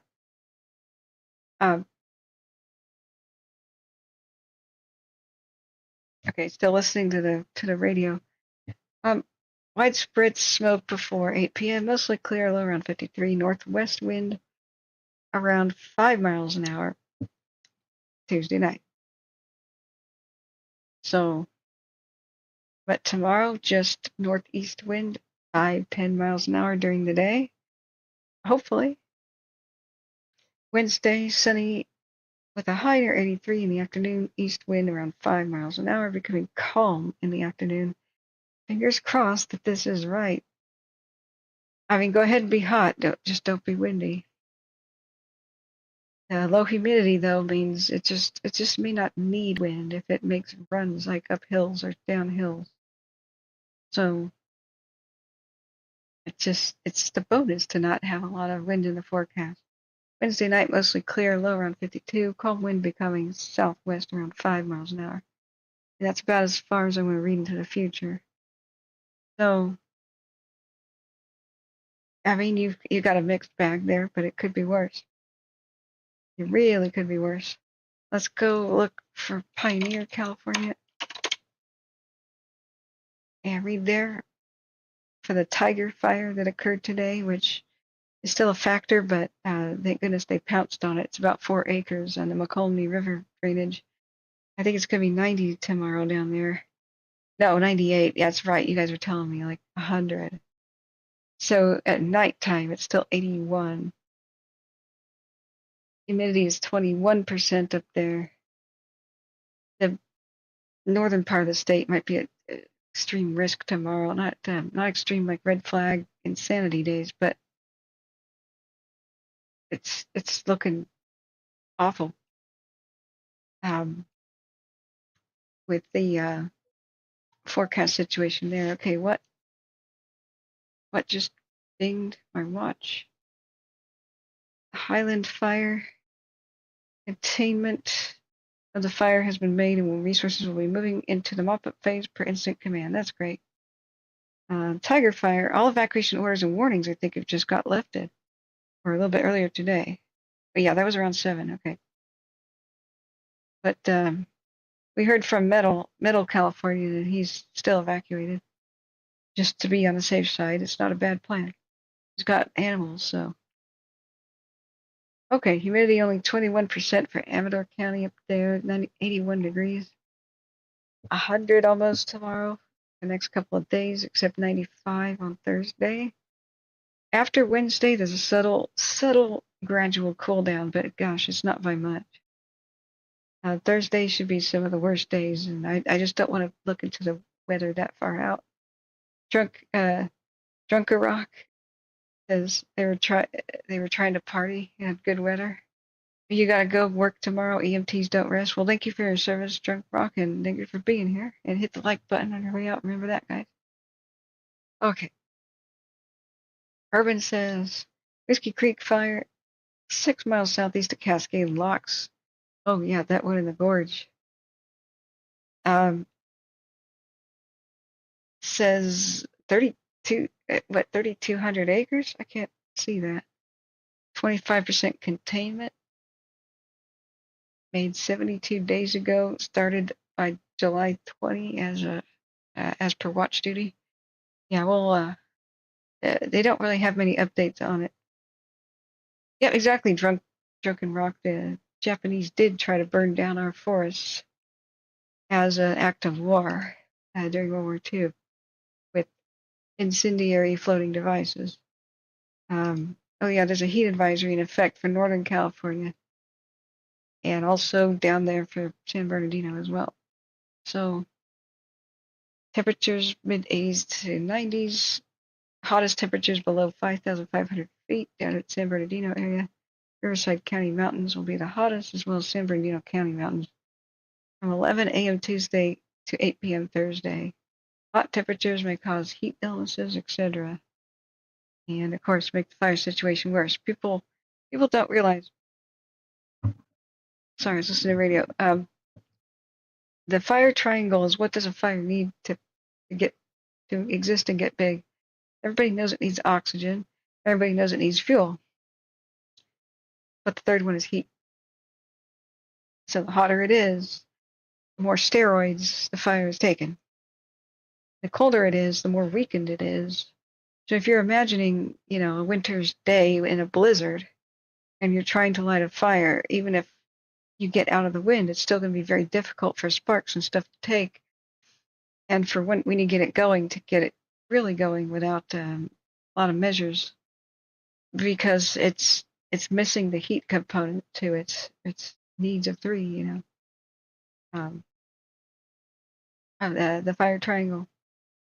So, but every time you get hotter and hotter, like anything past 80 degrees move up 5 degrees, and you can tell there's more behavior. Like people tell me that there's a difference in the way fires act. It's like 90 and 100 degrees. Wouldn't have any experience with that, but maybe you guys could tell me about it. Let's see here, weather. Look back at our cams. I'm so loopy with the sinus infection. It's time to save my voice. Last call for looking at things. Oh yeah, Whiskey Creek in Oregon is what we're going to look at. The situation seems stable. I mean, whoops, I don't want to show chat from somewhere else. It seems they'd be letting us know if things were not going well with the line. Oops, not running Spring's camera. Yeah, no new information except the containment percentage update, which was a drop to 78. That's right, I was reading the InstaWeb to see if they plan to do firing. Where did I put it? I got a lot of tabs. Tabs. Many tabs. Way too many tabs. InstaWeb. SBC Fire. Evacuation status map. Nope. There we go, InstaWeb. Alright, so we got the progression map. Line fire information map.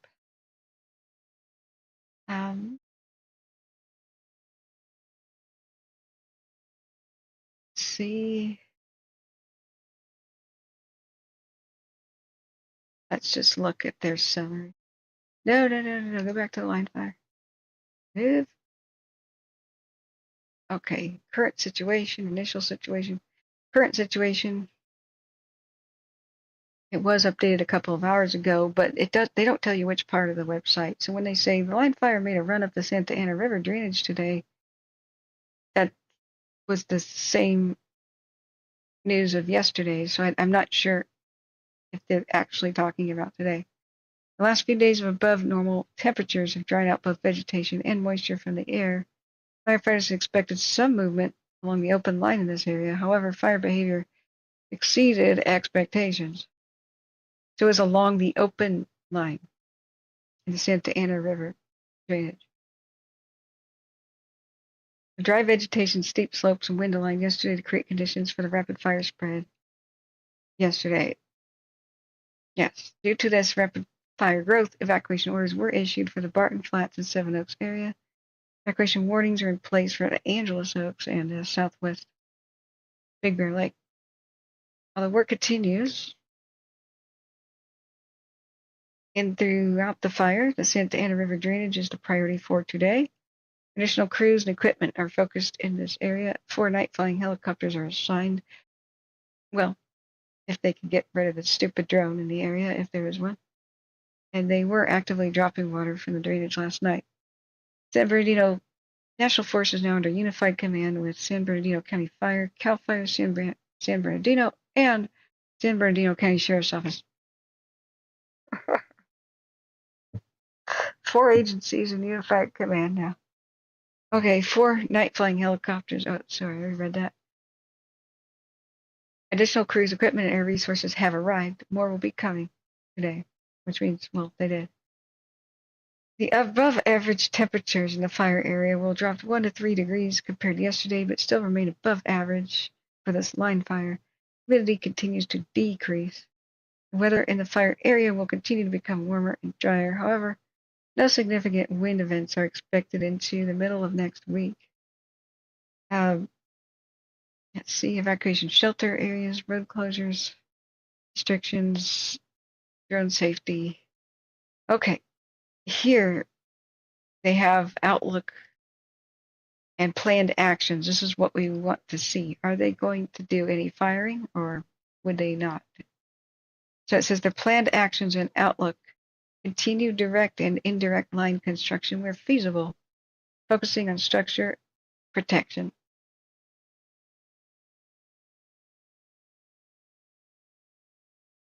Okay, sorry, there's a radio picked up there, but it's not related to the line fire.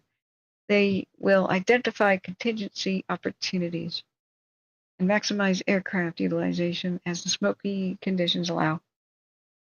That means they're looking around for places where they could put a contingency line. So there's the main line and then the backup line and the contingency line.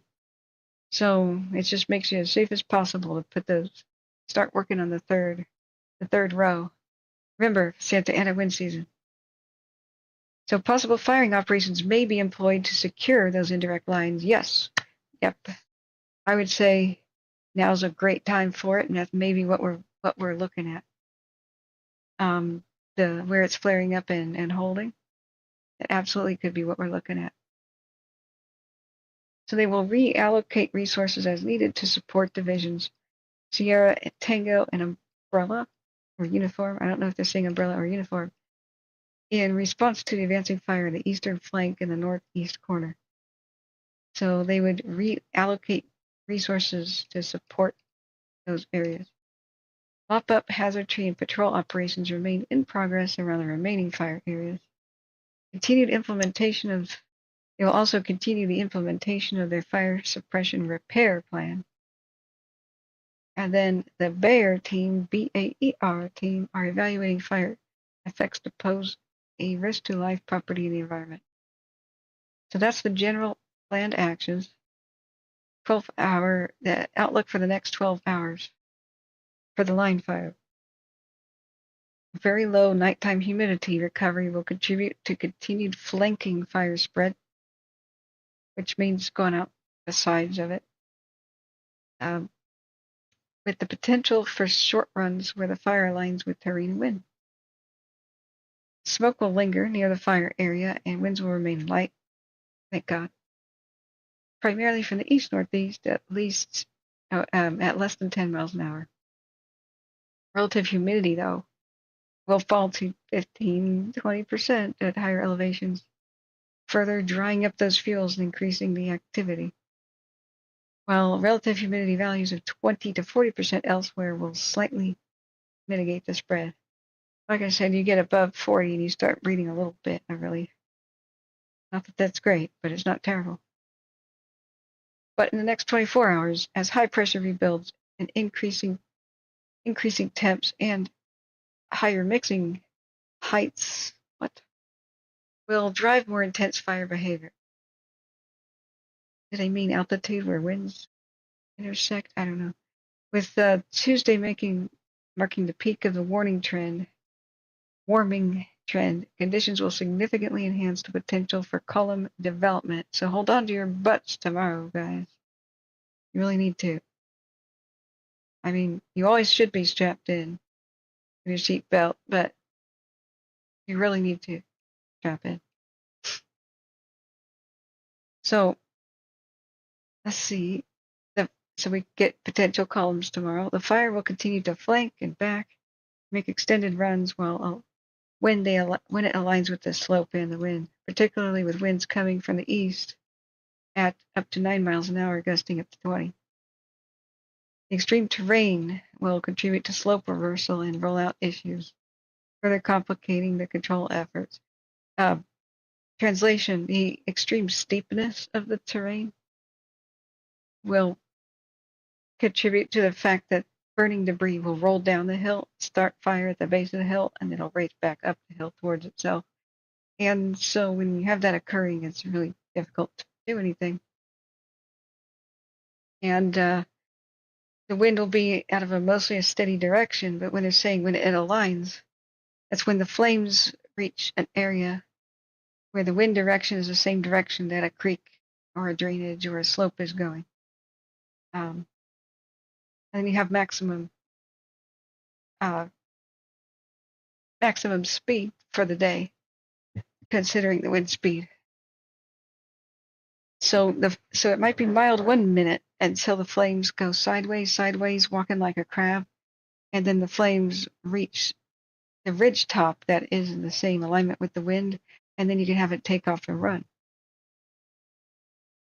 But like in the drainages that are not aligned, it'll be slow until boom, it reaches an area where you have alignment. So, and And all of it is a series of up, down, up, down, up, down ridges. It's a kind of a nightmare area to fight fires in.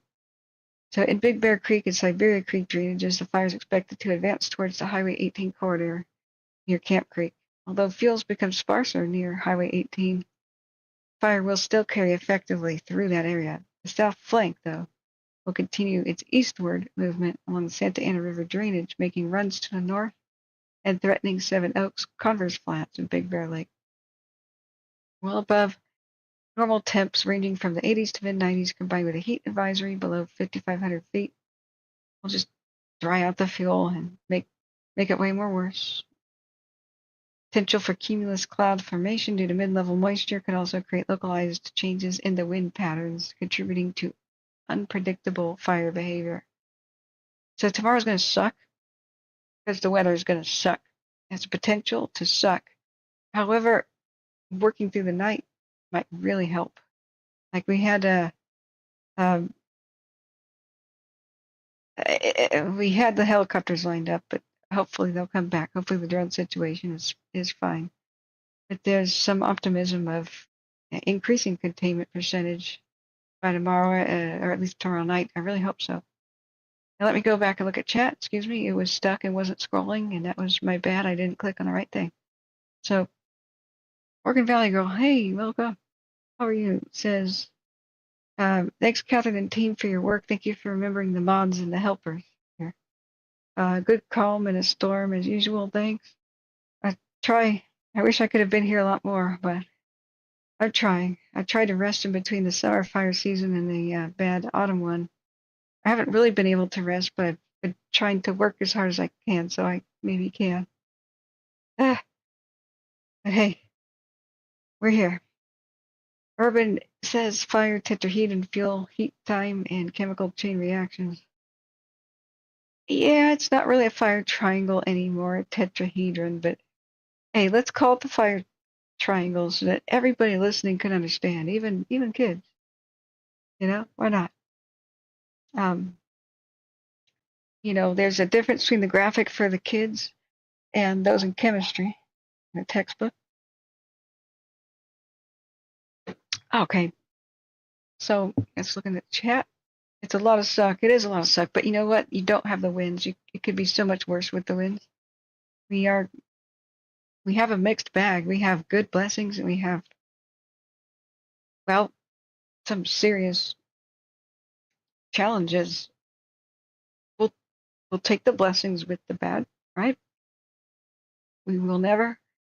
Part of maintaining your psychological well-being when you look at these fires is never discount any bonuses and never discount progress. Meaning, accept it and praise it. Discounting progress would be like, oh, they only went this far today. Well, just accept it and praise it. They went at least this far today. Use the positive spin on progress, and well, at least there is no win today. Because if you understand how much worse something could be, such as, a little bit of progress is way better than backsliding, right? Losing progress. If you have bad weather, but at least not wind, just embrace it. Otherwise, it gets overwhelmingly stressful. The next 48 hours for the projected incident activity, well, they had a 72-hour one as well. Wow, okay. 48 hours high temps on the line fire and elevated mixing highs will continue to drive the increase in behavior with a prolonged heat event. These conditions will support additional fire spread through uphill runs towards Highway 18, uphill runs and spotting in Santa Ana River drainage. The ongoing dry and hot weather. Oh, sorry, I already read that part. With temperatures ranging from the 80s to mid-90s, partly cloudy skies allowing for cumulus cloud development, the fire behavior will remain active. Spotting potential and unpredictable winds in alignment with the slope can exacerbate the risk of fire spreading into populated areas, particularly in the steep terrain. So the big danger is spotting. That's the translation. The big danger is spotting. Embers little bits of sticks, leaves, and whatever else is on fire blowing around in the wind and raining down like snowflakes in a blizzard. That's what spotting is like. So you don't want wind for dang sure, and to have milder wind conditions is very much a blessing. But it's not great. It's not terrible. 72-hour outlook. The ongoing heat wave will urge fire behavior indices higher, sustaining aggressive fire activity. If left unchecked, the fire will continue spreading in the Bear and Siberia Creek areas, advancing towards Highway 18 and the Big Bear Dam. In Santa Ana River drainage south of Big Bear Lake, fire behavior will remain challenging, where the rugged terrain and dry fields will facilitate further spread. So what they're talking about is the two separate areas where the big flare-ups are. When they're talking about the Bear and Siberia Creek, that's just due west of Big Bear. When they're talking about the Santa Ana River drainage, it's south. Angeles Oaks area, the Seven Oaks, that region. So they were saying if it was left unchecked, that it would try to approach the dam area from the west. And that's what they're talking about. They're going to check it, though. They'll do everything they can. So for the second part down there by Angeles Oaks, the Santa Ana River drainage flare-up, south of Big Bear Lake, the fire behavior will remain challenging because of, the terrain sucks and everything's dry. So, but they're saying the aggressive fire activity, they applied that to the Bear and Siberia Creek area. I wonder if we have a cam that looks directly at that. Let's see. Like the due west. I don't believe we do. I don't believe we have a cam over there. We'll take a look anyway. The two different sets we've got. Unless you guys know one, I'm just spacing out on. But I'm quite tired. I have not been sleeping well, guys. The sinus infection. I hope you bear with me. Sound like I'm drunk or something today, but that's allergies and sinus issues. Let's see. The Snow Summit South. Heap's Peak. I don't think Heap's Peak shows a dang thing of the fire. Color Peak is, well, are they talking about it going like that? And about this section, it's hard to say. I don't think we have a great view on the one that's making its way eventually towards the East Dam. I mean, maybe we do on Color Peak. I get discombobulated with these. The Snow Summit South is that beam, and Keller Peak 1 is that one. So Keller Peak 1 might be seeing the southern end of the northern part of the fire. I don't know. Whereas the Snow Summit South may be showing kind of a different section. But now that we're in infrared, it's harder to tell. And line up terrain to where it is. Urban says I learned that in Firefighter 1 class. Oh, he did? Okay, cool. It's a tetrahedron. The tetrahedron is a model that represents the 4 elements required for a fire to start and continue: fuel, heat, oxygen, or a different oxidizing agent, and a self-sustaining chemical chain reaction. Right. Fire itself is a chemical reaction. So, yeah. So, I'm sure it looks cool, though. If you've got a link to the animation, or to the graphic, that would be neat. All right. Let's see now. What was I going to do? We read InstaWeb. That's our outlook. A lot of things to have read. Weather concerns, we've already gone over it. It says winds did strengthen coming from the south to the southeast at 5 to 10 miles an hour with gusts that reached 15 to 25. But they are not saying anything about tomorrow. So significant events of today, moderate fire behavior persists in the Bear Creek drainage with short runs through the brush fields when the fire aligns with slope and wind. High heat remains concentrated at the confluence of the Bear Creek and Siberia Creek, presenting a risk of slope reversal and potential fire spread along both of them. Blech. Further south, and slope reversal, well, winds change direction from the daytime to the night because heat rises. So during the daytime, there's a kind of a draft, and it makes winds rise, hot air rise. So they go up into the mountains from the valleys. And at night, cold air sinks. So mountain air that is cold starts a reverse flow of wind, where the wind points towards the valleys, or down the slope, which way it is.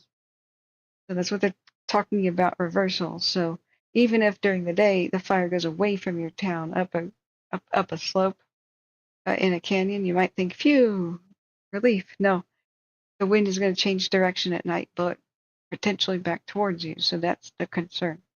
That's what that's about. And besides, just a change in the weather, wind direction. Fuels involved. Oh, sorry, where did I lose my place? Further south, though, the second part of the fire, the active fire is firmly established north of the Santa Ana River near the Angeles Oaks community. The head of the fire has outflanked the Clark's fire line and wrapped northward, reaching the 2 November 10 road. Yep, that must have been what has been spoken about in the chat. Yeah, I'm so sorry, guys. I could just close my eyes and fall asleep. I'm at that level of tired. So please, last call for fire info. And boy, I'm just going to drop. This is one of those, I have this instinct to just crawl in bed with the clothes on or something and just pull the covers over. But no. Gotta get in the jammies. Okay. The head of the fire outflanked the Clark's grade fire line and wrapped northward, reaching the 2N10. I want to investigate that. So let's look at the battle map. Put that into context.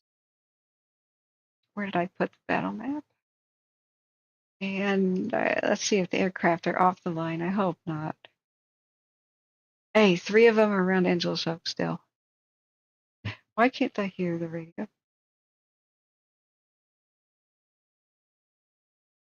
I think it's still it's still playing. Been playing for 3 hours and 52 minutes. The live Big Bear scanner. So, okay, it's still going. Just nobody's saying anything. All right. Okay, looking back, we've still got 3 helicopters right around Pines Anita and Angeles Oaks. There we are. So let's see, where's our battle map? Briefing map. There, the PDF. And the PDF of the day, 2 different days. All right, which one's the 30th? 30th. That's the 28th. Okay, we don't want that one. And the one dated to 30th, okay. Here's the one dated for 30th. Let's go look at Angeles Oaks. I just want to try to familiarize myself. It outflanked. Let's go back and hit. Where's InstaWeb? InstaWeb. Scooby-Doo, where are you? Yeah, radio's still on. It's just medical stuff. Wait, how do I misplace InstaWeb? Got a pretty big logo. There it is. Okay. All right, so it says Clark's grade fire line and outflanked it and wrapped northward, reaching the 2N10 road. Okay, 2N10 road. Clark 2N0 road. Well, they may not have labeled them all, but if you put a line on it, you'd think they would label the road on their briefing map. There's the Radford City Creek 1 November 09. There's no way to do a search. Oh, it's not a searchable PDF. That would be so rad. All right, then what we'll do is look at it on CalTopo. The Clark's grade fire line and wrapped northward, reaching the 2 November 10 road. 2 November road. Clark's grade. It was probably once a railroad then. It says the word grade. Okay, Clark. The official Forest Service map. Clark's Summit. Okay, Clark's Summit. It goes down from Bellyache Springs. Got it. Okay, so Clark's Grade Road. It outflanked it and reached the 2 November 10. 2 November 10. Oh, it's talking about up here. Really? Oh, okay. Okay, it's up there that they're talking about. Okay, let's turn on fire activity. Okay. So it may be why this square lit up. Interesting. Okay. For some reason you can't share pictures, you can't? Huh. You're a moderator. Of course you could share pictures and links. You know what? Ann B was saying that she couldn't share the links to her own Facebook channel that monitors fires, and that was the whole point of making her a mod, to share it. Okay, firefighters are talking about meeting up somewhere. They're not talking about fighting, so I'm not going to unmute it.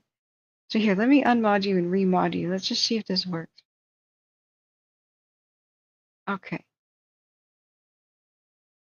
Now, hey, it just says remove again. Hey, come on. How do I add you again? Please don't do this, YouTube. There we go. Can review and remove chat messages, hide or put out users in the time stamps. Yeah, save. Okay.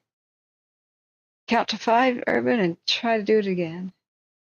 There, I swear to God, there's no special way to say people can or can't do X, Y, or Z. I would love to have more fine-tuned controls about which mods could or couldn't do something. Yeah, we've got a new heat detection, a new flare-up. Right there. Hillary Flat at the Santa Ana. River drainage down below. And this area's got our flare-up just north of Angeles Oaks. However, remember, it's a perfect night, perhaps, for doing firing ops. And the satellite can't tell the difference between firing ops and wildfire. It just is a heat detector. So don't despair. It might be quite a good sign if you see some of this going red. You can post links? Okay.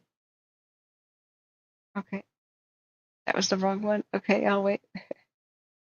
But you can't share pictures. Husky says, wait, why am I not a mod? Oh, whoops. I'm sorry, Husky. I did it to you on accident.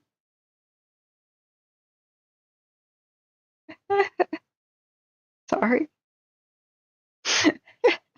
Yeah, you're fired. No. Oh, whoopsie. Whoopsie daisy. Okay. All right. Professional stream here. I'm way too tired to press the right buttons, friends. All right. So let's do our time lapse. Snow Summit South. Woo, it's cooking. 3 hours.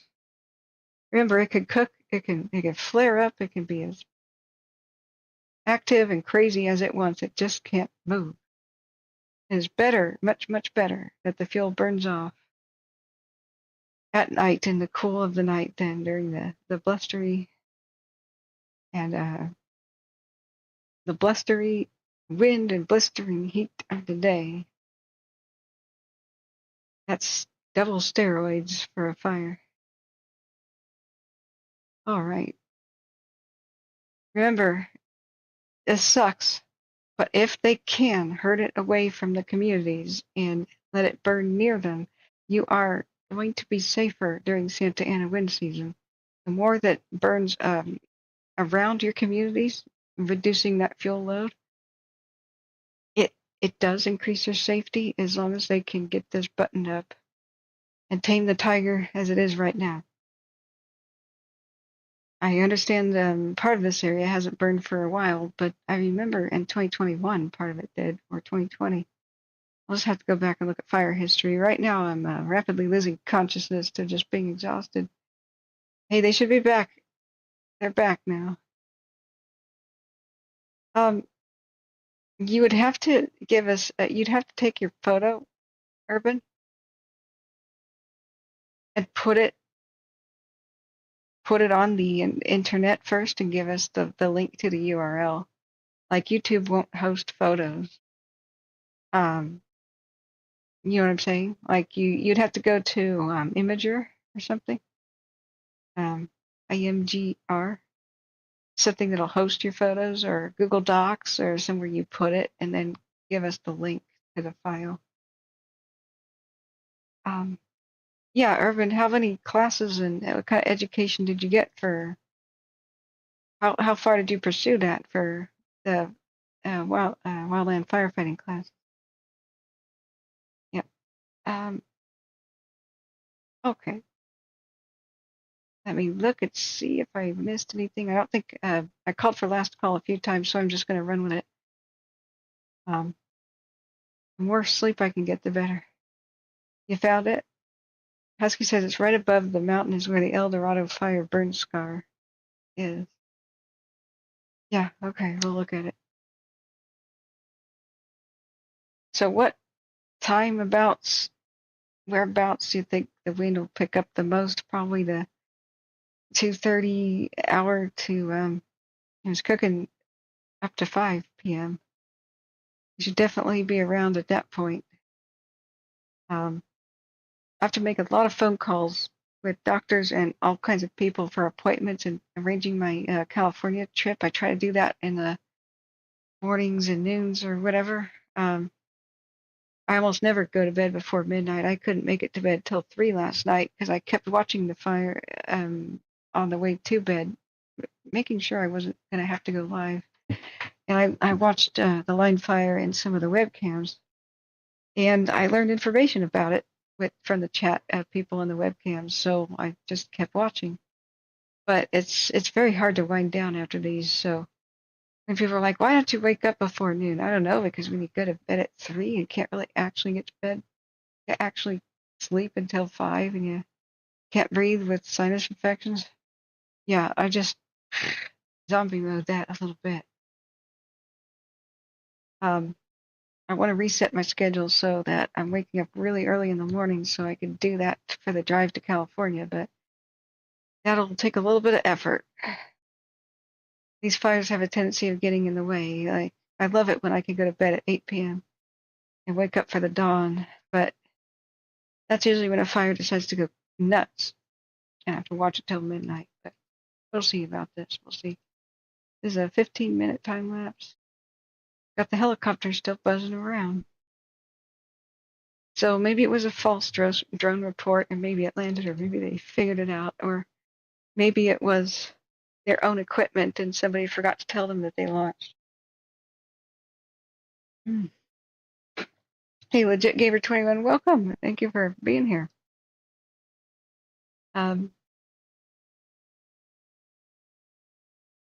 National Interagency.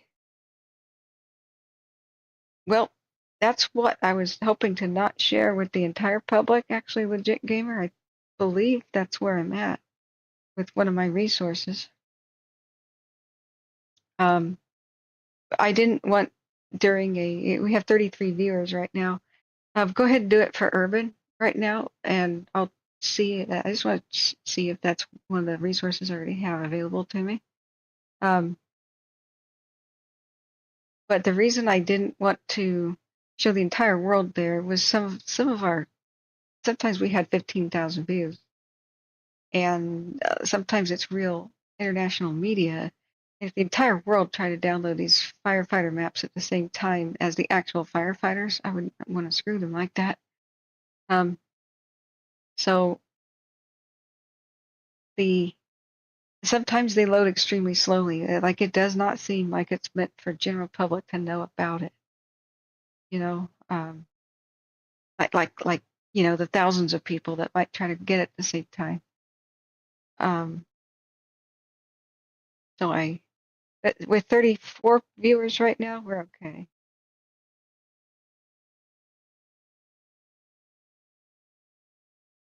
Let's see.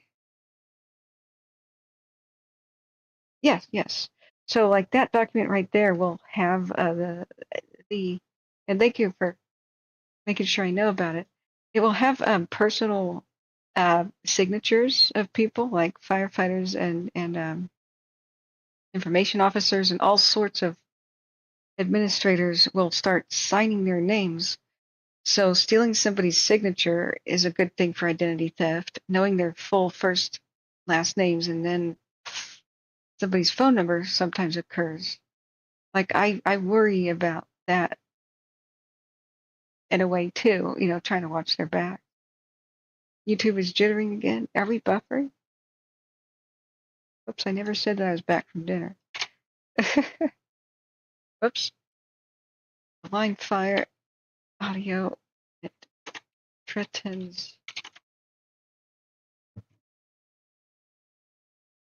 Oops.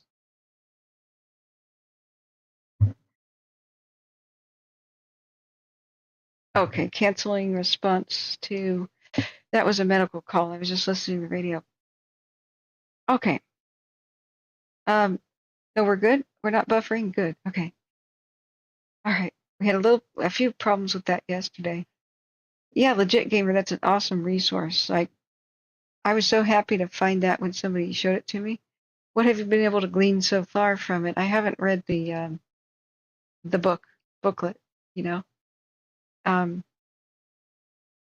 What I would do is just show people and scroll around that document. I don't want to have to edit my own video after I show somebody's phone number or something on accident, so I don't scroll through it live. I sometimes read a paragraph or something from it.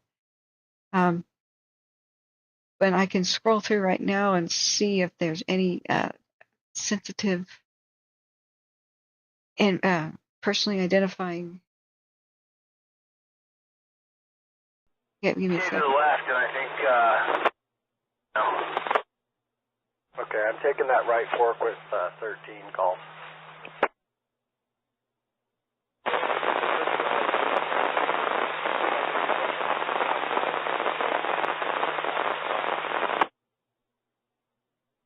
Okay, that wasn't what I thought it was. They're just coordinating on how to get to the fire, different crews.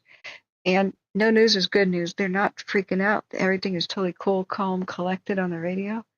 So I would hope that they're doing firing ops right now to reduce fuel, because they have a great opportunity. Doesn't look very windy. It looks pretty lazy.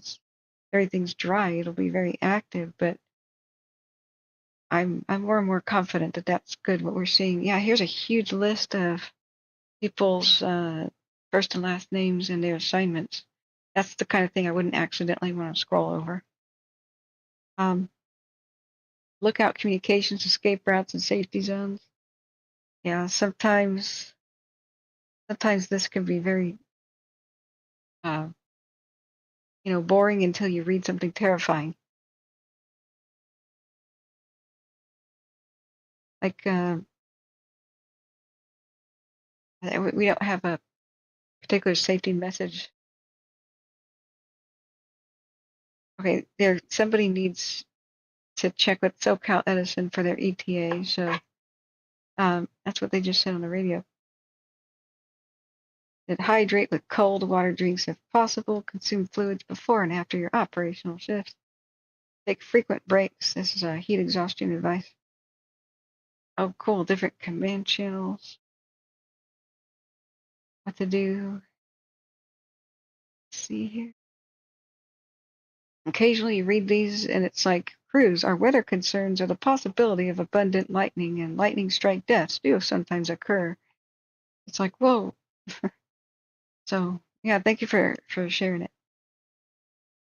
So,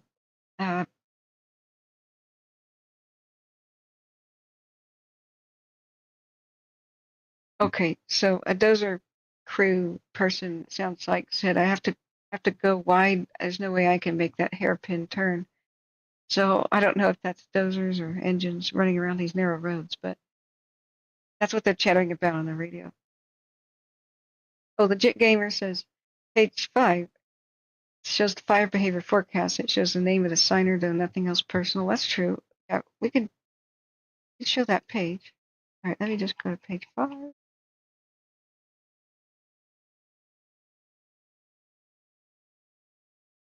Right. Forecast number 24. This thing has been going on for too long. Okay. Weather summary, the mixing height is increasing, allowing for more ventilation of the fire. Lighter winds, blah, blah, moderate. Okay, there's an apartment. Medical call. I'm going to tone that down. So, yeah, increased spotting and column development. Yeah, it's kind of probably how they summarized this to put it on the InstaWeb. So that's good that the public has easy access to that.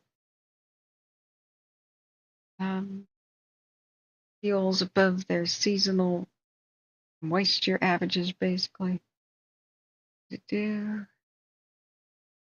Well, average more drier than seasonal averages. Smaller fuels are very receptive and ready to burn. Identify locations where alignment conditions will occur and perform a fire environment evaluation before you engage them. Okay. Easterly winds may expose previously quiet heat and test our lines. That's the safety message, is watch out for the east winds. Heat remains along the open line north of Angeles Oaks. The open line north of Angeles Oaks.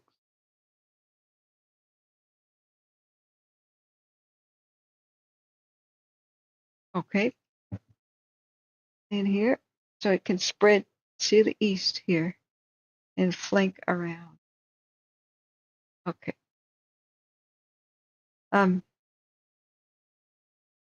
This was last night's perimeter. Whenever I think the plane left at 10 or 11 p.m. because it was, yeah, it surprised me how early it was, and I remarked that it was both 4 midnight and I was still streaming. So the perimeter this is where the fire was at 11 p.m. or 10 p.m. And looking back at it, yeah, thanks for pointing that out, Legit Gamer.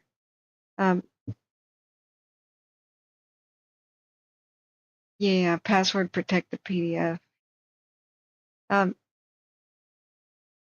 So NIFC is the big dog of wildland firefighters, more equipment and potential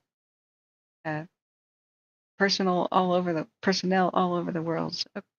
Okay, sorry, Urban, I'm really tired now. So thanks. I'm going to delete the comment now for the I want to keep chat here as a historical record thing. So I'm going to delete that legit gamer. Did you get it? You got the link, right, Urban? If you took that right, you're not going to make that corner. You're going to have to go out to the snaps and turn around. He just said, I'm on an iPad right now trying to figure out where you're at. He goes, I'm drawing with my finger where you are on the map. I thought that was cute. So I unmuted it there. See, they need, if they had high-speed internet everywhere without these dead zones, the firefighters would just draw, like, take these roads, text it to their friend, you know? Or they would be able to all see the same screen at once and all gather around the equivalent of an iPad, any tablet, and just know exactly where they need to go and what to do. But because they have the dead zones, they waste their time, like, literally driving to meet each other and guide each other to which roads you have to take, or ridiculous measures like that. Yeah, let me remove the one comment with the link, and I like this one, Urban, the fire tetrahedron. Oh, that's what you mean by tetrahedron. I thought you meant so you meant like the Triforce. I thought you meant the thing that looks a bit like a stop sign, but it's not quite octagonal, right? Aha. But still sort of is the fire triangle. So if we both made a bet, we'd both owe each other to $5. Gotcha. Calling night. Fire is a chemical reaction. The night union. That needs heat, 9351 Charlie. oxygen, and fuel. That's a neat little graphic. Okay. Okay. So let's see. Yeah, Legit Gamer 21. Thank you for being on top of that resource. And guys, please participate if you can and join the memberships. We're not doing the membership launch party yet. That's delayed because of the hurricane was happening when the launch party was supposed to happen, and I just wasn't festive. Okay, I'm still not festive. I'm still reeling from some bad family news. So the idea is allow people to join now, especially those who might just find us today. But the actual introduction to what they are, the party, will occur, and I will allow you guys to kind of guide me about what you want out of the bonus material from these memberships. So it's just another way to support the stream, but YouTube gives us $1,000 if we can raise $1,000 by October 15th. So this is what the goal with the fundraiser is. So if anybody has a dime and you hit the join button, membership starts at just $1.99 a month or $2.99 a month, something like that. And every little bit counts. We just need to reach the $1,000 goal. So we raised 181 so far. And if that would just be like 100 people doing $10, or more people doing a lesser amount, right? So on iPads and iPhones, the button though that says join to join the club, basically, with memberships and sign up is missing. So you have to do it from a browser, and that is so disappointing. No wonder people prefer Patreon and stuff. I mean, and YouTube does take 30%, but hey, we could use the extra 1,000 to get, like laptop check mark squared away. Next, work on the sound quality, and having multiple monitors so I can draw on the screen again. That's going to make things a lot easier to show people. So I do wonder if I was off on my where are the cameras looking thing. If they're saying the perimeter was right over here, is it right just north of Angeles Oaks on its doorstep that we're actually seeing the cameras at extreme zooms? That's something I want to just check out right before I pass out. Let's change our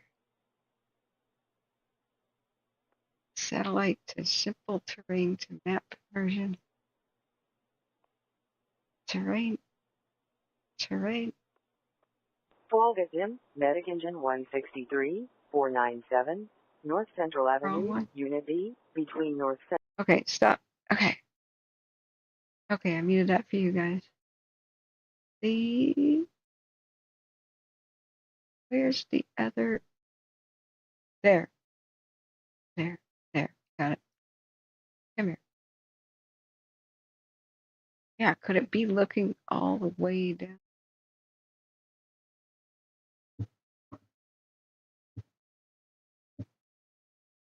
Yeah, it's over here.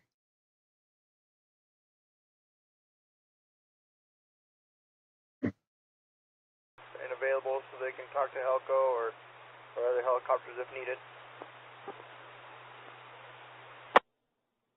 Affirm.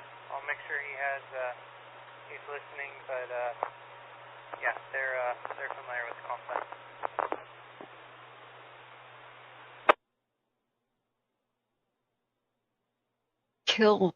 Kill something creek. Killature or Cold and Killature Creek. It's Medic Track 304, my apologies. They did provide an updated ETA of 2310.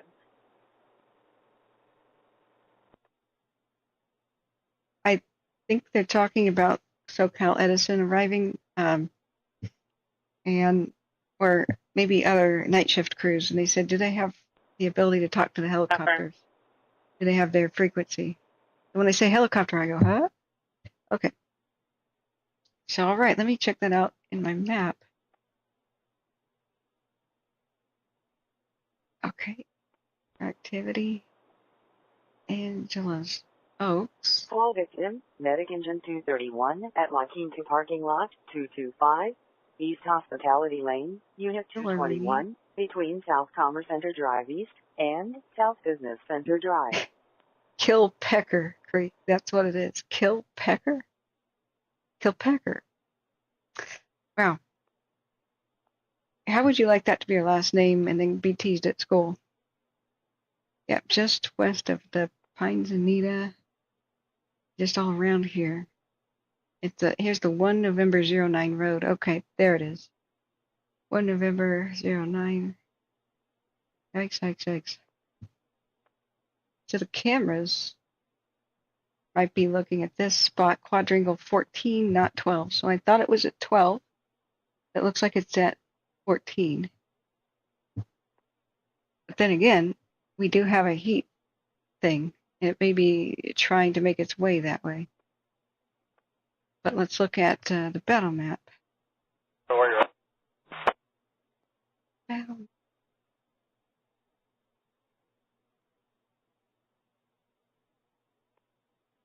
Progression map.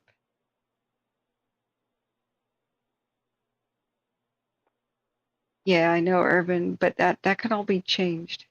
To get real-time info to people, you can set up your own towers and things.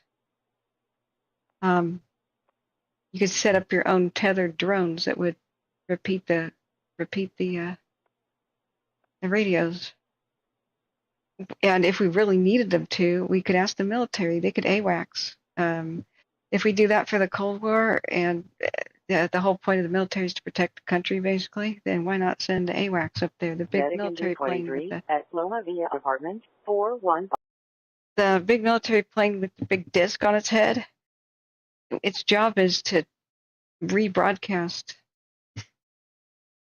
radio from ground up to itself to a further distance away to be a bridge. So do what you got to do. But they could set up temporary repeater stations.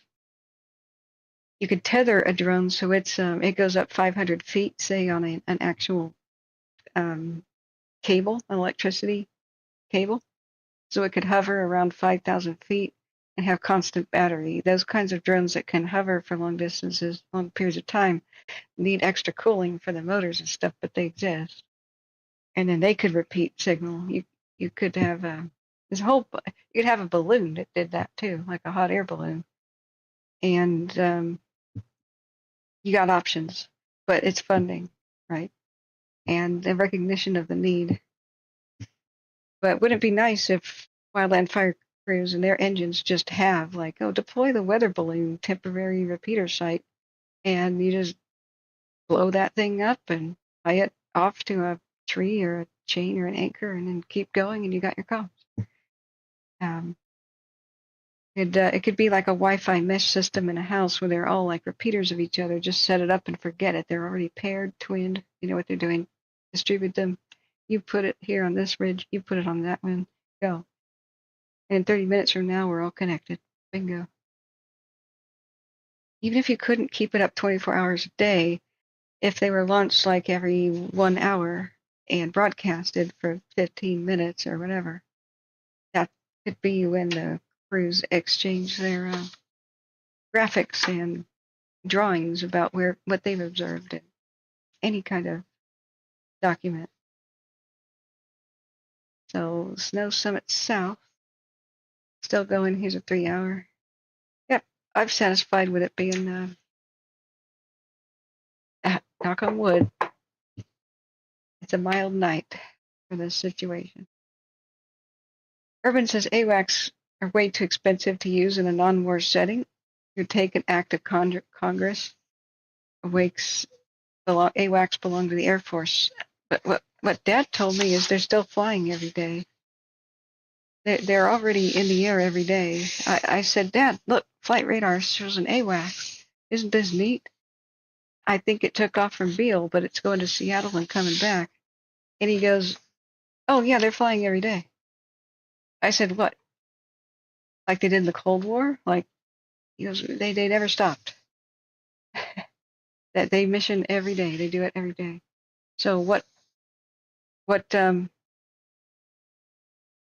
act of Congress? Sure, whatever it takes. Presidential, whatever. Wildfires are destroying more of our nation than war is. Our actual soil.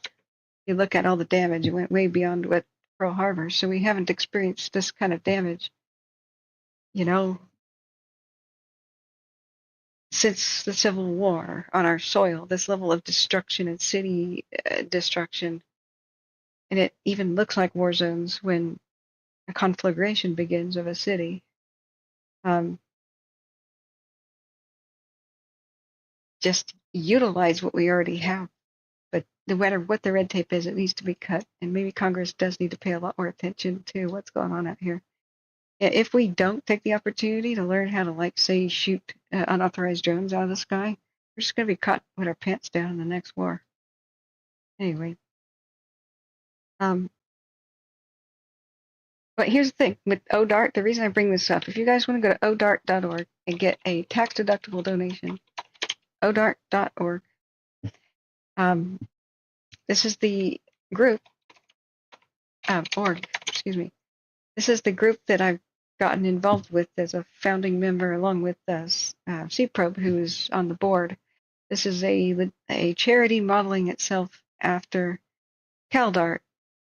It's a disaster airlift response team. Volunteer pilots.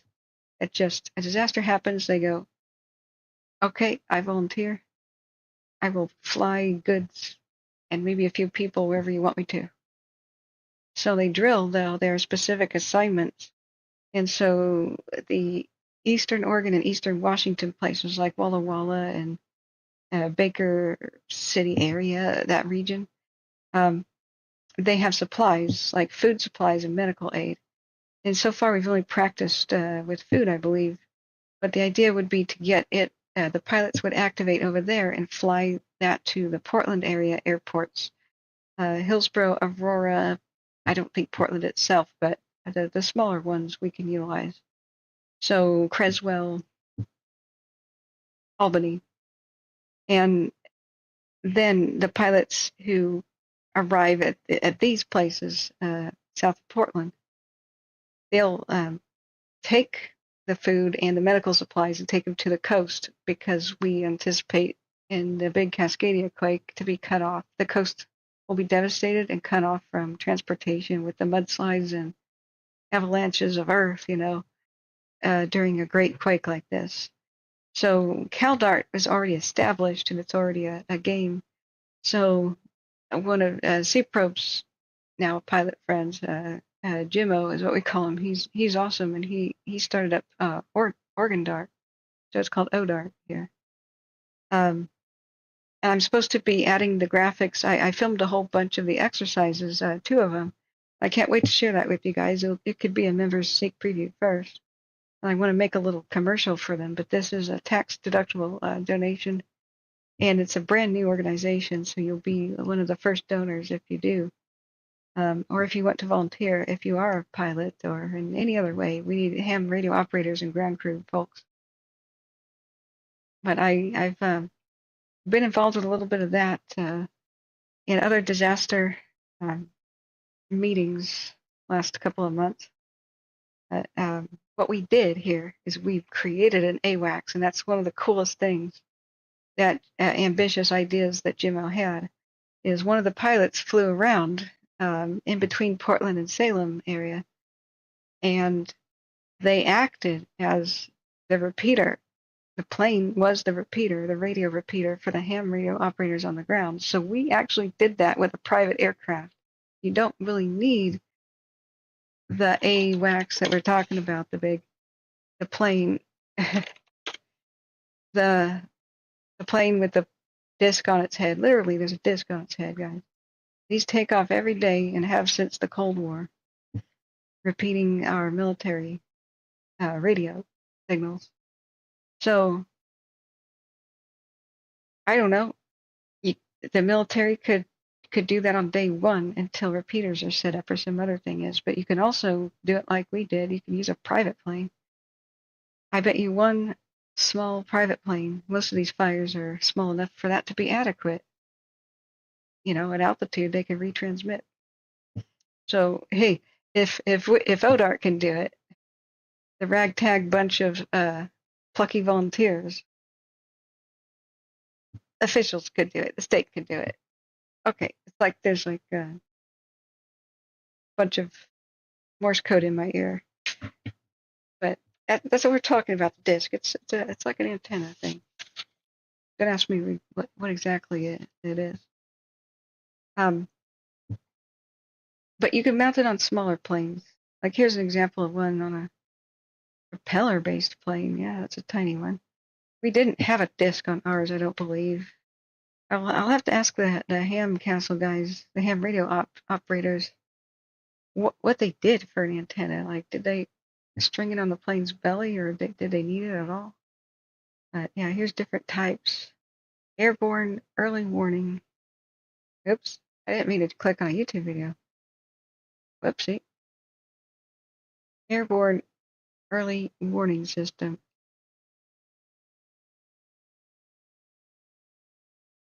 A cool chart, though. You do it with some helicopters, but hey. Let me look back at the chat. This is our current view. All right, really, truly, last call. The Jet Gamer says, well, like the fires, they have air attack, usually just twin prop planes, and they jump on air-to-ground channels, so they could probably convert that to what you're talking about. Yeah. So the Jet Gamer says, basically, they could just give National Guards or A&G access when over certain states without the big natural disasters and whatnot. Right, and in the future, I'm sure that they could have unmanned aircraft that functions as an AWAC, and it just does circles programmed by, whoever says do it. And then they wouldn't be interrupted by factors like smoke visibility and daylight and that sort of thing. I mean, there would be some factors. You wouldn't want to run any sort of aircraft into a pyrocumulus column, or they'll get thrown out of the sky by the updrafts. But they could go around it, under certain circumstances. They did military drones from Beale Air Force Base. Ah! Ouch! Tone outs hurt my ears. Thank goodness I had it muted for you guys. Whew. The radio goes, wow. What was I saying? Man, that was awful. Hey, Carney Show, welcome. I use messenger pigeons. There you go. The Jet Gamer says, yeah, convert to what we're talking about. Okay. I don't know about you guys, but Congress should do something. I was just wrapping it up. Have you been here long, Carney? We've got memberships up. If you hit the join button, YouTube will match $1,000 if we can raise $1,000 by October 15th. So this is day 2 of having it active. Then we'll do a party day to really do like what I wanted to do as a debut. I'm just not feeling festive, and nobody else really is either, with all the disasters that have happened and the line flaring back up. But hey, we'll do what we can. Firefighters actually on the line fire who came in the chat today said they're very optimistic, and they had radio chatter indicates they had a great day fighting it today. So race against time. They've got another good night and tonight to do firing ops to protect the communities. That is on their playbook of do it when possible. So Godspeed, our heroes. So good to see you, Carney. Good to see you. The button is hidden on iPhones and iPads, apparently. The join button is there on a browser, like Safari, I guess. So the funny thing about iPad is when David tried to join, it's like the iPad is trying to make him not join, doing everything in its power to prevent it. Because as soon as he clicks on a link to go to YouTube or even types youtube.com in Safari, it decides to open up the YouTube app instead and denies him the ability to even look at YouTube on a browser. So, yeah, it's 1:52 a.m. here in Connecticut, Nidal. Oh, yes, good night. Thanks, Urban, for being here. You're stellar. Thank you, everybody who's become a member. If you have questions about it, I don't mean to rush you. We'll try to explain what it is later. Thank you, everybody who has participated in the fundraiser, the locals who have shared with me your priceless local knowledge so I can understand this terrain better and situation. Thank you for the pats on the head. Thank you, firefighters who have come in and shared your wisdom, and just thank you, firefighters in general, past and present. Thank you, everybody who shared the stream. Hit the like button too. Do that now, in case you forgot the like button.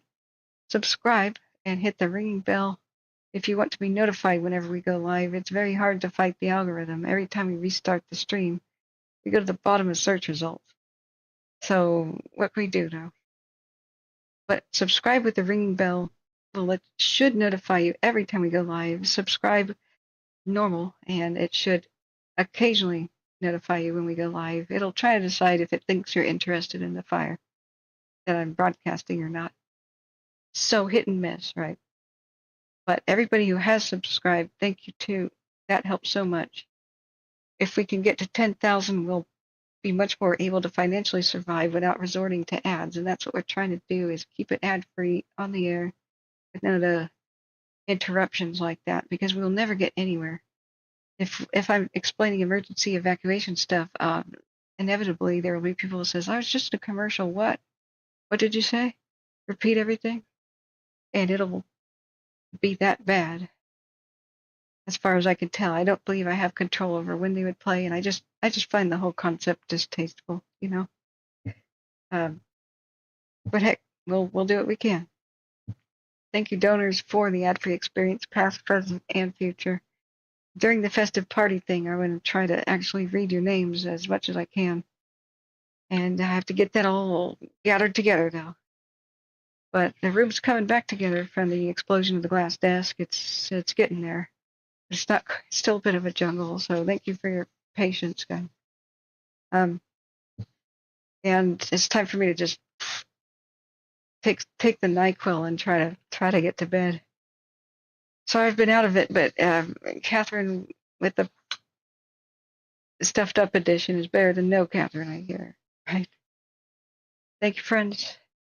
Don't watch the cameras all night. Get your sleep. Tomorrow might be a pretty tough day. It'll be the hottest of the days. And expect the pyrocumulus clouds, like they were saying. So expect that you might have to evacuate tomorrow if you're level 2. It's possible. Just if it happens, just say, "Yep, we knew that it could." Don't react emotionally. Just expect it and be nice, and Yep, we knew it could happen. Just prepare yourself for it. I know the roller coaster of, yay, we don't have to evacuate. Yes, we do. No, yay, we don't. Yes, we do. All that is tough, but they're erring on the side of caution, yet still not trying to, they're trying not to kick people out of their homes. It's a very good cautious middle ground. I just wish they were a little bit more communicative at the time they call evacuations for why. And if maybe during the daytime they would explain, if the fire gets to X point, then we will call for them. That could be a little bit more helpful, but hey, they're doing what they can. They're doing a good job fighting it. I don't think that I have no indication that they did anything wrong. Sometimes this is nightmare terrain, and they ran out of time before the next bad wind event, or the next bad weather event, is so far what I believe happened. And they didn't have all their lines complete. So the people who are very hateful on other channels or who are extremely angry, somebody should be fired. How could he get away from you? You had this under control. How did you lose control? That's not real. It was never 100% contained. They never had all the lines complete, and it went right through it threaded the needle in between where they were complete and where they were not. And, that's why I like having graphics to show people. There was never anything complete here. Here's Angeles Oaks. See this red? That's the fire perimeter, but they didn't tie the hand line together. That's a big, huge up and down. Like if you were, it would be like a porpoise or a dolphin or something going up and down waves. Have you ever tried to make a road up and down hills? That's basically what a desert line. That's really challenging to try to cross that T. They do have a complete contingency line to the east here, but it might burn right up to it. We'll see. We'll see what the perimeter is tomorrow. Just remember, if they could keep it out of Angeles Oaks, if they could keep the structures intact, that this will help protect you for Santa Ana wind season. Every square acre of fuel that burns off at nighttime and during this fire when it's milder than a Santa Ana wind event, that all makes you safer. So just fingers crossed. It's nerve-wracking, I know. So Christopher Luttrell says, all right, cool, Husky. See you tomorrow, bro. Yeah, thank you so much, Mons. Like I said, I can't do it without you. It's a team effort. We're a wildfire tracking team. We're the hero helpers, and Godspeed our heroes. And just keep doing what you do. Just keep doing what you do. Oh, we got a little bit. Keller Peak 1 zoomed down a little bit, didn't it? Let's take a look and do a small time lapse of it. Yeah, we'll end at 11. It's 10:59. Yeah, so it zoomed out. You could see a little bit more in the frame. But notice how it's not moving. Just stay within your lane and burn all that you want. That is totally fine. It's a 1 hour time lapse. Can you imagine what that would have been like in the heat and craziness of tomorrow with temps in the 80s and 15% humidity, or 12 with wind gusts? If it's like this at night, man, what would that fuel have done during the heat of the day, man? Legit Gamer says also retardant dries out and can get burned through, so not ideal if it's hot, dry, and unstable. Yes, we'll have unstable winds tomorrow, which is very deadly. If you are asked to leave tomorrow, you better do it, and immediately, and you better be ready already. And if you feel uncomfortable, if smoke ever comes your way, if smoke direction comes your way, you should just grab your keys and go and tell your neighbors and alert them. Don't wait to be told to leave. Because that's the sort of thing, wind change direction, that would cause them to call for level 3 evacuations. And don't do detrimental optimism. Well, maybe it'll just blow this way for a little while. Don't even hesitate. Get yourself to safety and then speculate. They're firefighters, they're not psychics. They're just using their best guess, and sometimes best guess of human beings is utterly wrong. You see that a lot. The system is broken. There's still technology like computer modeling that spits out wrong information to them, and they just go with what they have. So your gut instinct is the best thing you own that keeps you alive. If you're a local and you know more about the weather, these fire crews come in from all over the country. They do not expect that they're local or have ever been here before or ever know what it's like. I'm sure some of them have been here before, but the management teams and people up, they could be from Wyoming for all you know. So, I mean, like Calfire told people to go back to Greenville the very day it burned down, repopulate Greenville, and then run for your lives. That was the morning versus the evening message. So always leaving before you're told is the best idea, the thing that gives you the best experience. Even if the fire doesn't come to your community, just threaten it. Leaving before the traffic jam occurs is the best idea. So just be prepared, and when you've done all that you can do, just relax. You've done all you can do, and just get your rest. Yeah, pyrocumulus collapses and fire is when fire goes all directions like a thunderstorm and the winds shift constantly in those conditions. Yeah, that's like taking a top hat and smashing it with your hand down. You know, there would be a rush of air where 360 degrees along the base, and that could definitely throw fire over lines and overrun crews. So when one might collapse, when the big column might collapse, that cloud, the weather people often give them a heads up and they say, run to your shelter area. So drop everything and run to your shelter area if necessary, and don't emerge until it's safe. So just remember that if you do remain behind, you don't have the weather person giving you information like this, and you could lose power, radio, internet, and be deaf, dumb, and blind and not really know what the heck's going on. Just remember that these factors can occur. Don't believe that you're going to see the fire approaching you. If you do decide to remain behind, fires can be completely invisible. It's mainly smoke that you see during the day. Flames can literally be 200 feet tall, up of 100-foot tall tops of trees, and the flames 100 feet taller than they are. And it's like a rain-wrapped tornado approaching you. You may not see actual orange flames until it's at the end of your driveway. So that's the things that people don't realize and don't think about. And my job is to give you everything, the best picture that I can so you can make the most informed decision.